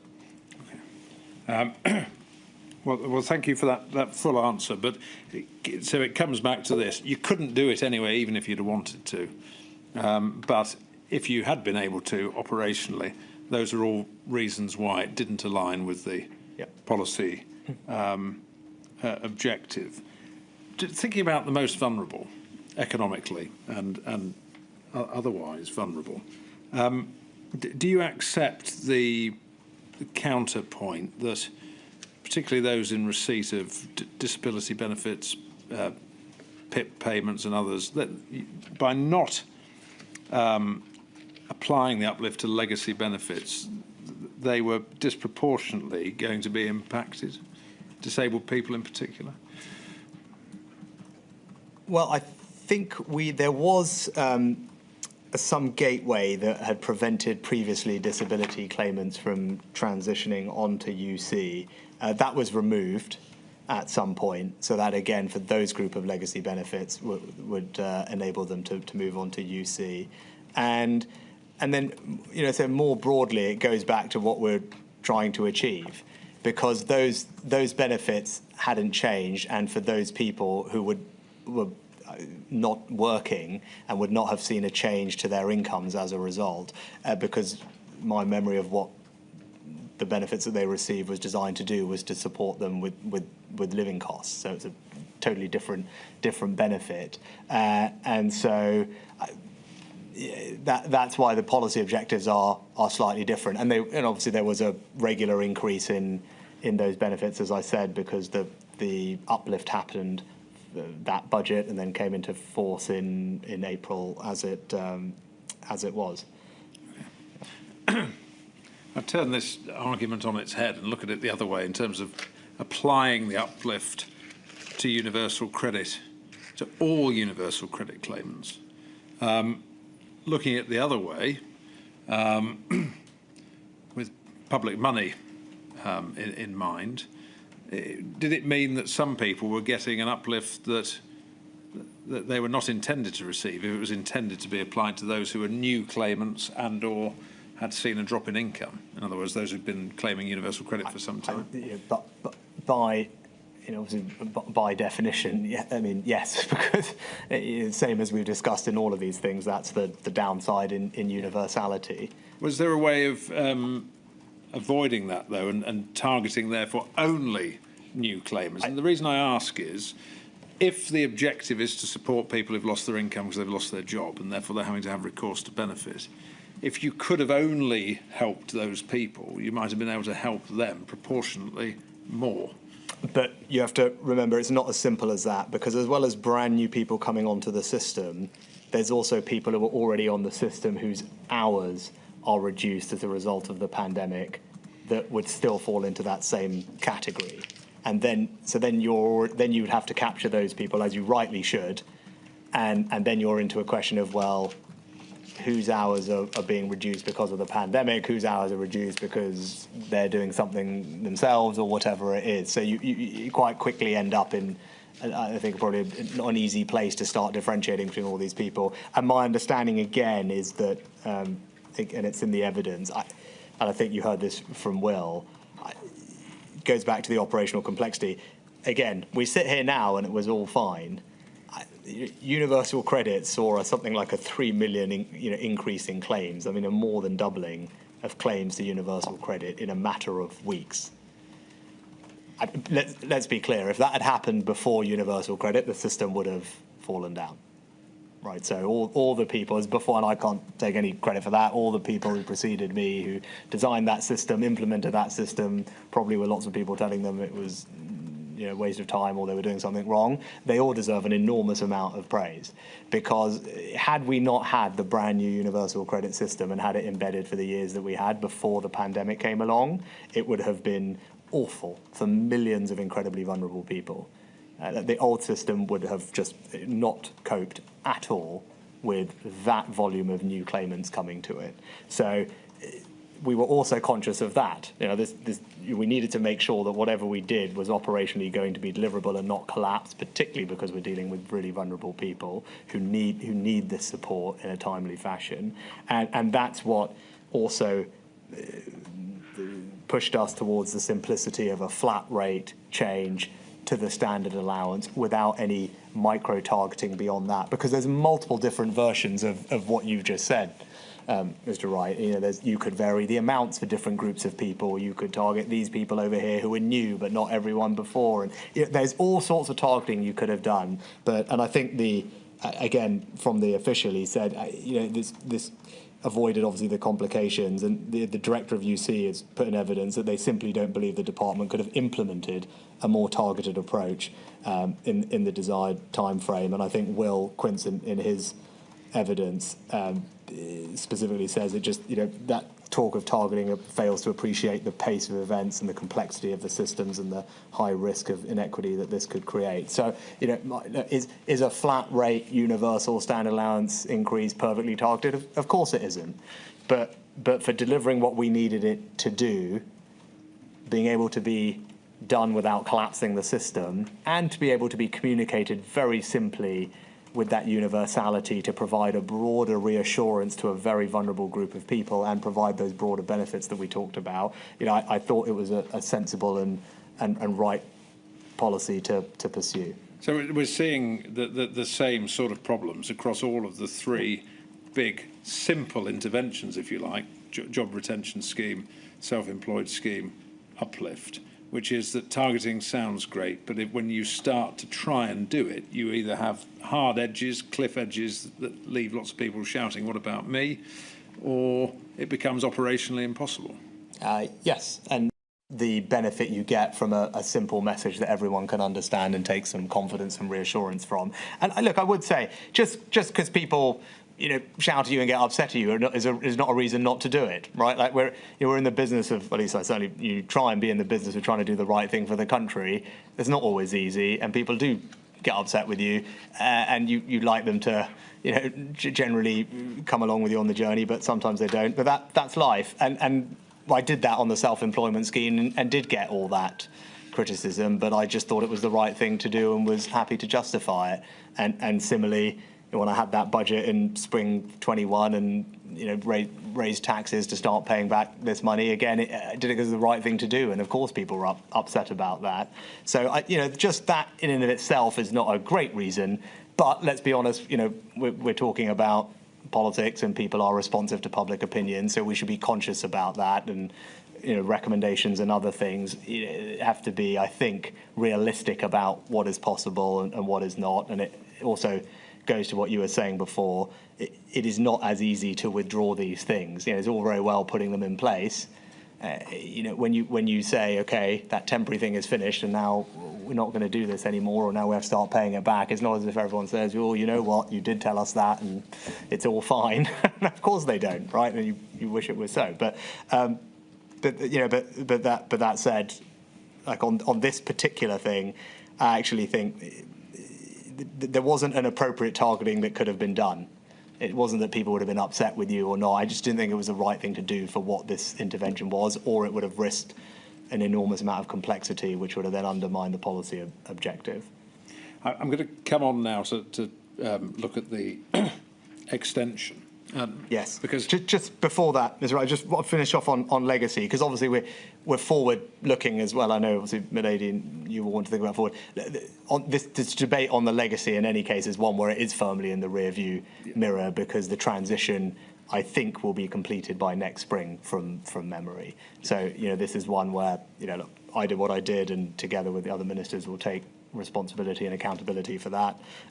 It wasn't possible in any case. So I don't think there's, it said there's an academic discussion, but this thankfully won't be relevant in the future if it ever comes up again, because everyone will be on the universal credit system. Yeah, with its enhanced IT capability. With it, and we now know it can cope with something that is, as I said, I'm glad I remember that, because I really would say all the people who did that deserve a lot of thanks, because it was, I think it went from 2.5 million claimants to 5.7, 5.8 in a matter of weeks.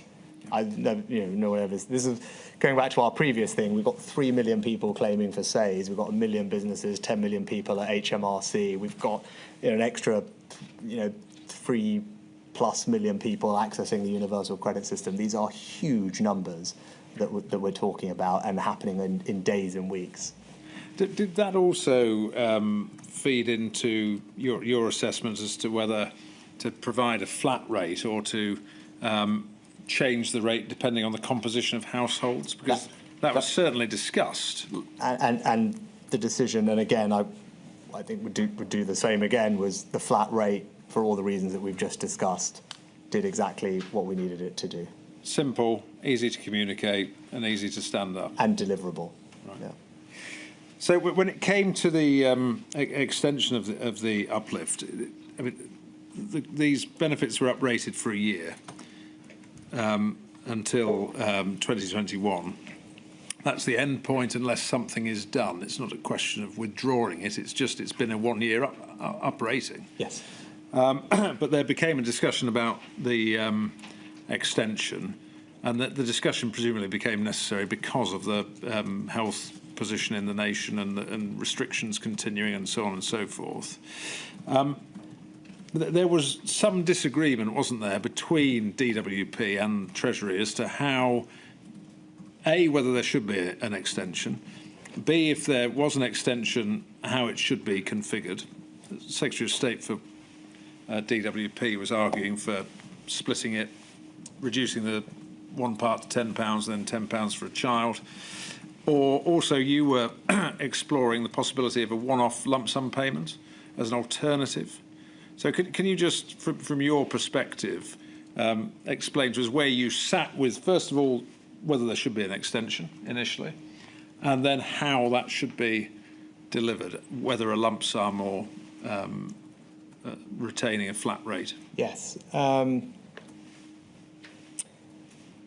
I think probably, actually, I think this is actually a good example of cabinet decision-making working quite well, I think. Actually, there was completely good-natured, constructive discussions between Tiz, me and the then Prime Minister about this issue.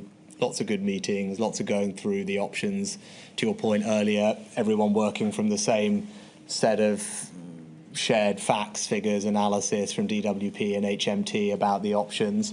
I think the thinking evolved. We started discussing this probably in the autumn, and obviously the health situation then was changing between then and when we ended up making the final decisions going into the spring budget. So I think my thinking may well have evolved during that period, and I think where we ended up was what I think was again, why did we do it? It aligned with the other things that we were doing. We're going to go through all the different interventions. They broadly align, or the economic interventions, if you look at how they were all phased out, they all broadly align with the health restrictions phasing out. If you put a chart on, we had it in one of the bits of evidence. We thought about it across the piece. the loan schemes, the grants, SAYS, or the last SAYS grant, CGRS, universal credit, it wasn't as if one thing was ending here, one thing was ending there, one thing was ending there. They were all actually, if you look at them, being done in a pretty consistent and coherent manner. And again, all of that was driven by the changing health picture. So this ending at the end of September at the same time that SAYS ended, that CGRS ended, that the grants ended, again, you'll see a kind of similarity amongst all of these things. So that's kind of where we settled on. I think it's not unfair that there's a bit of disagreement about that.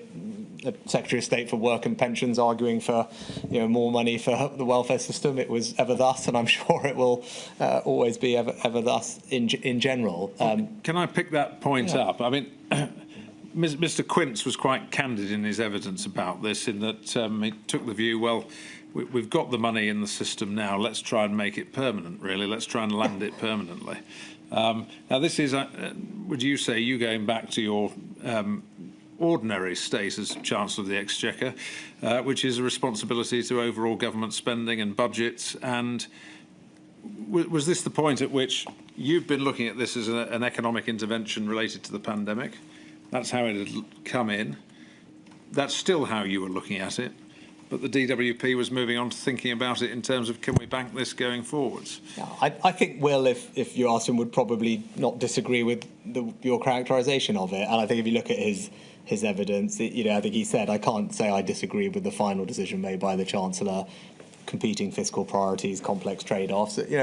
Totally reasonable for him to make the case. And at the end of the day, the Secretary of State, myself, the PM, we sat through, actually very constructively went through the options, settled on the extension. The one-off payment was for working tax credits because it could only operationally be done that way, the way that system worked. It was either a one-off payment or 12 months from memory. There's a debate amongst the people that spend time on this about one-off, whether large lump sum payments are necessarily great or not great for people. Just jumping in there, I think the Treasury was really saying to the DWP, you were pointing out to them, there's actually some evidence the other way that people cope perfectly well with lump sum payments. I think there's a reasonable debate about that amongst people. In the end, I'm not sure it was ever whether it was possible or not for universal credit. I don't know. It might have been, but it was also we did do the 6 months. I think that's fine. Working tax credits, it had to be done in that way because the system is not able to do 6 months worth of payments. So we did it that way for working tax credits. It was an operationally driven decision rather than a policy decision. And if we did have the choice in universal credit, which I can't remember, we clearly decided to do it 6 months. And so that was, that's where we settled. As I said, I think it was entirely reasonable given everything else we were doing. And then, as we discussed earlier, what happened at the end of that was a permanent change to the universal credit system, which made it more generous as people moved into employment and worked and essentially reduced the tax rate on them for working more. Can I just pick up the point about lump sum payments in the context of legacy benefits? Accepting what you've said about, for operational reasons, you just couldn't deliver the uplift to legacy benefits. We now moved on quite a long time in the pandemic by the time of the extension. Had other work been done to see whether it would be, or an uplift to legacy benefits would be deliverable, payable by lump sum, if the policy objective had shifted, so that you could do something about that? I can't recall. I remember early in the pandemic, it was certainly the case, and I think you've had evidence on this point, that it simply wasn't possible to do one-off payments for legacy benefits. I think the quote in the evidence is, that they'd never tested the emergency payments system at that scale, and that they would need at least 6 months to go through all of that. And I don't recall, when that work started. Given all the other demands on DWP's time, I'm not sure where that was. Thankfully, it was in place by the time of spring 2022, when we were responding to the energy bill shock, and we were able to use that use that new emergency payment system that had at that point been improved or whatever it was that needed to happen to it, so we could use it to deliver effective lump sum payments. So again, in terms of the future, that has now been done, but I think legacy payments in the future won't be an issue. So it's, because everyone will be on universal credit anyway. So, but in any case, it had been done by spring 2022, which was good because we used it to respond to the energy shock. Yeah. I'm sorry to get into what you might consider to be the weeds of details at 4:20, but just on when the decision to uplift was actually made, I just wonder if you can help us with this. And I'll give, there seem to be a few meetings, key meetings, in February of 2021. There was one on the 4th of February where the Secretary of State, Prime Minister and yourself had a trilateral. You had a bilateral meeting with the Prime Minister on the 8th of February where we know that universal credit was discussed. And you say in your statement you agreed to proceed on the 17th of February, 2021. And then there's a further trilateral meeting on the 26th of February. Can you help us at all with, your statement says 17th of February you agreed to proceed. Was it likely at the bilateral with the Prime Minister on the 8th of February, do you think, or was it a sort of continuing dialogue? I honestly can't remember, but the budget was on the 3rd of March, and it was announced at the budget, and this is something that everyone is a bit more intimately familiar with OBR processes now, but that was something, it's the kind of thing that you would need to have communicated to the OBR, some period of time before the 3rd of March, maybe. And I tended not to do things last minute, so that I would have imagined would have been towards the end of Feb, maybe the 20th or something. So that feels about right to me, but I can't honestly remember beyond what I put in my statement as to where it was. But the Prime Minister was intimately involved in all of this, and would have signed off on the final decisions, as he would because of all the budget decisions. He would go through with me and sign off on them, and this was something that he'd had the meetings with Therese and me on, and ultimately took the final decision. In terms of then the uplift ending, and again, it wasn't that a decision was taken to end it, it was just that it had been extended, and so it then came to its end, and that's probably the right way of looking at it. Yes. It's not a new decision not to end it. But looking back, and you having been very clear about what your objectives were and why you were doing this, and accepting that the DWP, in terms of extension, were pushing to try and land it permanently, do you think that public communication could have been clearer, should have been clearer, that from the very outset, don't get used to this, putting it bluntly, this is a temporary measure, that's all it's ever going to be? I can't recall each individual instance that I was asked. I can't imagine that I was ambiguous on that point. And again, it's the same as all of the interventions. We'll go over the others tomorrow, but all the ones we've been through today all had and most of it was all announced at the spring budget, in that 3rd of March, where there was roadmaps for CJRS, for SAYS, business grants, etc., universal credit, working tax credit, all of that was announced. Here's the plan, here's the exit roadmap from the pandemic, here's how the economic support is going to taper off over the next 6 months. Look, there's always people who would want to create and lobby and create news and talk to people to try and get energy around the idea it should be extended. Of course, that's going to happen, but I guess the person who's doing that job, whether it was me then or someone in the future, they can't stop people from agitating or lobbying for it to be made permanent and suggesting there are reasons it should be. That's always going to happen. And I would have been consistent, I would imagine, throughout that, we've set out a set of taperings or finality to these schemes, and that's what we're doing. Yeah.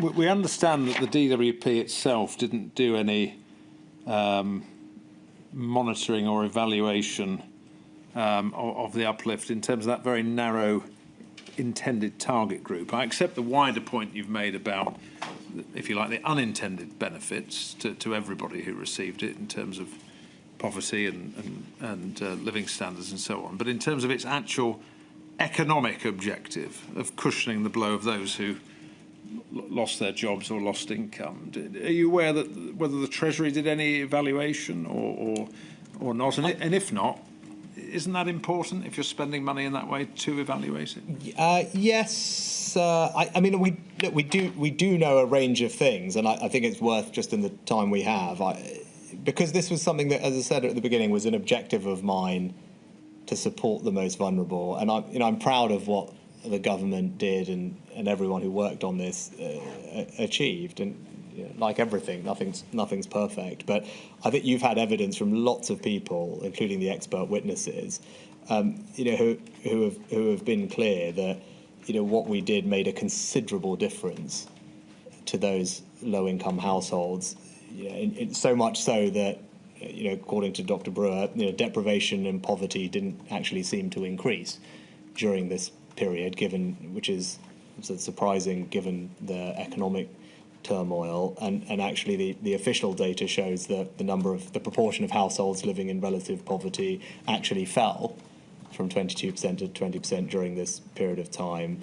The number of children in poverty fell, according to the Child Poverty Action Group, and some of the academic research that has been done by Blundell and others showed that income inequality fell during the pandemic. And then DWP do a survey, the HBAI survey, the Households Below Average Income survey, and we have some data from that which shows that the proportion of people facing food insecurity was lower in this pandemic year than it was the year before. Disposable incomes of the poorest fifth were higher, and actually material deprivation, because you've talked about costs previously as well, were lower. So even if there wasn't a formal DWP evaluation done, which obviously question for them, and maybe it can be done, there's an enormous amount of official data, academic research, survey data, and the Treasury published distribution analysis at all the events showing all these things that I've described, demonstrating that in aggregate the policy objective supporting the most vulnerable people in society, by and large, did a good job of delivering on that, and all the data that I've just been through would demonstrate that. And again, if